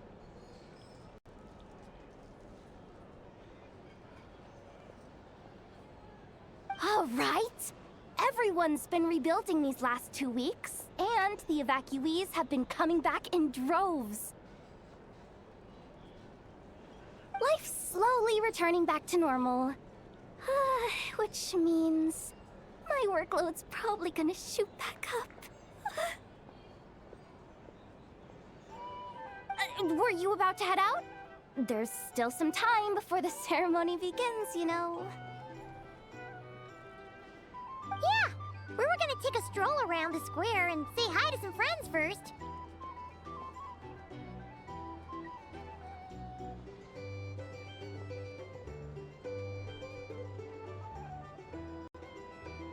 Sounds good. See you later then.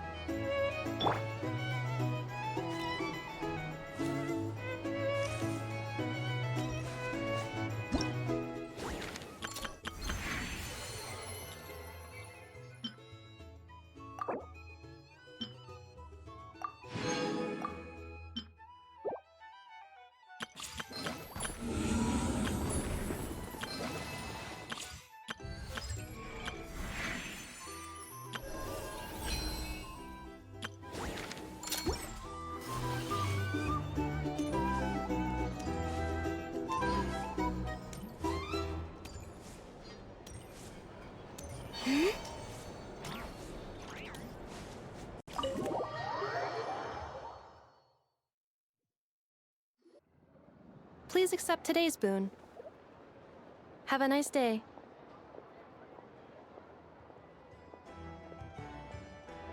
Are Paimon's eyes deceiving her? Or is that Inefa handing out food for the Frost Moon Scions? Hello there. Would you like a feast of the moon, along with some snacks of the day? So, what's new, Inefa? It was only a few... And I know too?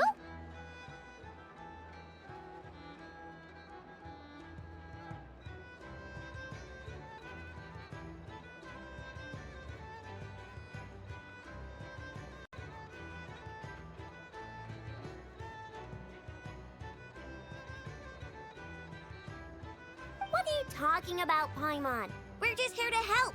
Duh.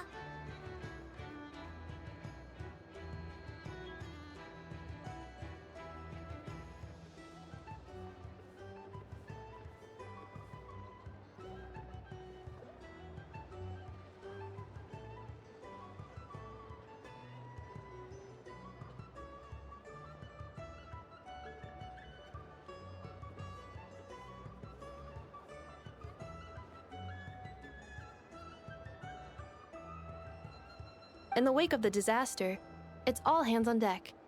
We responded to Lama's request for support.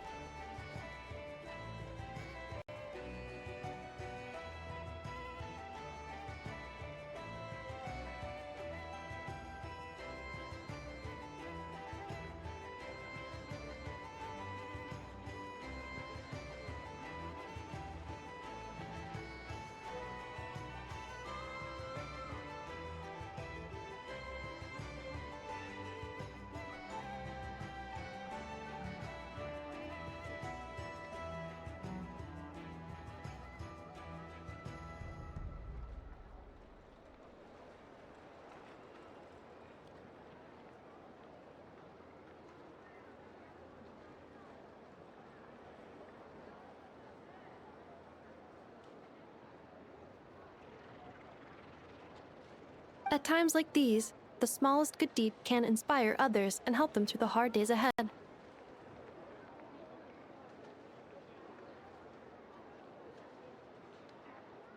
And we're using eggs and heating tubes to make that a reality. In true Kromkake Craft Shop style!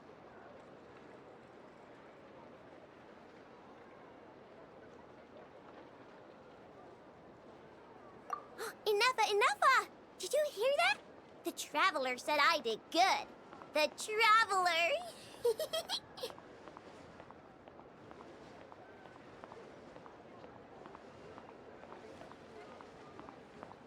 That's because it's true, I know. Proposal. If you can resist eating today's dessert, I will provide you with compliments, too. No way! Well, that proposal got shot down quickly.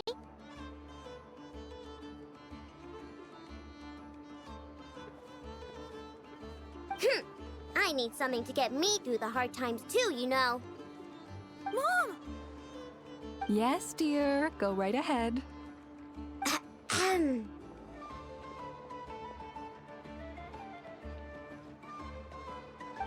Excuse me. Could I take a photo with the robot lady?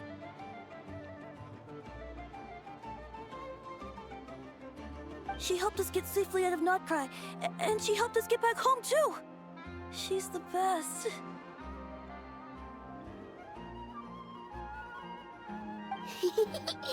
Of course she is! And since I'm the whiz kid who built her, that makes me even better than best, right? But you stole my snacks, though.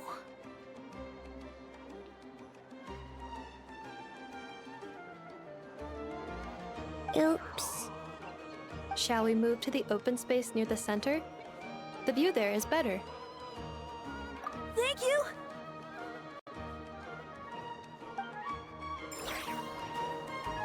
Aren't you the better pick for this job, Flint? You underestimate yourself yet again, Master Ilua. Not at all. I rarely come by Nasha Town. I don't know any of the big shots here. All in good time. Socializing is a step-by-step journey.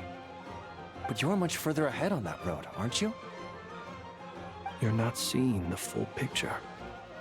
You know the truth now. My friends do not understand my habits. There is no question about it. The Lightkeepers need a representative in the League. Someone who is upright, cares about other people, and can realize their self-worth through group action. You say it like you wouldn't make the cut. I am most flattered that you think I would. Sigh a little less, Master Ilua, and have more faith in yourself. All the Lightkeepers agree that you're a very promising young man.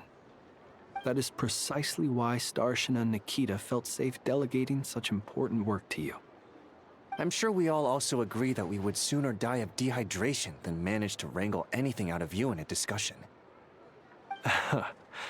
My apologies. I am not in the habit of bringing water with me when I go out. Whatever. I'll take the job. By the way, who else is part of this?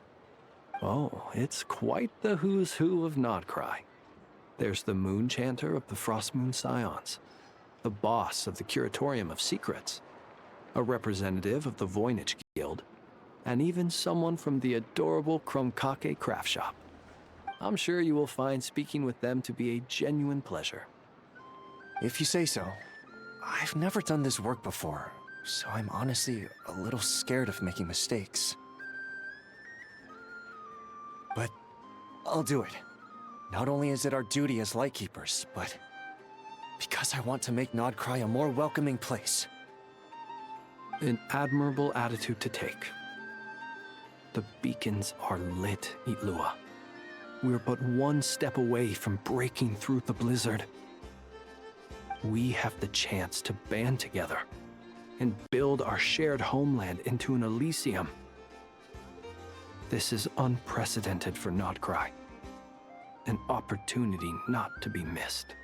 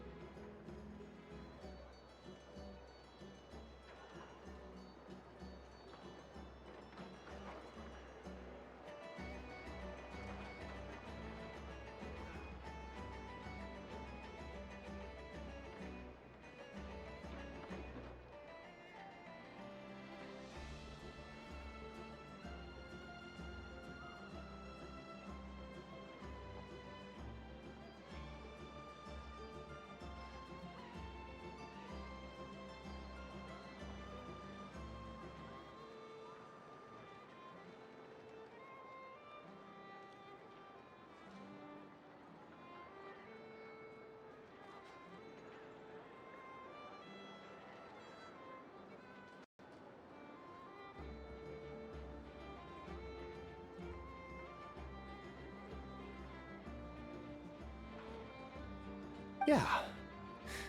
You're right. I'll do my best.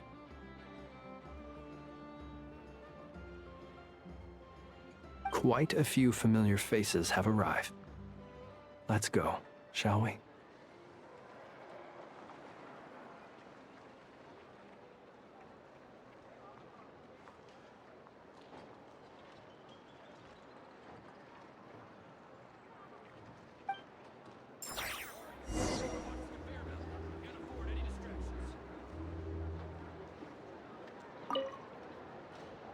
You look so cool when you fly, Miss Robot, and when you use your spear, too!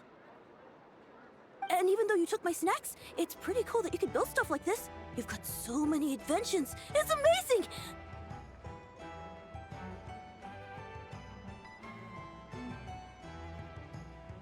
Also... Micah, we need to go now.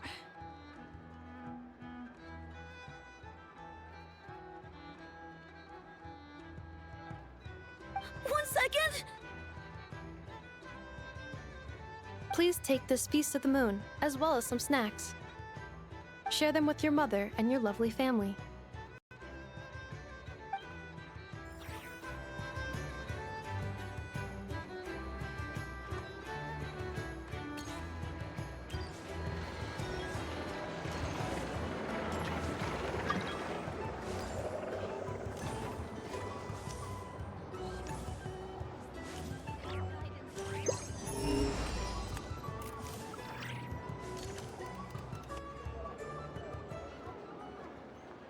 Wow! Everyone's here!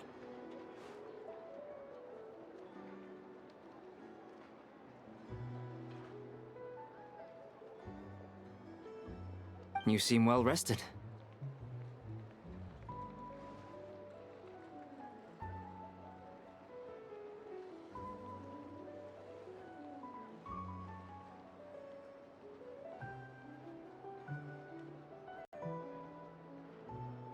I know no one's asked, but I'm sure you all want to know, so let me just say, we're doing great. Thanks. Well, great, but not perfect. Starting to lose my mind from boredom. Can't drink a drop of alcohol while I'm waiting for my wounds to heal.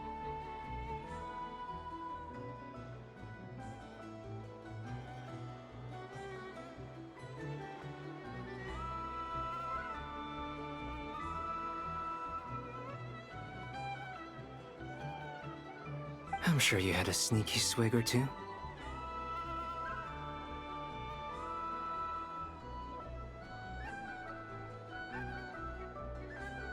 Wait, how'd you find out?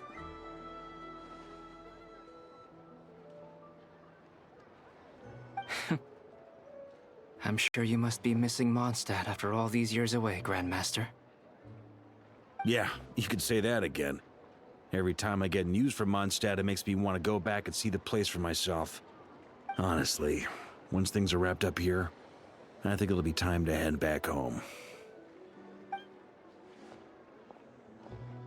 Hey, looks like someone's taking the stage.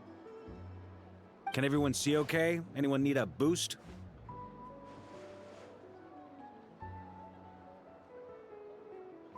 I'll just listen from the back. It's fine. You're taking this pretty seriously, huh, Durin? Well, it's not every day that I get the chance to see how people speak in official settings. Soak it up like a sponge. I'll make sure you get a chance to practice for yourself later down the line. Actually, I know just the thing. You can debrief the Knights of Favonius for me. Mr. Varka, are you forgetting that I'm not a Knight of Favonius? I can knight you. Any particular title you'd like? Is he joking? I really can't tell. You'll have to figure this one out for yourself. It'll be a good learning experience. It is my honor to host the opening ceremony for the League, and to have this opportunity to speak to you all in my capacity as Voynich Guild representative.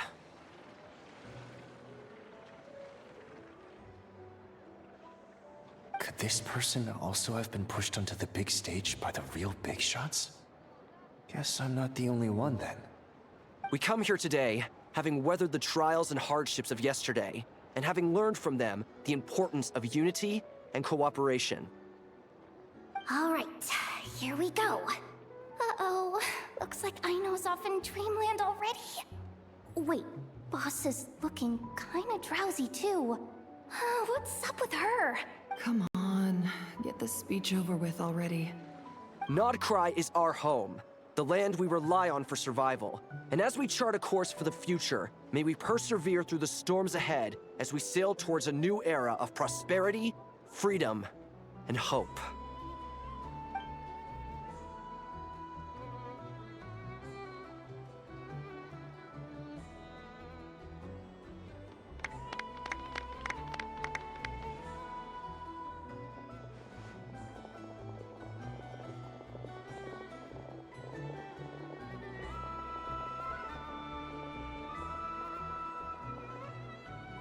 Looks like we'll have more opportunities to travel in the future.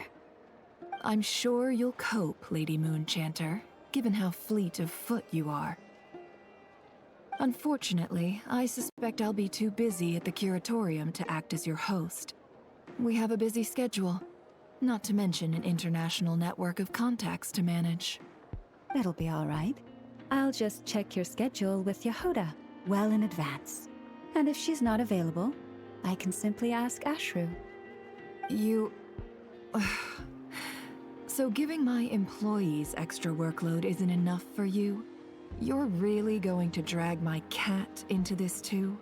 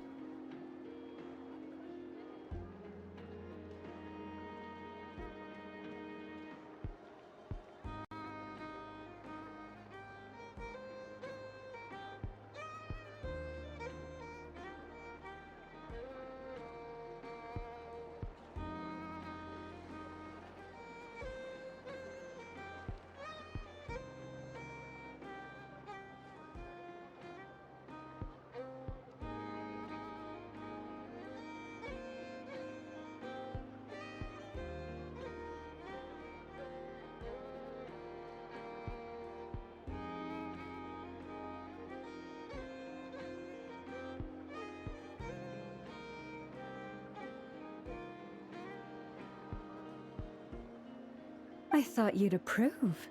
Aren't you forever increasing your employees' workloads? That's a bold statement. Are all the Frost Moon Scions feeling more audacious now that your moon goddess has returned? Columbina's return has brought joy to all who care about her. That includes both you and me. As for the Frost Moon Scions, we are learning how to thrive independently, without relying on the moon goddess. It is up to us to make our home a more livable place. Joining the League is one of the steps we are trying towards that end. I like the word try.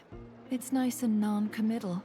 You can opt out at any time and still say you tried. You don't see a bright future for the Frost Moon Scions? Or did you mean the League? I'm just not as optimistic as you. The Frost Moon Scions should count themselves lucky that they have a leader as stubborn and enterprising as you. But Krai's a big place, with all kinds of people. Most of them don't enjoy answering to a leader, or even listening to reason. Well, that's where you and your methods come in. Unless the Curatorium of Secrets is only here for appearances. For now, yes. And that won't change until this venture becomes worth my while. What would make it worth your while? Getting out more than I put in. Right now, I'd barely break even. But I'll grant that it's a good start for Krai. Then maybe it's worth a try. All right. You can stop now. Or do I have to join the Frost Moon Scions before you'll get off my back? You'd be very welcome to join us. Hey, you two! Congrats on all your hard work! What are you chatting about? Nefer was trying to dissuade me from adding to her employees' workload. Also, she's considering joining the Frost Moon Scions. Sorry, what? Your conversations are always the most interesting. Would you two care to join me for some tea before heading to your next destination?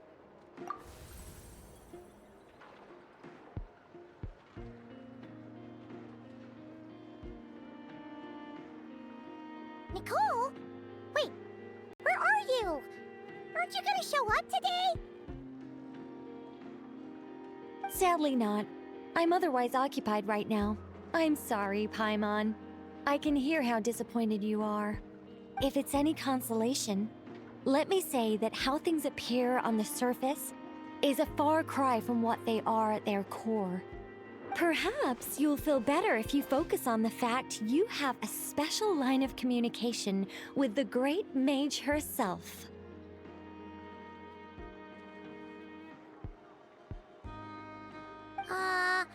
Okay?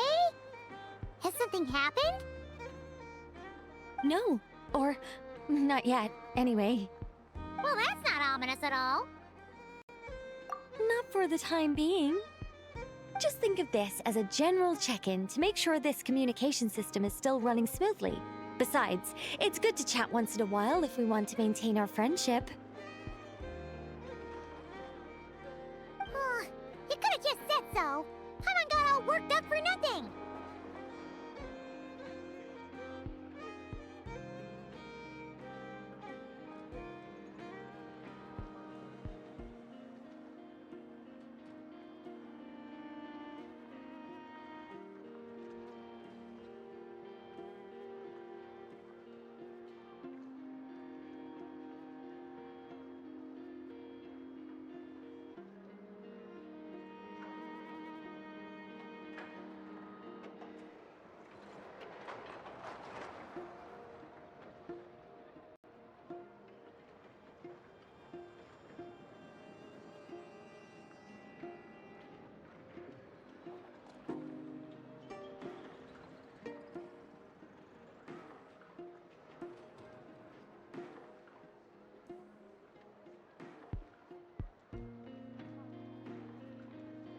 Still, the best friendships are built through face-to-face interaction, you know?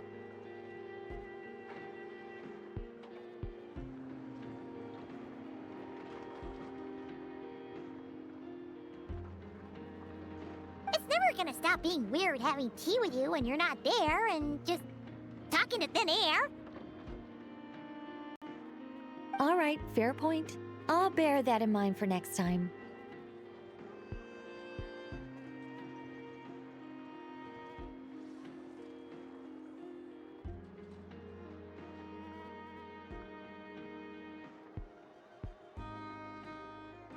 Yeah. Any update on that crisis at the world's borders?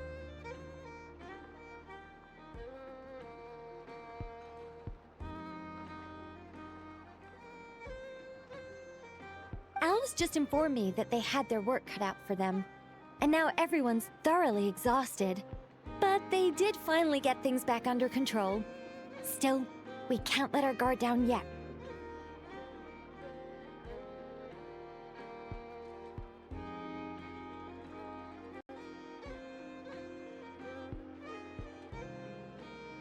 The disruption caused by this disaster has made Teyvat easier to detect from the outside universe. She plans to wait for things to stabilize, then reschedule her Mondstadt vacation plans.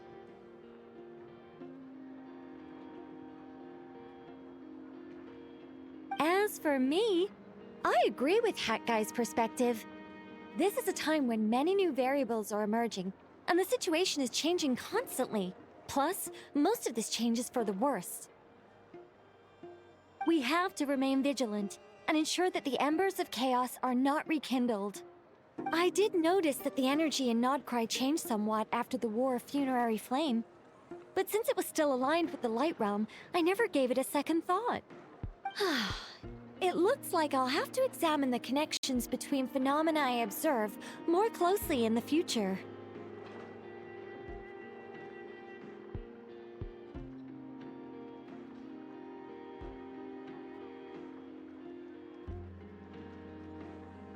Just doing my duty.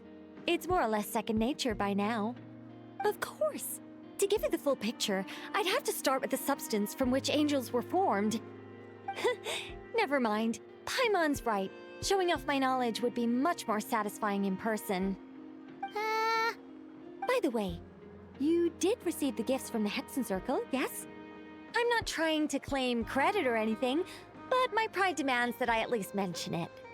They're quite similar to the protective talisman that Alice gave Dory, but with some very special enhancements. Oh! So that's what kept our friends safe when Dotori trapped them. Indeed. We went to great lengths to make sure they were invisible to his eyes.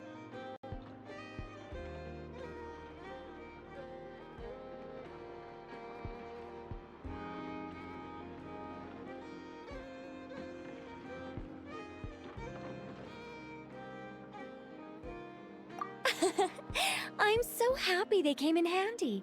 Still, not fishing for gratitude, by the way. I just want you to be aware that sometimes your friends may be protecting you in ways you cannot perceive. Anyway, I'll contact you if anything else crops up. If not, you know what they say, no news is good news. Oh, my angelic instincts are tingling. They say you should head to the docks next. Your friends are about to board their ship home.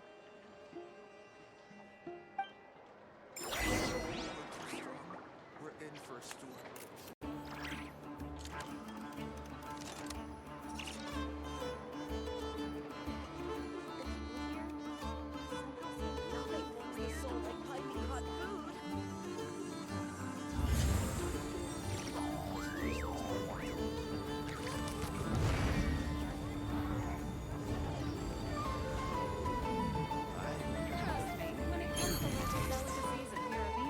I'm okay.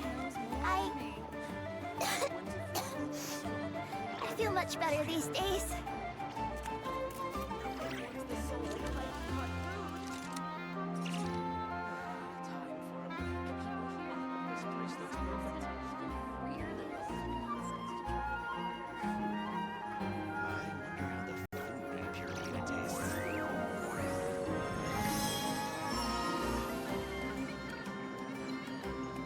Trust me, when it comes to local delicacies in Pyramida, nobody knows more than me. Trust me,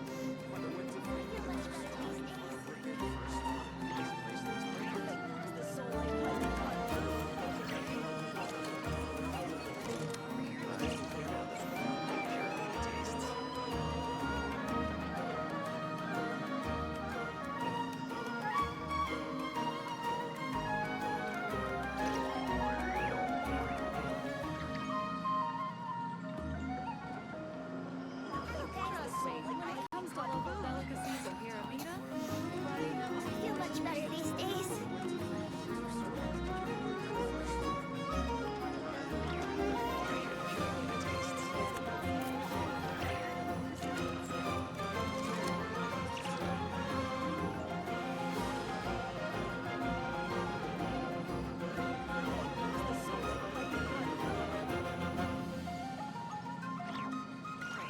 I'm okay. when it comes to local delicacies in Pyramida, nobody knows more I than feel me. much better these days.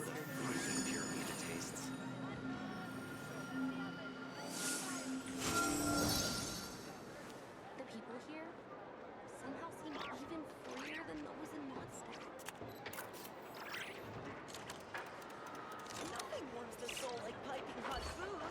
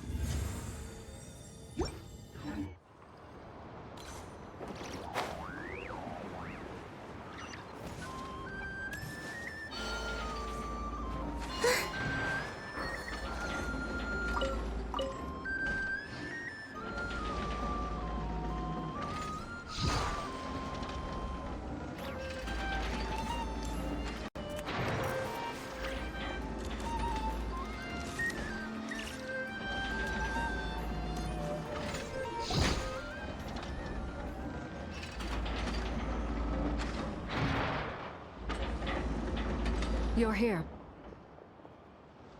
You're here too, Hat Guy! Are you heading back together? No. I'm bound for Sumeru, and she for Fontaine. We just happened to cross paths at the harbor. Everything seems fine. Sandrone may have an abominable temper, but she's always been very responsible with important calculations, and things entrusted to her by valued friends. You always speak as if you know us inside out, Mr. Hat Guy. Maybe I'm just a good judge of character. I certainly hope that's all there is to it. Regardless, you have been a significant help in this matter. For that, you have my gratitude.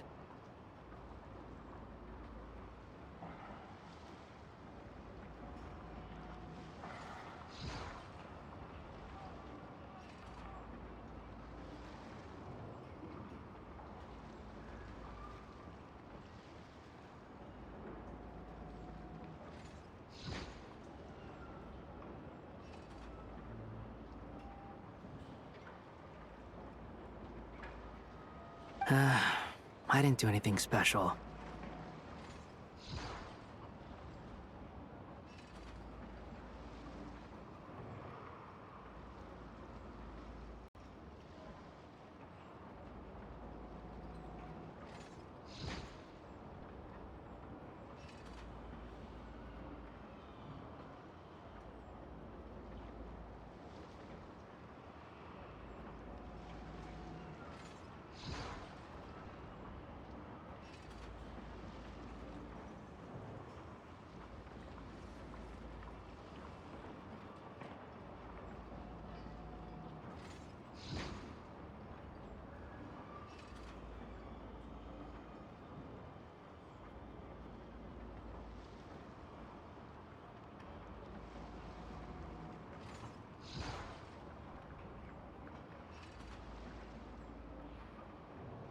Sandrone's the one who completed a seemingly impossible formula and turned the tide of the entire battle, even giving her life in the process. She's the one we should be thanking.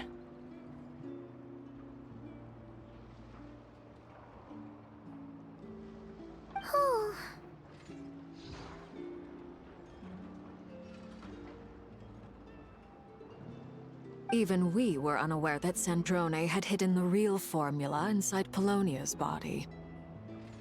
She managed to fool Dottore into thinking the formula was running in her system by installing an identical-looking decoy within her.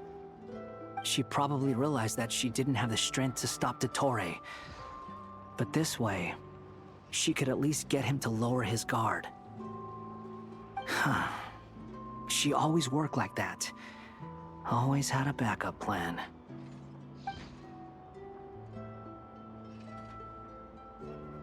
Well, that's why I'm traveling to Fontaine. She made a request of me long ago, and the time has come to fulfill it. Think of it as her will. She said that should she ever fail in a mission, she'd like me to deliver her core and Polonia's to the Fontaine Research Institute.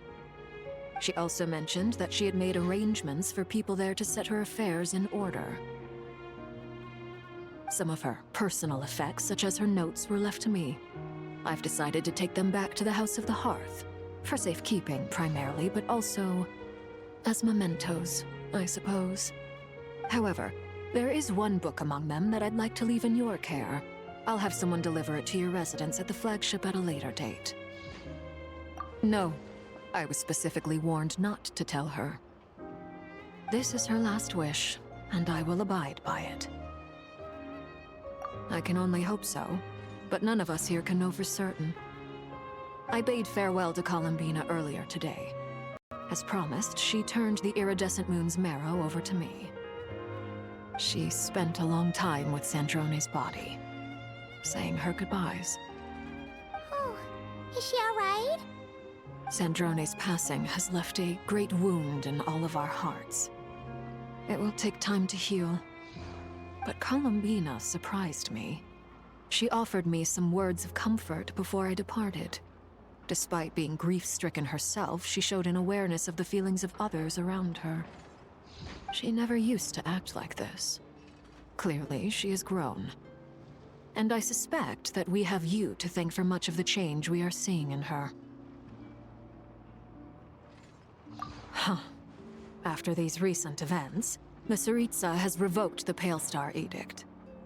Snezhnaya now realizes that the arrest warrant for Columbina was just a ploy by Dottore, who coveted her powers. I shall return to Nodcry to see her as soon as I find the time. I hope that from now on, she too will explore more of the world. Columbina Hyposelenia's journey is only beginning. My ship is here. Traveler, Paimon, we shall meet again. You too, Hat Guy. What are you still bumming around for? Isn't Columbina waiting for you? I thought today was the day you'd agreed with her to go find out the truth about your sibling. You're afraid you won't like the truth when you see it. Well, this is new. I was starting to think that nothing could scare you. Don't say that! Wouldn't you be if you were in this situation? Fair point. But I'd say I have more experience facing up to unpleasant truths than the Traveler. They say blood's thicker than water. I know how much you need your family back. More than you need any of your friends. And I'm sure that all your real friends understand that too.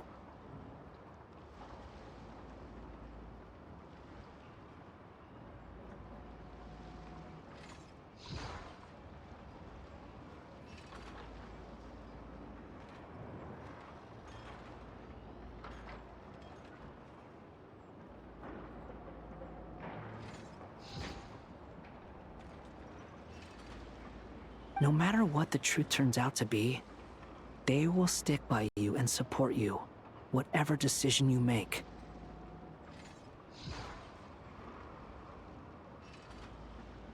Finding the truth is important, but more important still is what you choose to do once you've found it.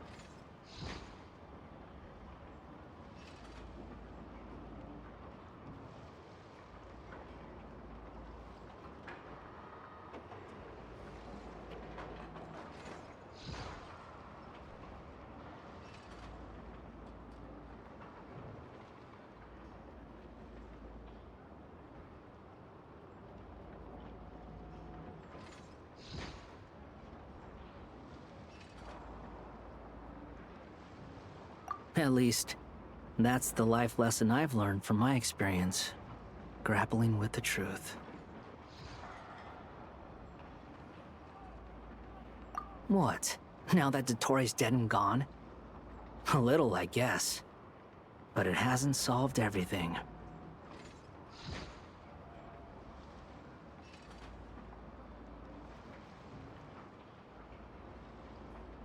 Maybe I regret not getting to end his life with my own hands. Or maybe it's something else. But for whatever reason, I still feel like I have a chip on my shoulder. Either way, I'm going back to Sumeru. Lesser Lord Kusanali is gonna need help dealing with all the chaos Dottore left in his wake. Not just from this incident, but everything he did in the past, too.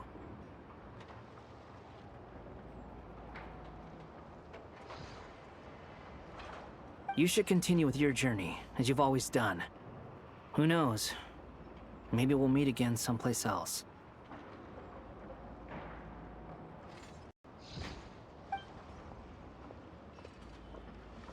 So, what should we do now? If you want to explore a bit more to steady those nerves, Paimon's game! After all, when Columbina said she knew where your ship was hidden, Paimon promised to give you two some alone time with the truth. It hasn't been all that long since we were last apart, sure, but with Columbina there, Paimon's sure things will be just dandy. Ain't no biggie.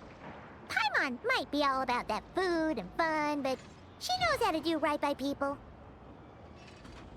Paimon's sure you'd prefer to digest the news about your brother in peace. But, no matter what you see. Just know you can share it with Paimon. Of course, as long as it's not super private.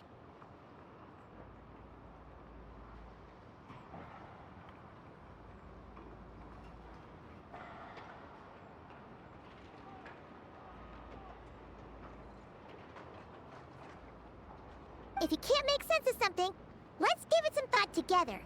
And even if we both can't figure it out, Paimon can at least treat you to a nice meal. Glad to hear it.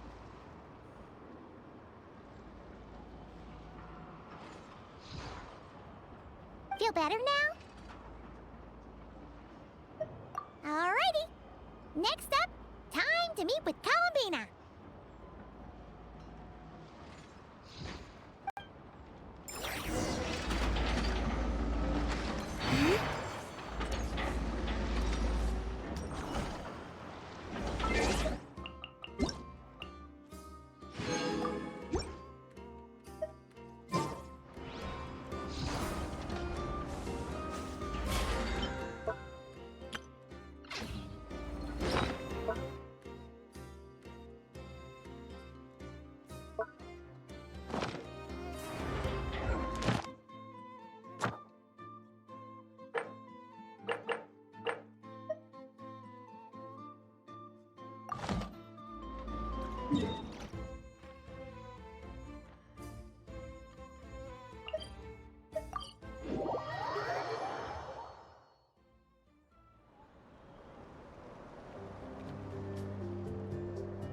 Columbina, we're here!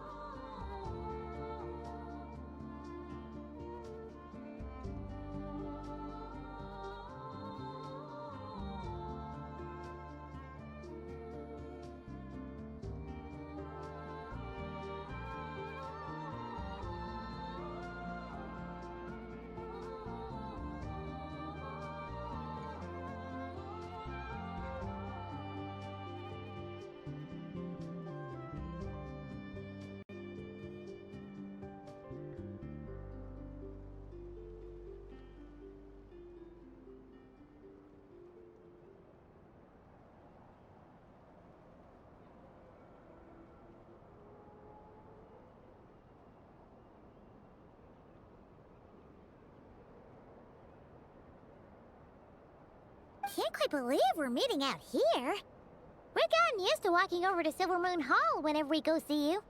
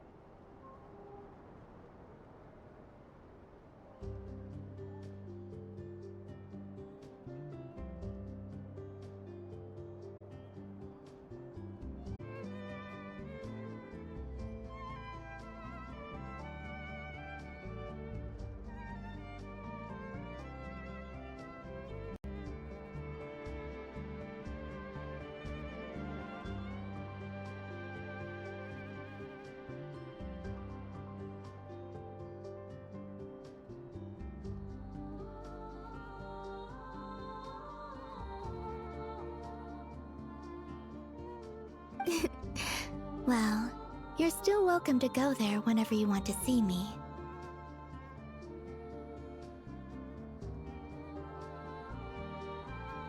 It's just, now that it's all over, I've decided to make some changes. Try and fit in with the Frost Moon Scions, like Llama suggested.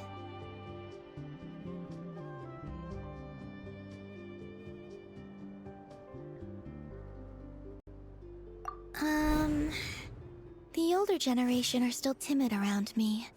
They don't dare get too close, and they bow their heads when I walk by.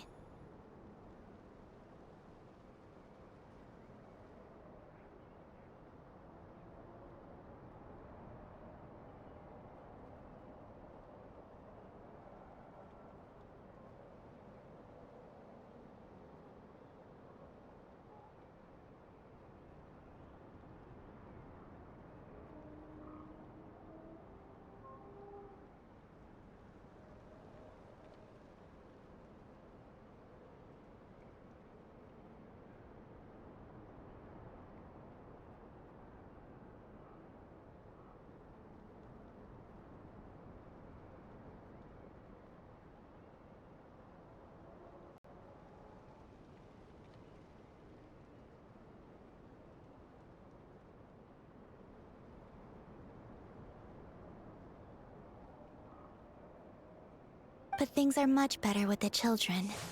I see more curiosity in their eyes. Hopefully, by the time the next Moon Prayer Night comes around, I can enjoy the festival with them as myself, without having to pretend that I'm only dressed up as the Moon Goddess.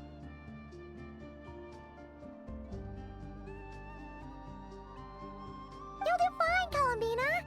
Paimon's sure they'll realize you're super nice once they get to know you better.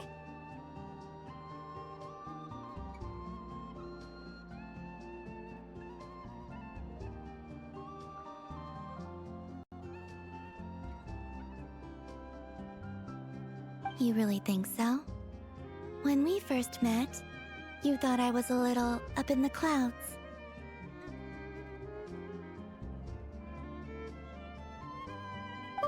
We were just starting out then, come on! So Llama told you, huh? I'm only teasing. I know that I have you to thank for pulling me back down to solid ground.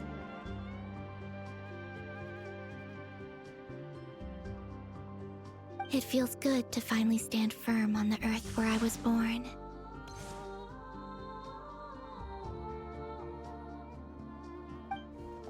Oh, that's great!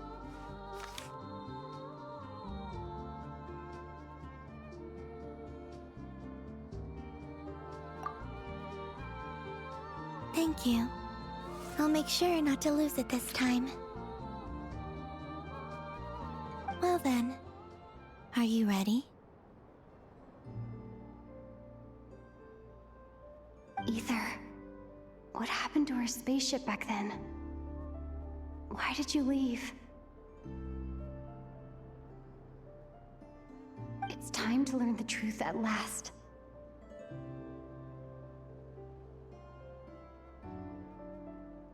I'm ready as I'll ever be.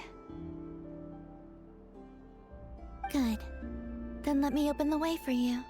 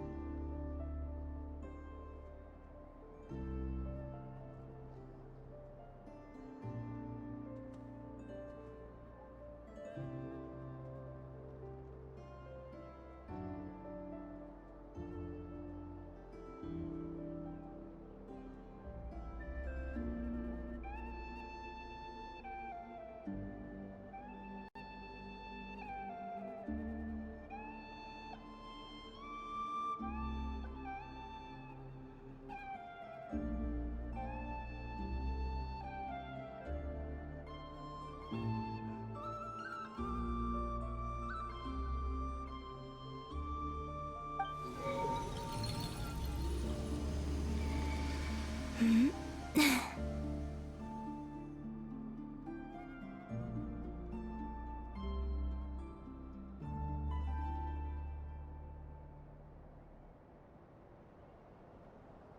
does this lead?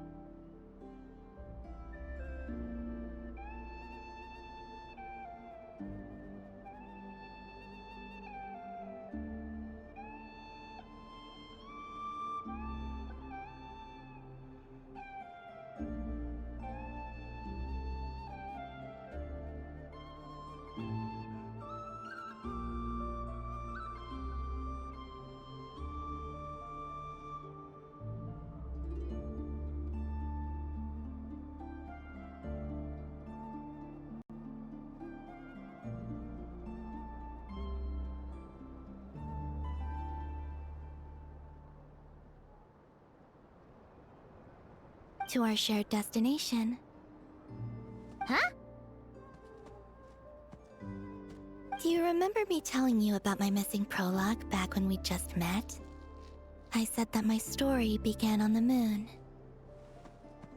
But while I was inside the moon's reflection, I realized that my prologue was really hidden in the future.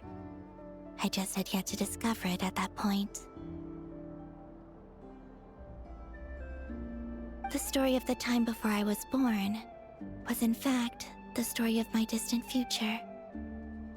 It's truly fascinating.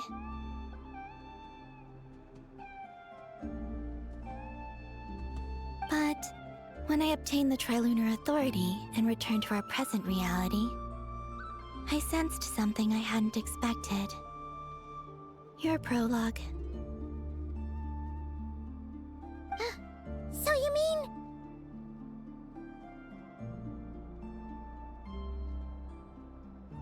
Yes, your spaceship.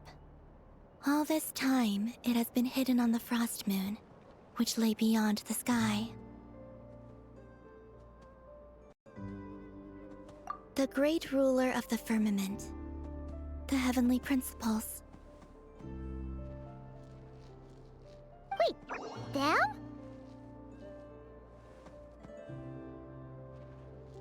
Why would they do that? I don't know.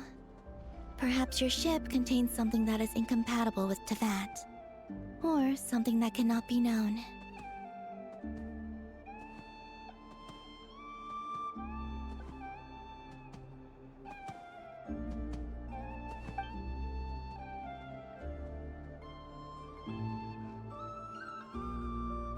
Oh, did I pick a bad time to say this? I know it must have been hard to work up the courage to do this.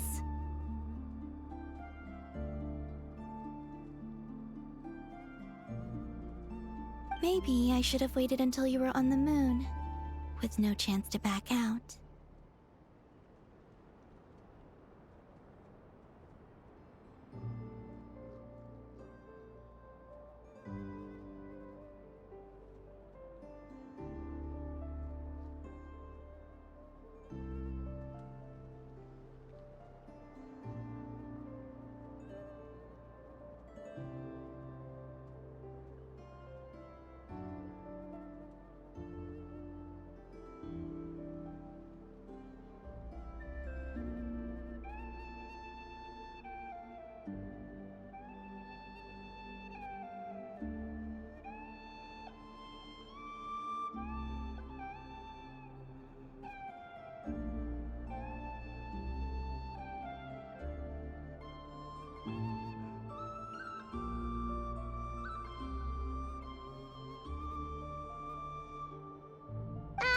That would have been kind of mean, you know.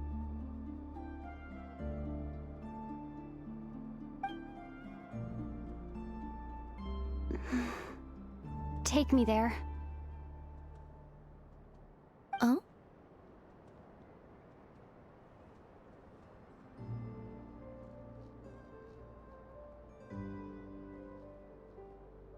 Whatever is hiding in that ship, it belongs to me and Ether.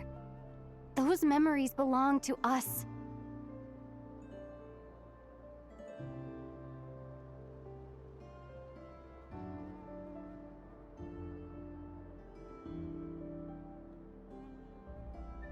No one else has the right to decide whether I should or shouldn't know about it. Not even the heavenly principles.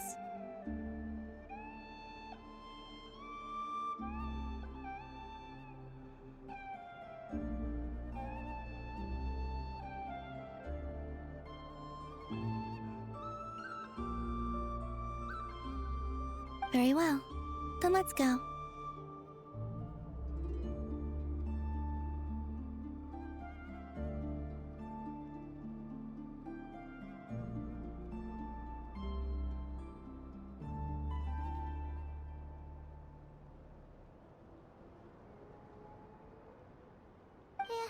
You two take care, alright?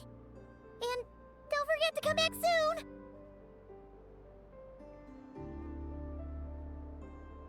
Rest assured, Paimon. We will. Traveler, after you.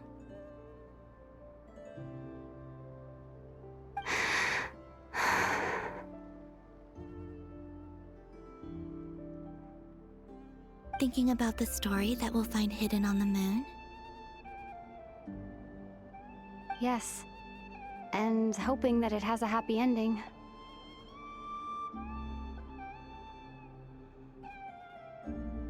Stories like that don't exist, you know?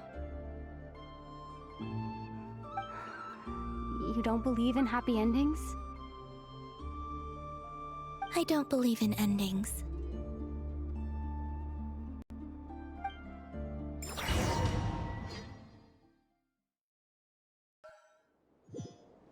Where am I? This is the pathway I built between Teyvat and the Frost Moon. The moon is very far away from us, so it could be a long journey.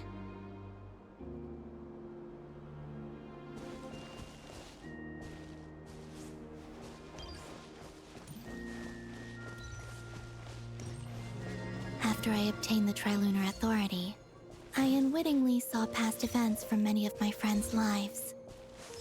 One was Lauma. She was so young when they chose her to be the Moon Chanter.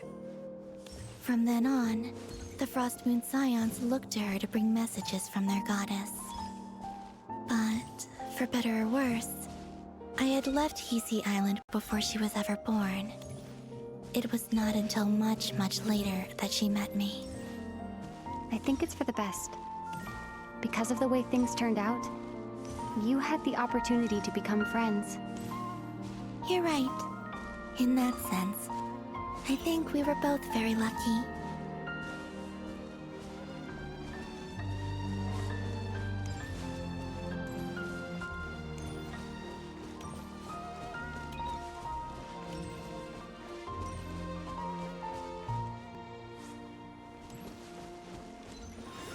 Oh, and about that mage, Nicole. I only recently learned that she has lived in Teyvat since the time of the Three Moon Sisters. The Moon Goddesses always had a good relationship with the angels. I suppose our friendship continues that tradition.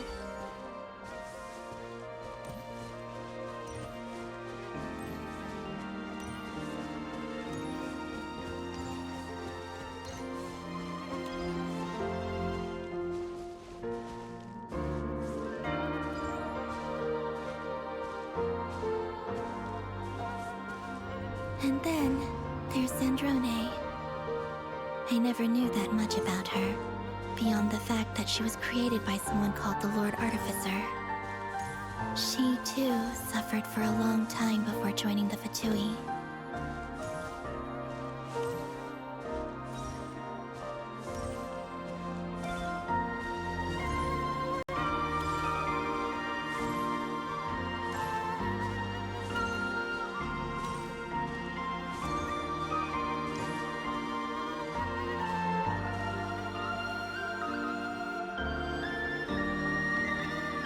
How I wish I could talk to her again, even if only to hear her say nasty things to me.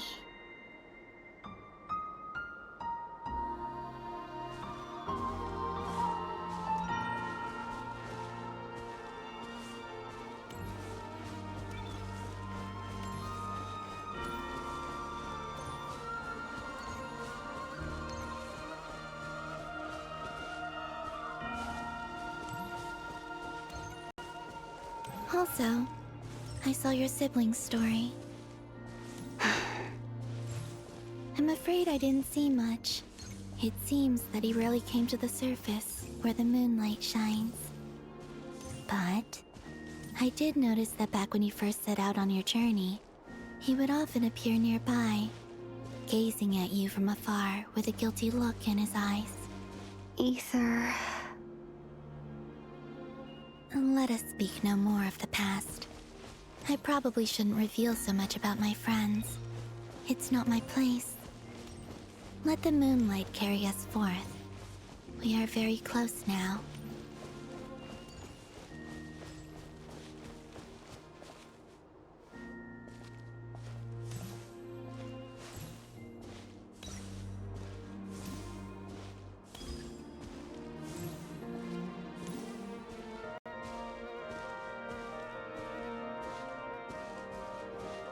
After this, I'd like to bring some kuhenki to the moon as well. If they're willing, of course. What about your other friends? Will you bring them to visit too? Certainly. But I'll need to tidy the place up first. This home hasn't received any guests in a long, long time.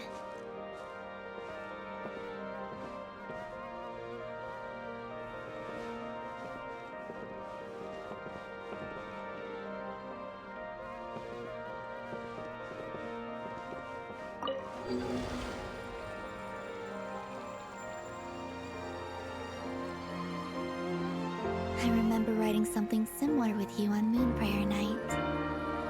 I believe it was called... Dodoko's Whirligig.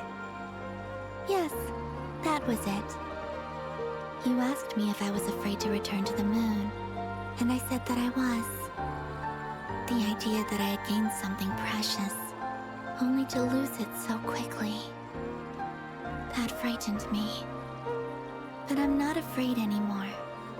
Besides, this time, we're traveling together.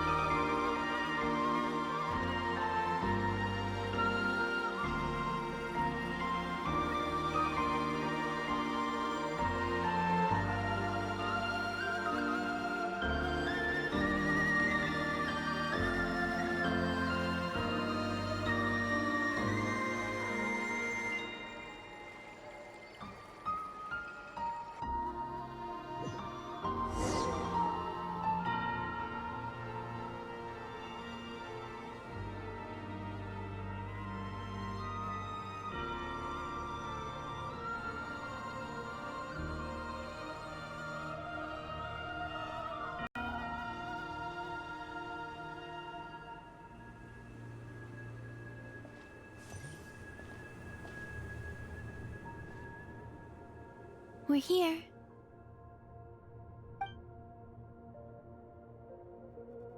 Over there.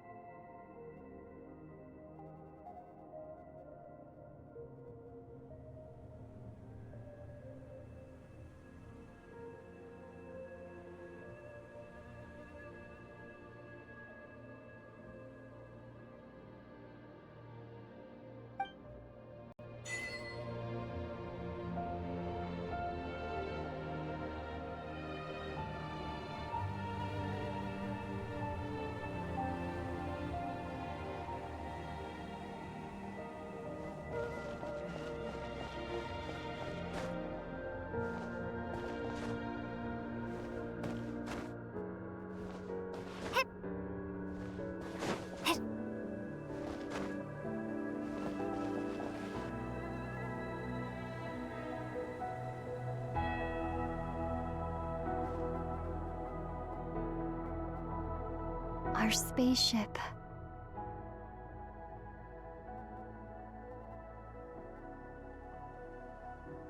It's huge.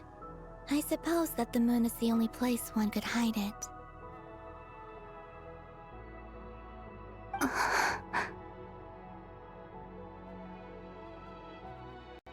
It'll be all right.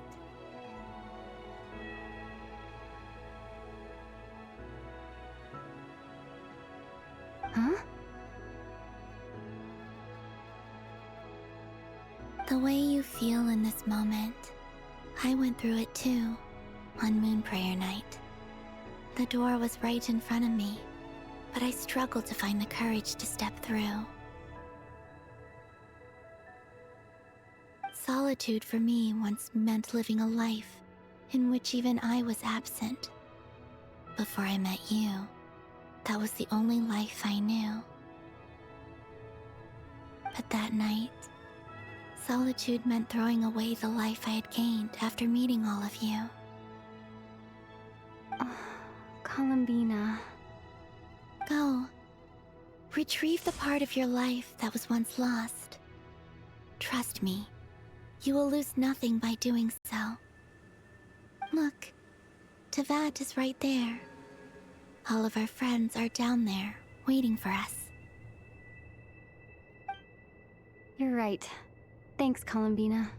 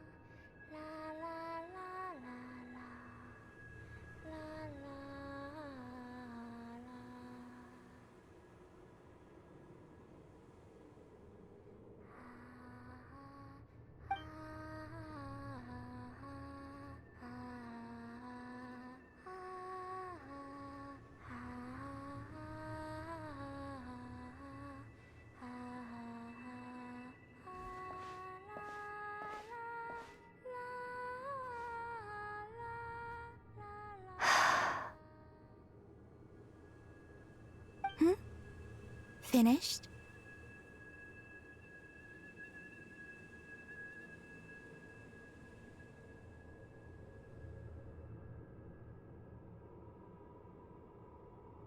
Yeah.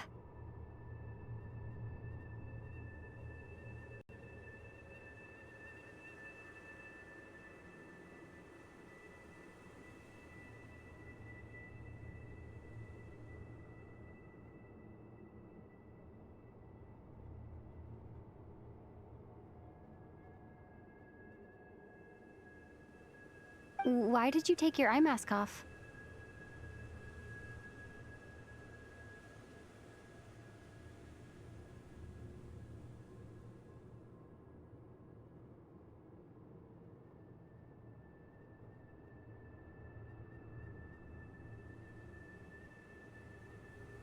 Well, since my return, I've decided to take more opportunities to see the world with my own eyes. Besides, I've always wondered how Teyvat looks from the moon.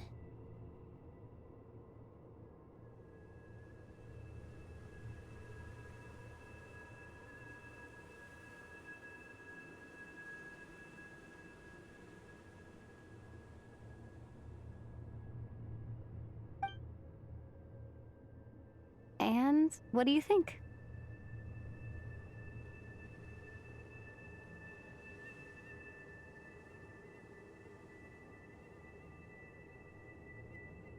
It's beautiful.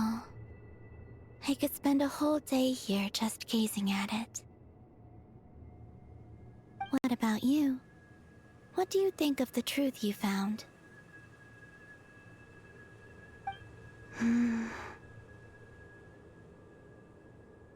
I haven't looked at another person's expression in a long time, but I think yours is saying it was neither good nor bad. Keep this up, and it won't be long before you give Nefer a run for her money. Oh, I don't think that's going to happen. I'm much more used to sensing what's going on around me with Kuvaki. I think I'll save my eyes for seeing special moments I really want to remember.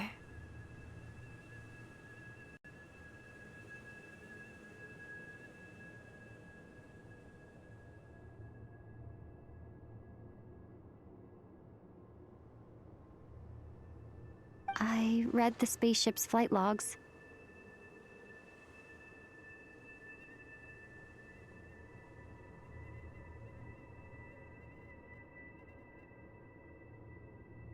I always assumed that this was my first time in Teyvat. I thought that Ether and I must have been hibernating in space for centuries on end.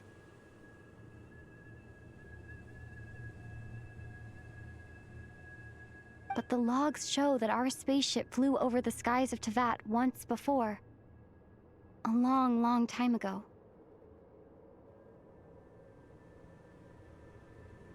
Flew over? So you didn't land?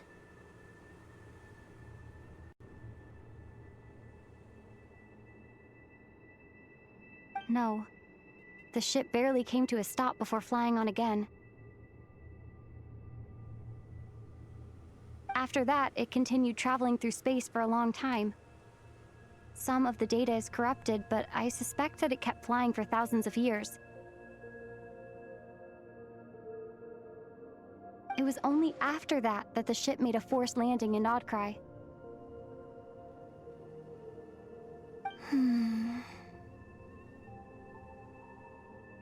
When Ether found me, he came from outside the ship. Could this mean that he left the ship long before I did? Maybe even during our first pass over to Vat?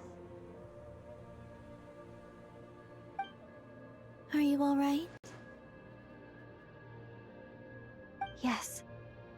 I can feel that the truth is coming together, one small piece at a time.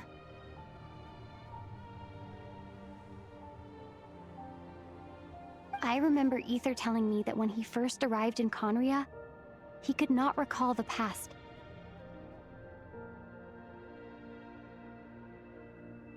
So this might be something that even he doesn't know.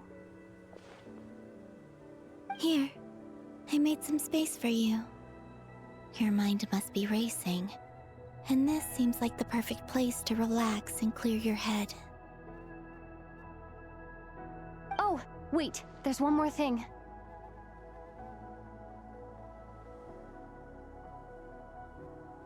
What is it?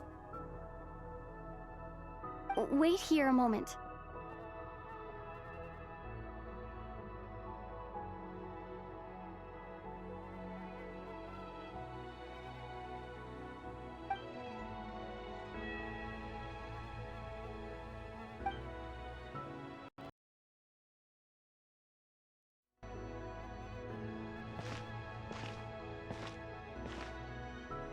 Hey, Columbina.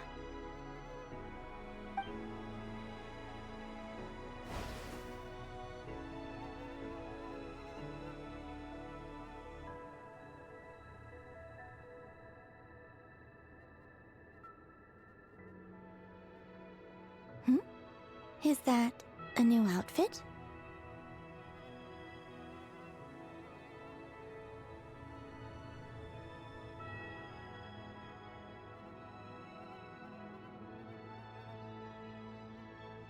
An old one, technically. It's been in a cabinet inside the ship this whole time.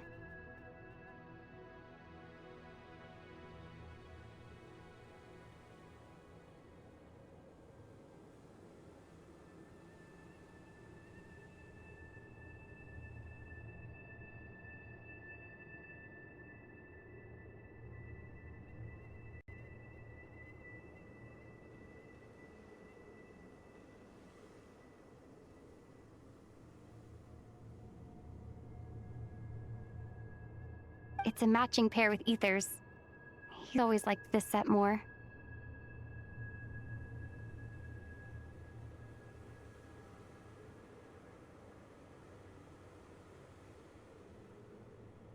Huh.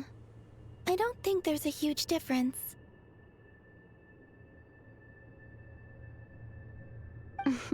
Really? Yes, it's still the same you. You're the same person, no matter what clothes you wear.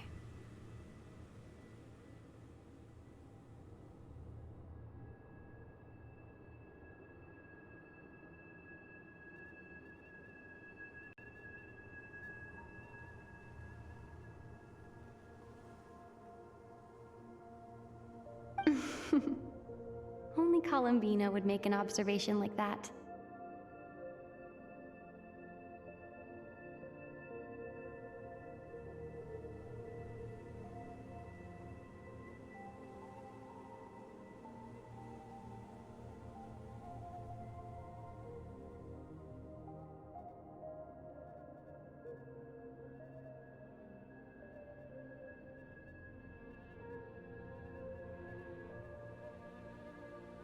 Traveler, do you consider Tevat your home?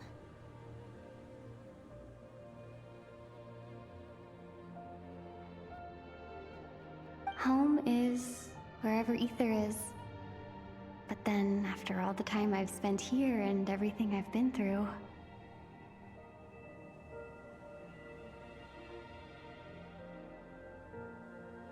Yes, I'd say it's my home.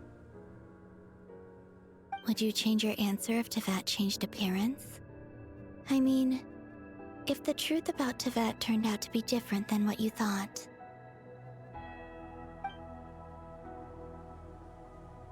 I don't know. But I don't think so. The truth is not what matters most to me about Tevat.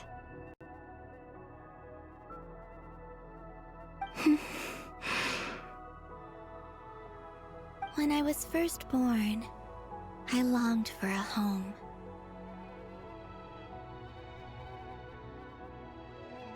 And when you get something before you're mature enough to understand the world, you just take it at face value.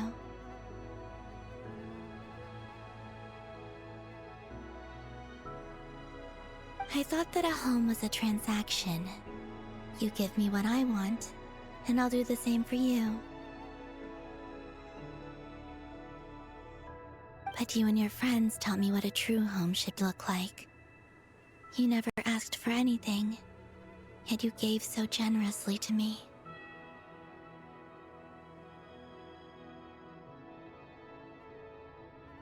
That's because your friendship matters to us.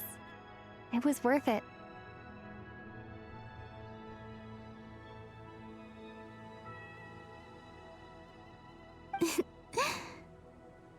In the past, I thought that my birth in Krai must have been a mistake. But after journeying to the distant past where the story began, I realized that it was I who chose Krai to be my future home. Now, I am glad that I made that choice. I'm sure your friends are just as glad. In fact, I intend to make the same choice today as I did back then. What do you mean? Well, I've given the Eternal Moon's marrow to Lauma, and the Iridescent Moon's marrow to Arlecchino. And now, I shall return my Kuvagi to Krai again, that it may continue to protect my chosen home. Wait! But what about your body? Hmm? Oh, are you worried that I'll disappear again? I won't. Not this time. The Frost Moon has now entered the false sky, and I am the Tri-Lune goddess. I am only returning to Krai the part of me that it needs.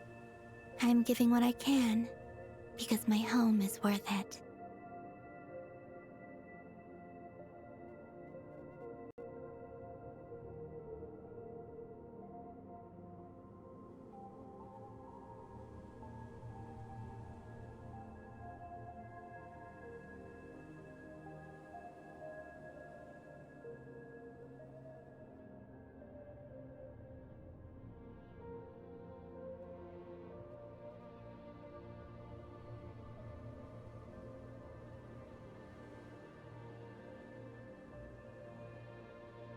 Oh, and I have something for you, too.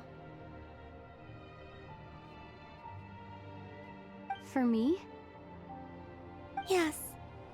Come closer.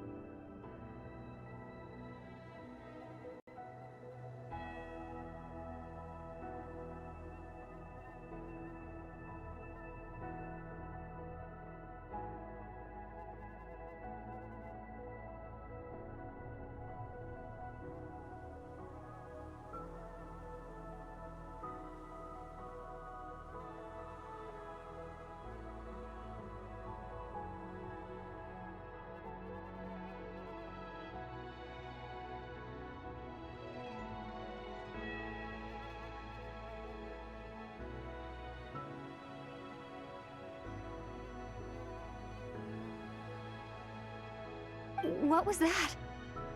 I lifted some of the restrictions this world placed on you.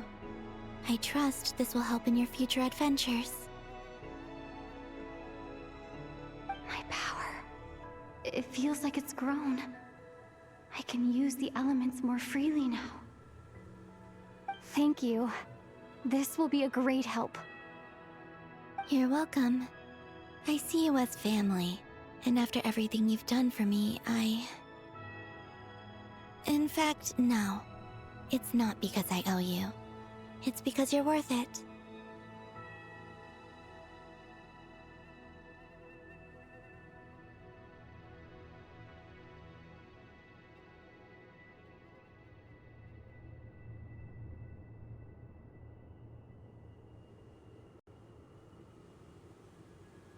Here. This flower is for you.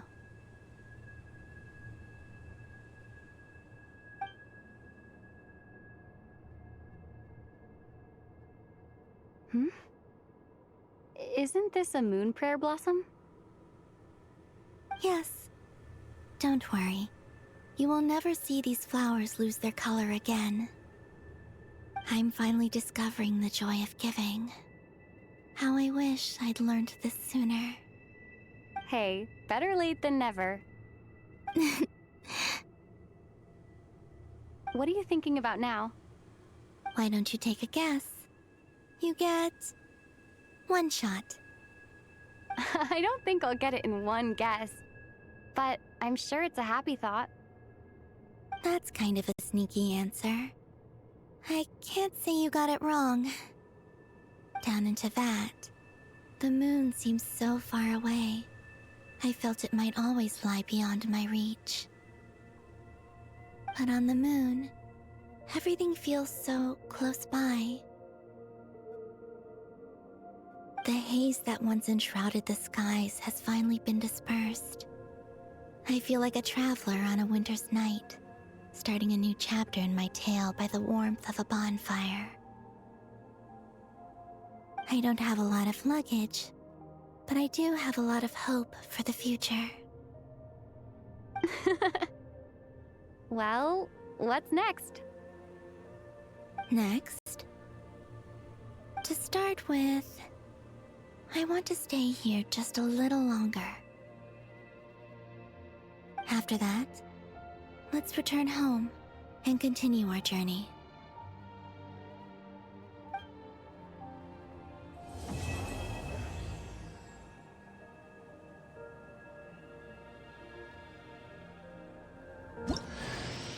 These clothes bring back so many memories.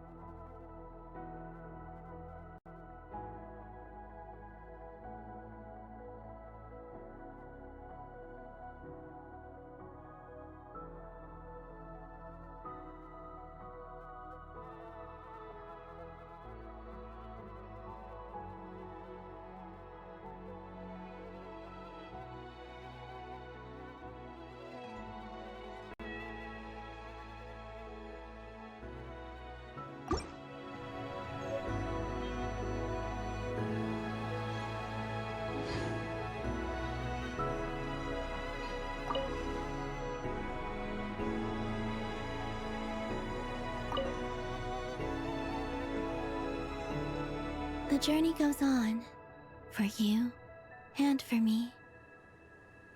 Like I said, this is not the end. I don't believe there has to be an ending. Oh, is that your next destination? Most people would probably tell you to pack some warm clothes. But I experience things differently than most people, so I can't know how cold it is. In fact, it is home to quite a wondrous heat source. I think they call it Kreshnik's torch. Every city in Snezhnaya is built around one of those. I sensed the energy it gave off as I was passing by on a railway train. It felt grand, and distant. I also recommend the Korolievsky troupe in Snezhnograd. They give performances quite regularly, and entry was free for Harbingers. I liked them a lot. Ice cold and sharp. Crystal clear in some ways, yet profoundly unfathomable in others, like the thick layer of ice on top of a frozen lake. That's just the impression that Tsaritsa gives me. I was never able to glimpse what truly lies beneath that icy exterior. In fact, I don't think the people of Snezhnaya even know what kind of power their god wields. Maybe that's because the Tsaritsa herself has never acknowledged, nor accepted that power. There's Regrator, the Rooster, and the Jester. Between them, they control a lot of what happens in Snezhnaya, but I could never wrap my head around how exactly power is split between them. I just know they are each responsible for many specific domains. I noticed that the Rooster and Regrator often appear to get along on the surface, while working against each other in secret. And theirs is not a friendly rivalry. But I wasn't particularly interested, so I tended to keep my distance. Now that I think about it, the term Mistelton often seemed to come up in connection with Project Stuja. Once things settle down in Krai, I'd like to explore the world beyond Snezhnaya. You've told me so many stories about the other places you've been to, and all the friends you've made there. I'm curious to visit those nations and see them for myself. It would also help me learn more about the journey that has made you into the person you are today. Okay. As you continue on your journey, don't forget to gaze up at the moon once in a while. It is, after all, no longer an illusion. It shall cast down its true moonlight, connecting us in truth.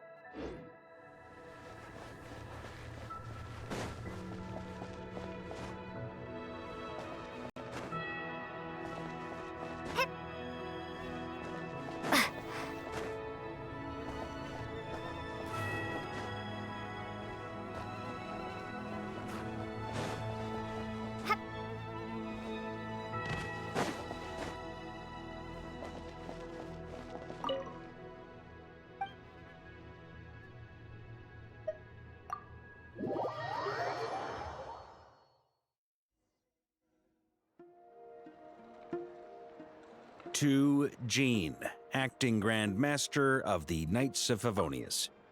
Ugh, this preamble is such a pain to write. It's probably high time we got rid of this acting business. I trust that Dern has updated you all on recent events. Hope we didn't worry you too much. The good news is, we managed to come together and put a stop to the Doctor's evil schemes. With that, I think it's safe to say that Krai is finally out of the woods. As for the Fatui, not counting the Damselette, aka the Moon Goddess, who has left their organization, we found ourselves allied in this instance with both the Knave and Marionette. May she rest in peace. As ever, we find ourselves better off for making friends rather than enemies.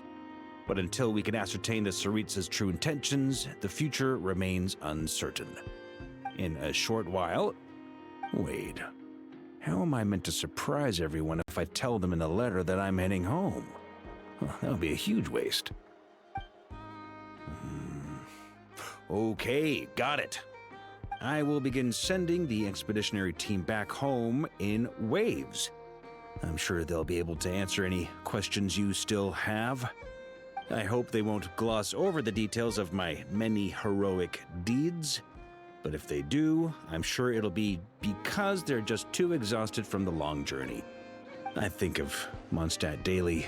Please give everyone my best regards.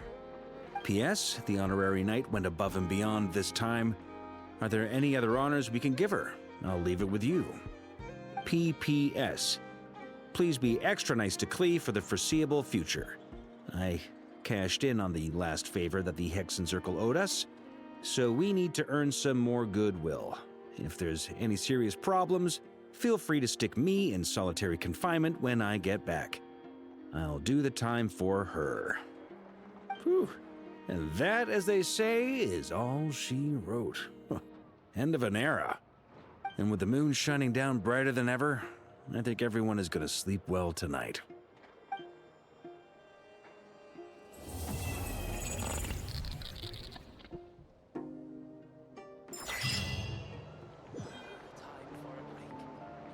This place looks perfect.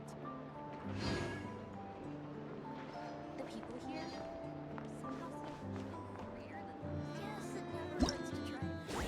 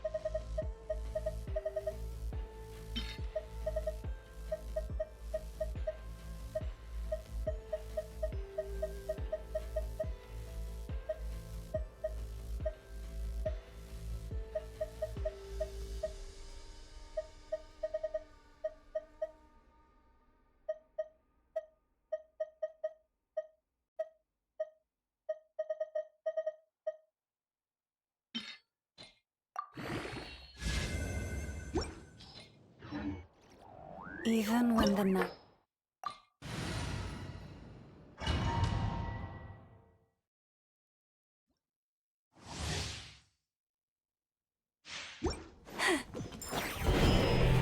Poor lost land. Moons in my hand. Behold the false moon's fall.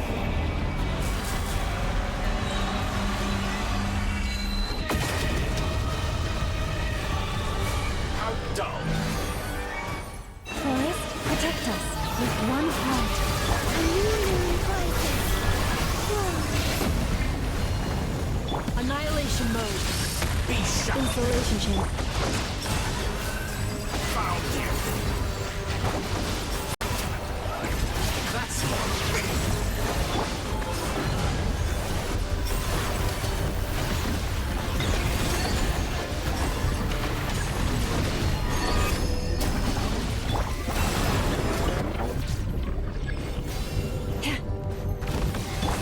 Wayne. Defensive mode engaged.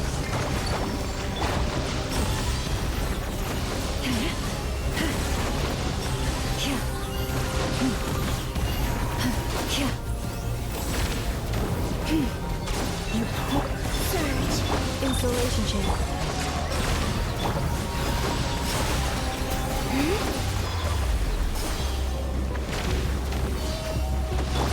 Leave this place. Cleanup sequence initiated. reverse. By the frost in the hole. You poor lost land. Ultimatum protocol.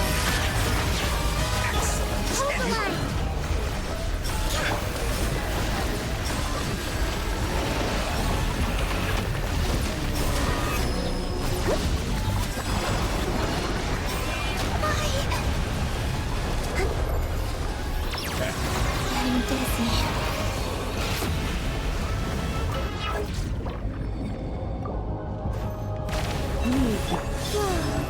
Defensive mode. Allow me! Turn! Bring refuge! Let's move out.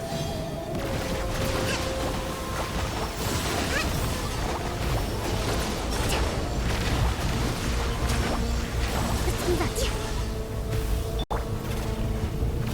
Forest, Wayne. Cleanup sequence initiated.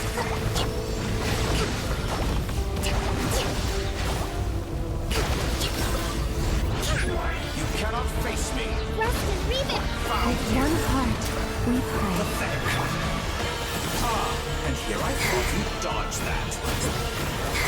With the marrow of the three moons in my hand, behold the false moon's fall.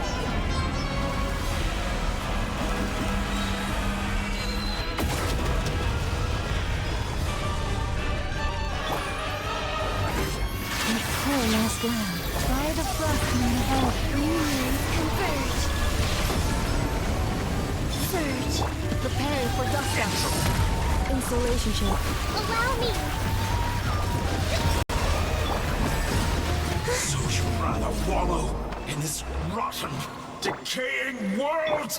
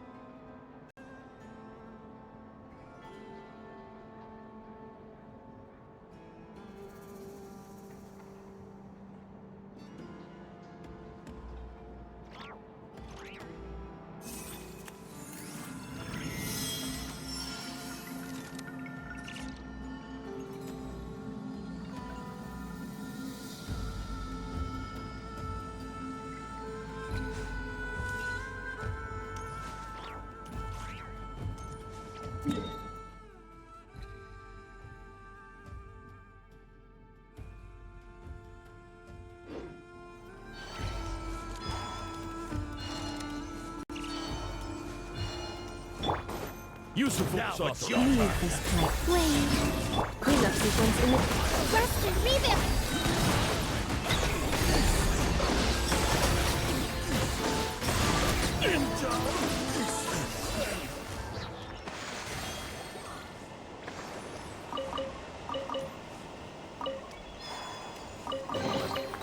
You keep them. I no longer need offerings.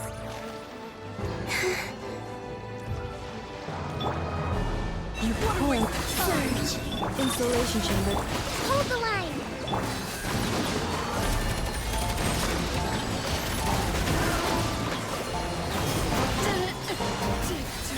With one heart, we pray. A moonlit night for all.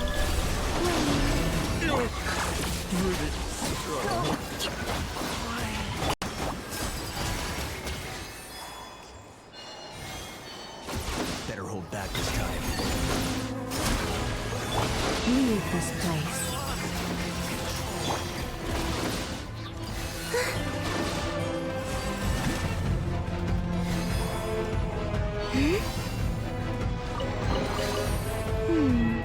Could they run from home too?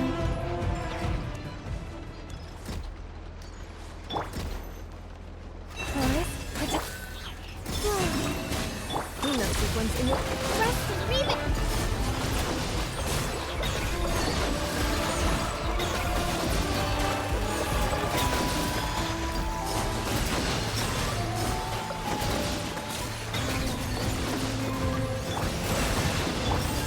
Wayne.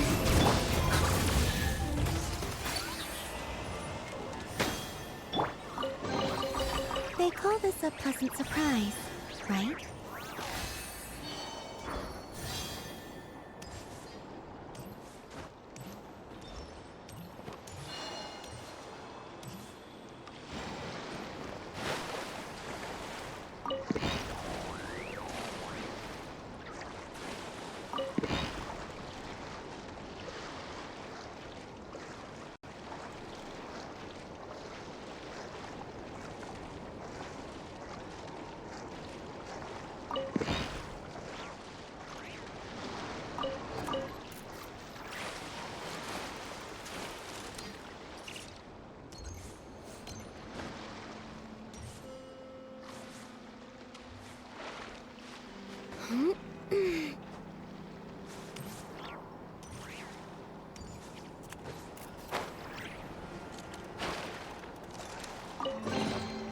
They call this a pleasant surprise, right?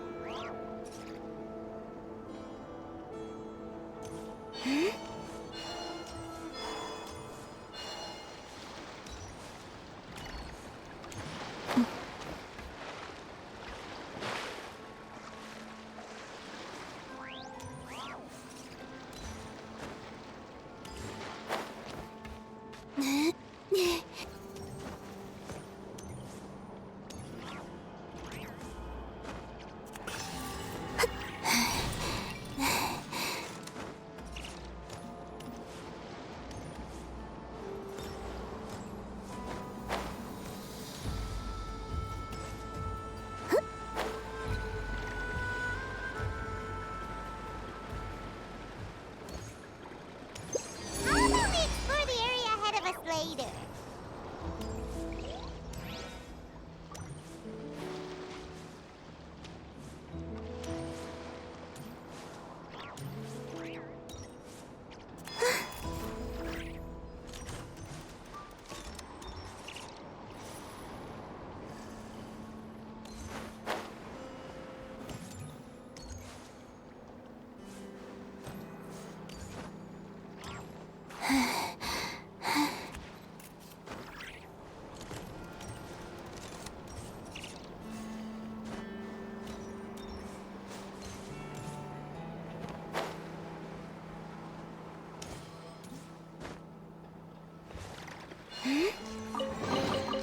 They call this a pleasant surprise, right?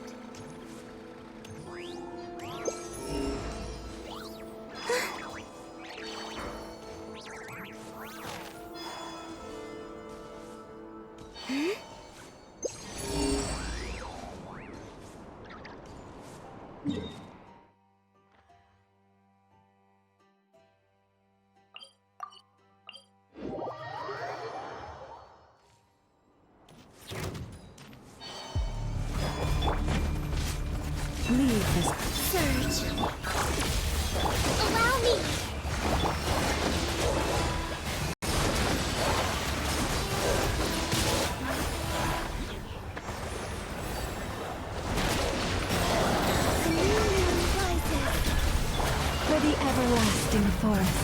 You pour up. Annihilation mode. Defensive mode engaged. Thrust and rebuild! Covenant of the Deep!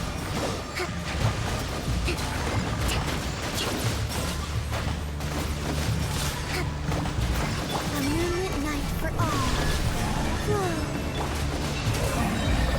By the frost moon of old.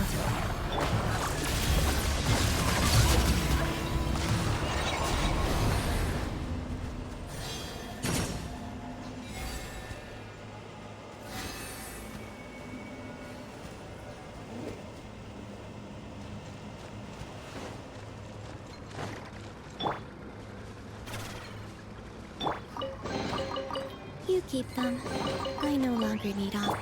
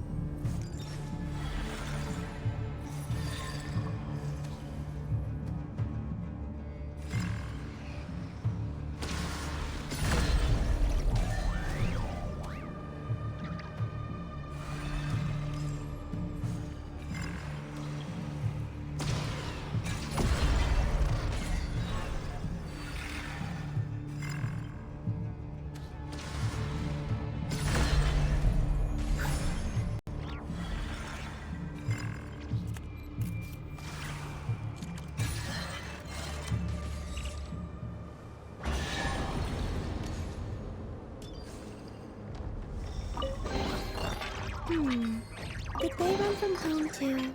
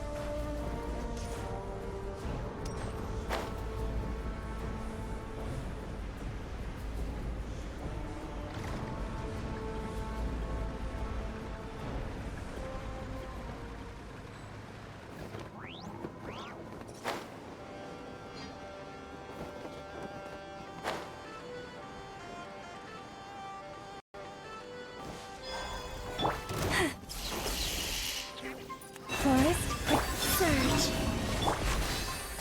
Cleanup sequence in.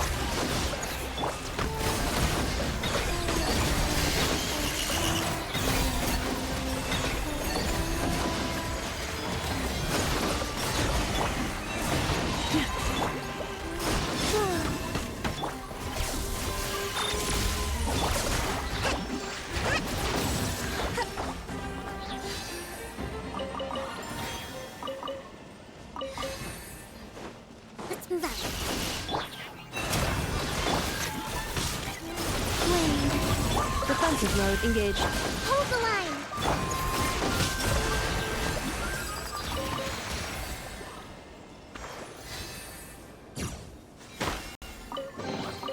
They call this a pleasant surprise, right?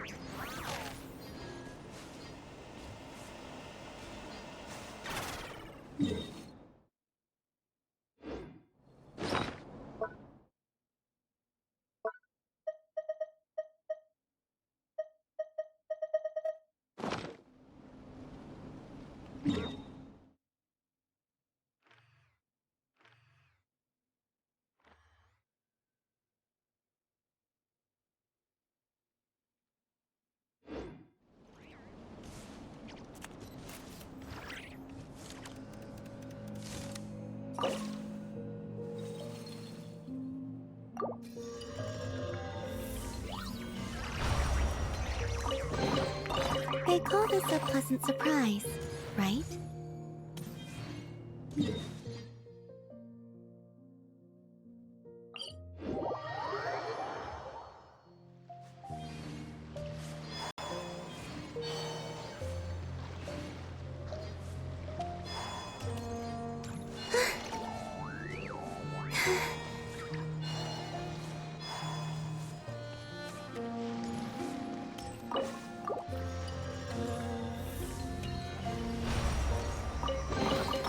They call this a pleasant surprise, right?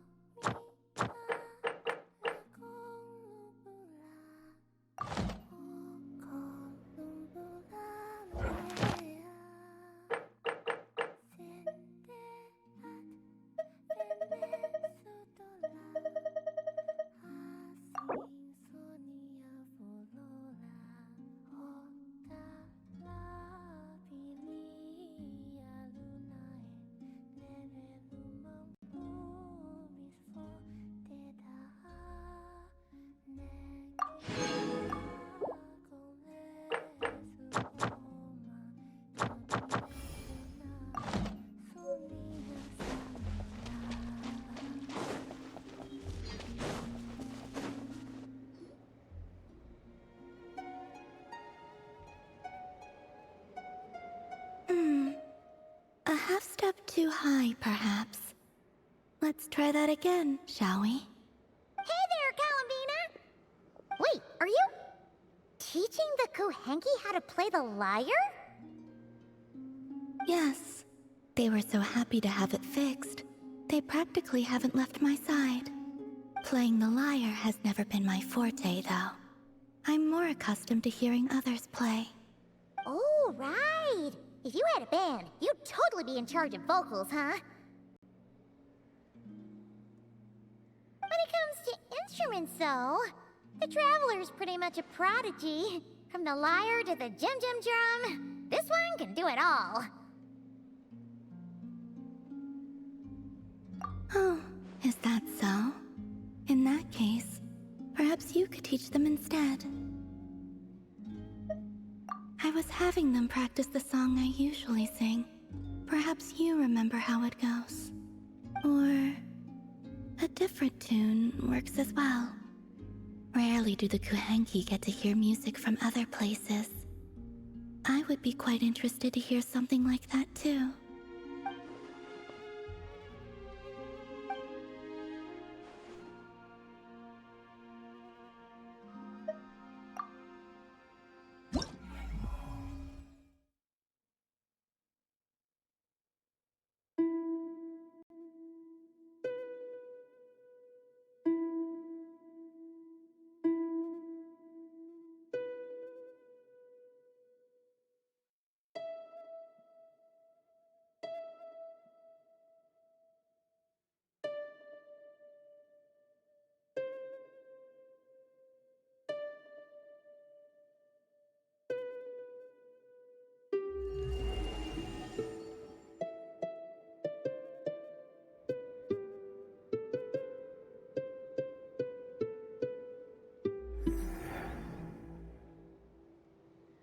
curious. I have heard melodies like this before, but your playing lends a whole new dimension. Ah, maybe because the traveler was channeling her emotional connection to that place. What's curious is that I feel as if I can picture the landscape just by listening to the melody. I wonder how the real thing compares to my imagination. You should just go see it someday. We can be your tour guides. Perhaps, if that day ever comes.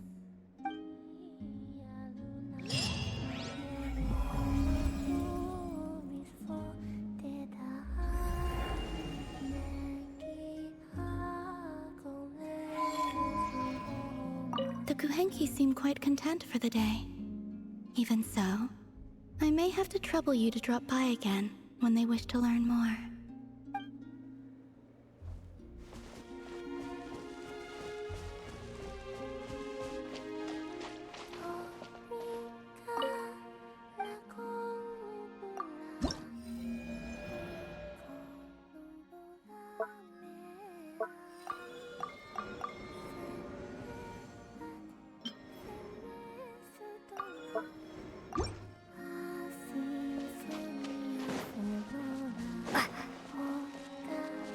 The Kuhenki seem quite content for the day.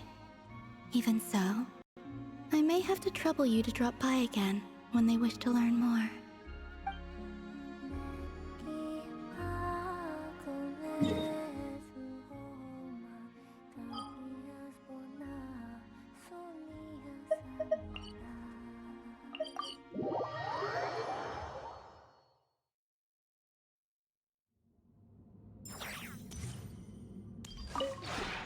This realm is...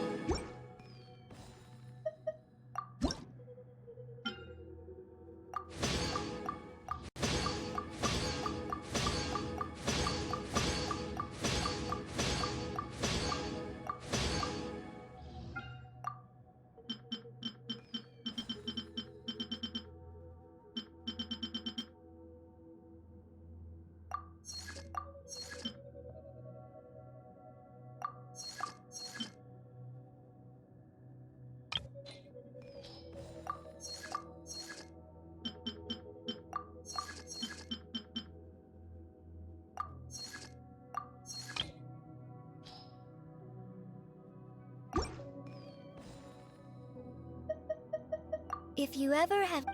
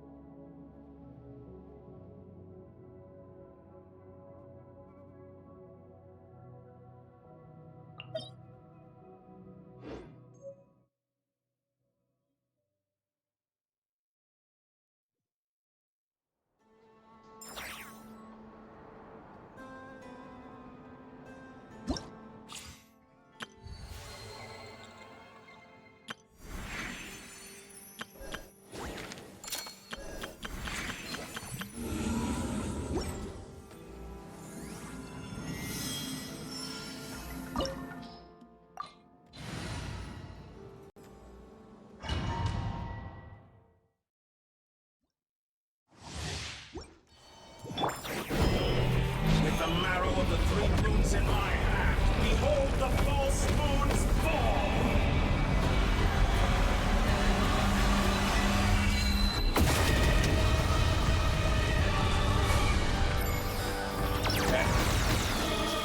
Perilous land for the everlasting. Three moons converge. Reverse. Ultimatum protocol. Cleanup sequence. Rest and rebuild.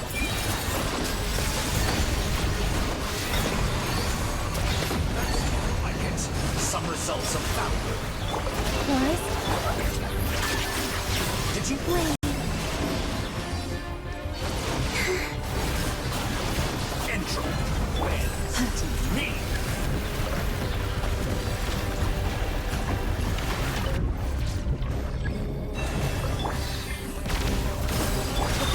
mode engaged.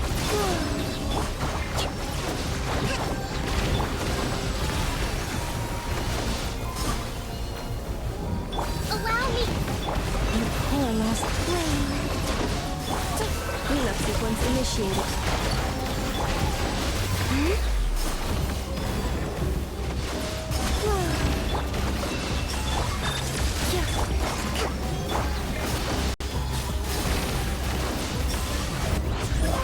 Cannot face me.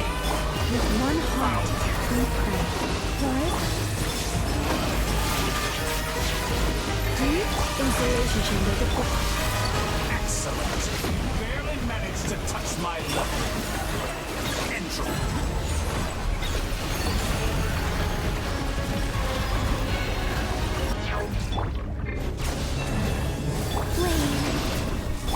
Defensive mode engaged.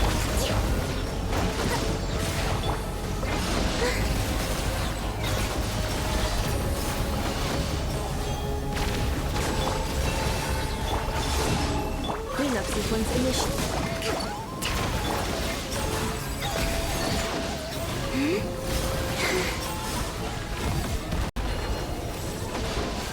Leave this one. Surge.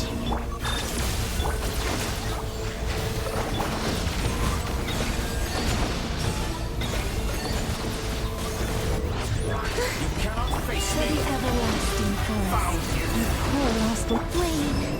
Leaving the openings on the clear moons in my hand. Behold the false moon's fall.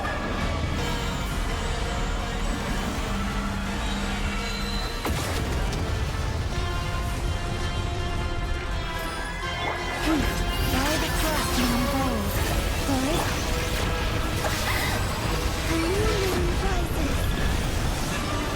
Annihilation mode. Defensive mode engaged. Rest and rebuild! Here, bring refuge! So you'd rather wallow in this rotten, decaying world?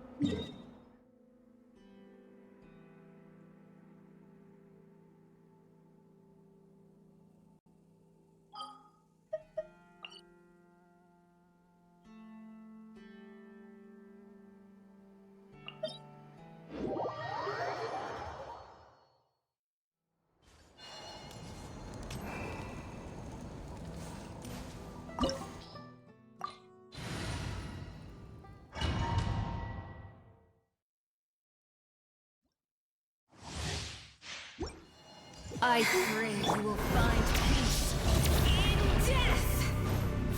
You poor lost lamb. Surge. Allow me!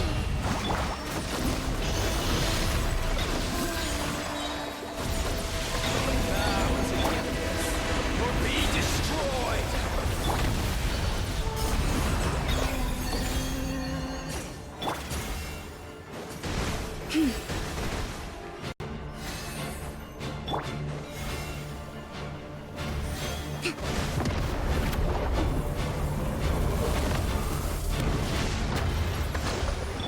For the everlasting forest. Forest? Converge. Cleanup sequence initiated.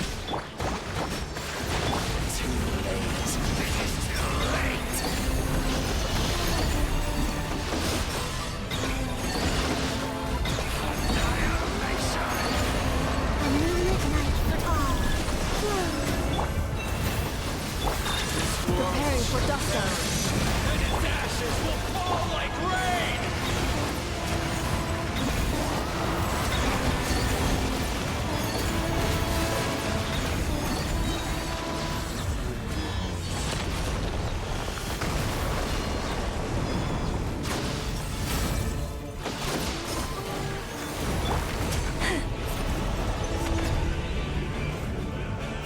One heart, we pray.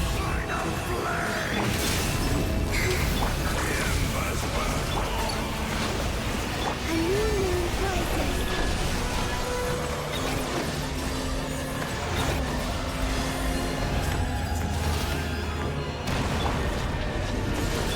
Leave this place.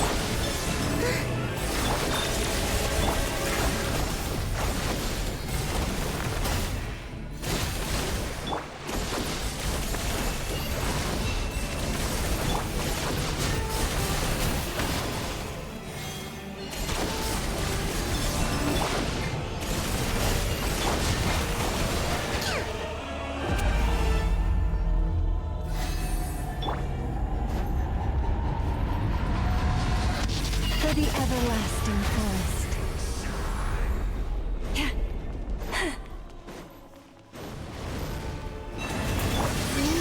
Converge. Ultimatum protocol. Thrust and rebuild.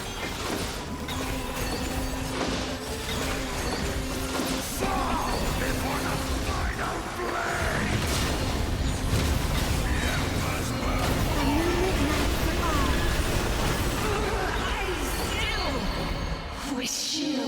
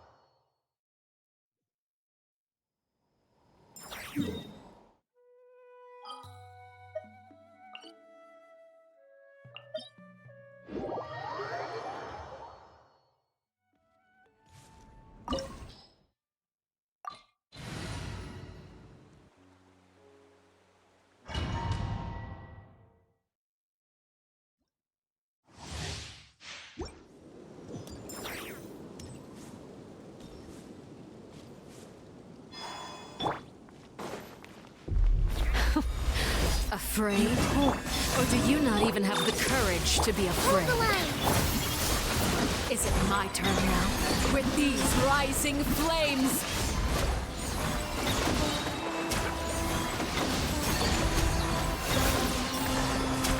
Leave this place. Now that's By more the like frost it. moon of old.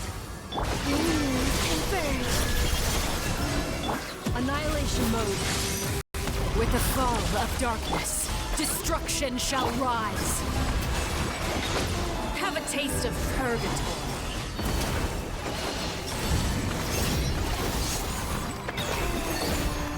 With these rising flames.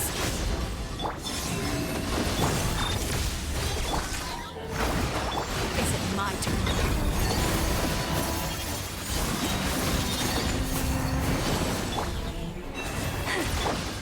Not bad. You've proven to be a worthy opponent after all. Defensive mode engaged.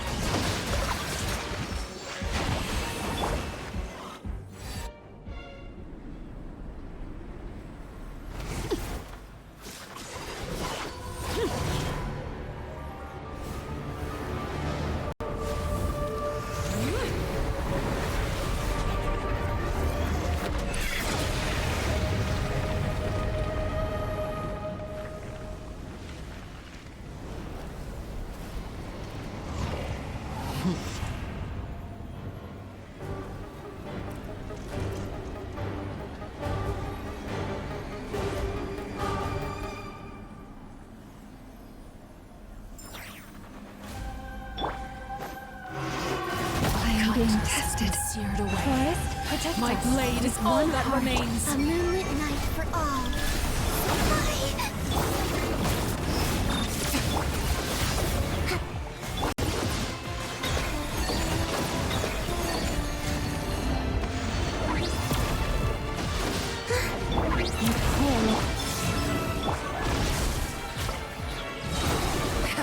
Ultimatum protocol. Insulation chamber deployed. Frosty, rebuild! Converge. Your punishment made manifest. Taurus, protect us. We have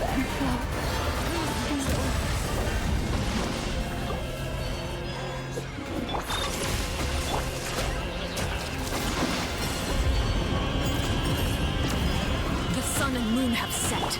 Only ruin remains. Who's next?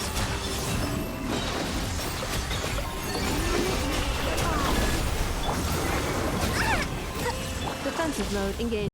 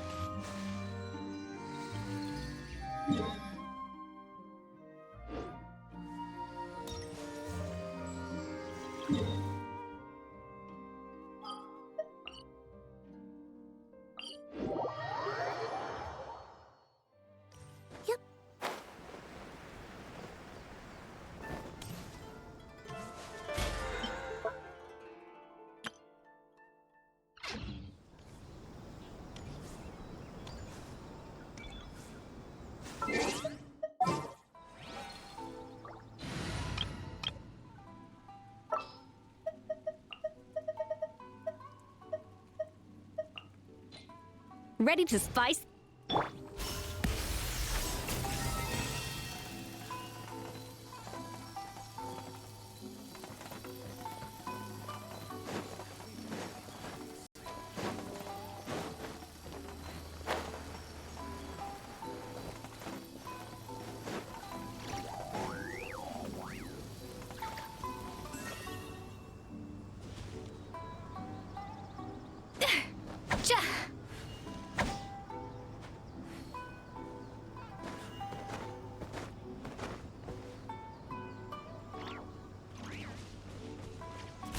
An inspired melange!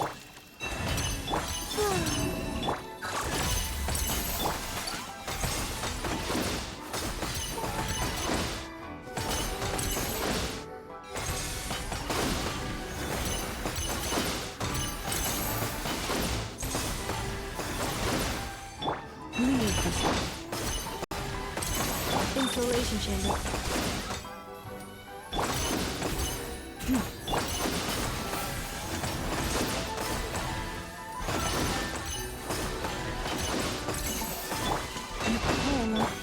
Surge. Cleanup sequence initiated.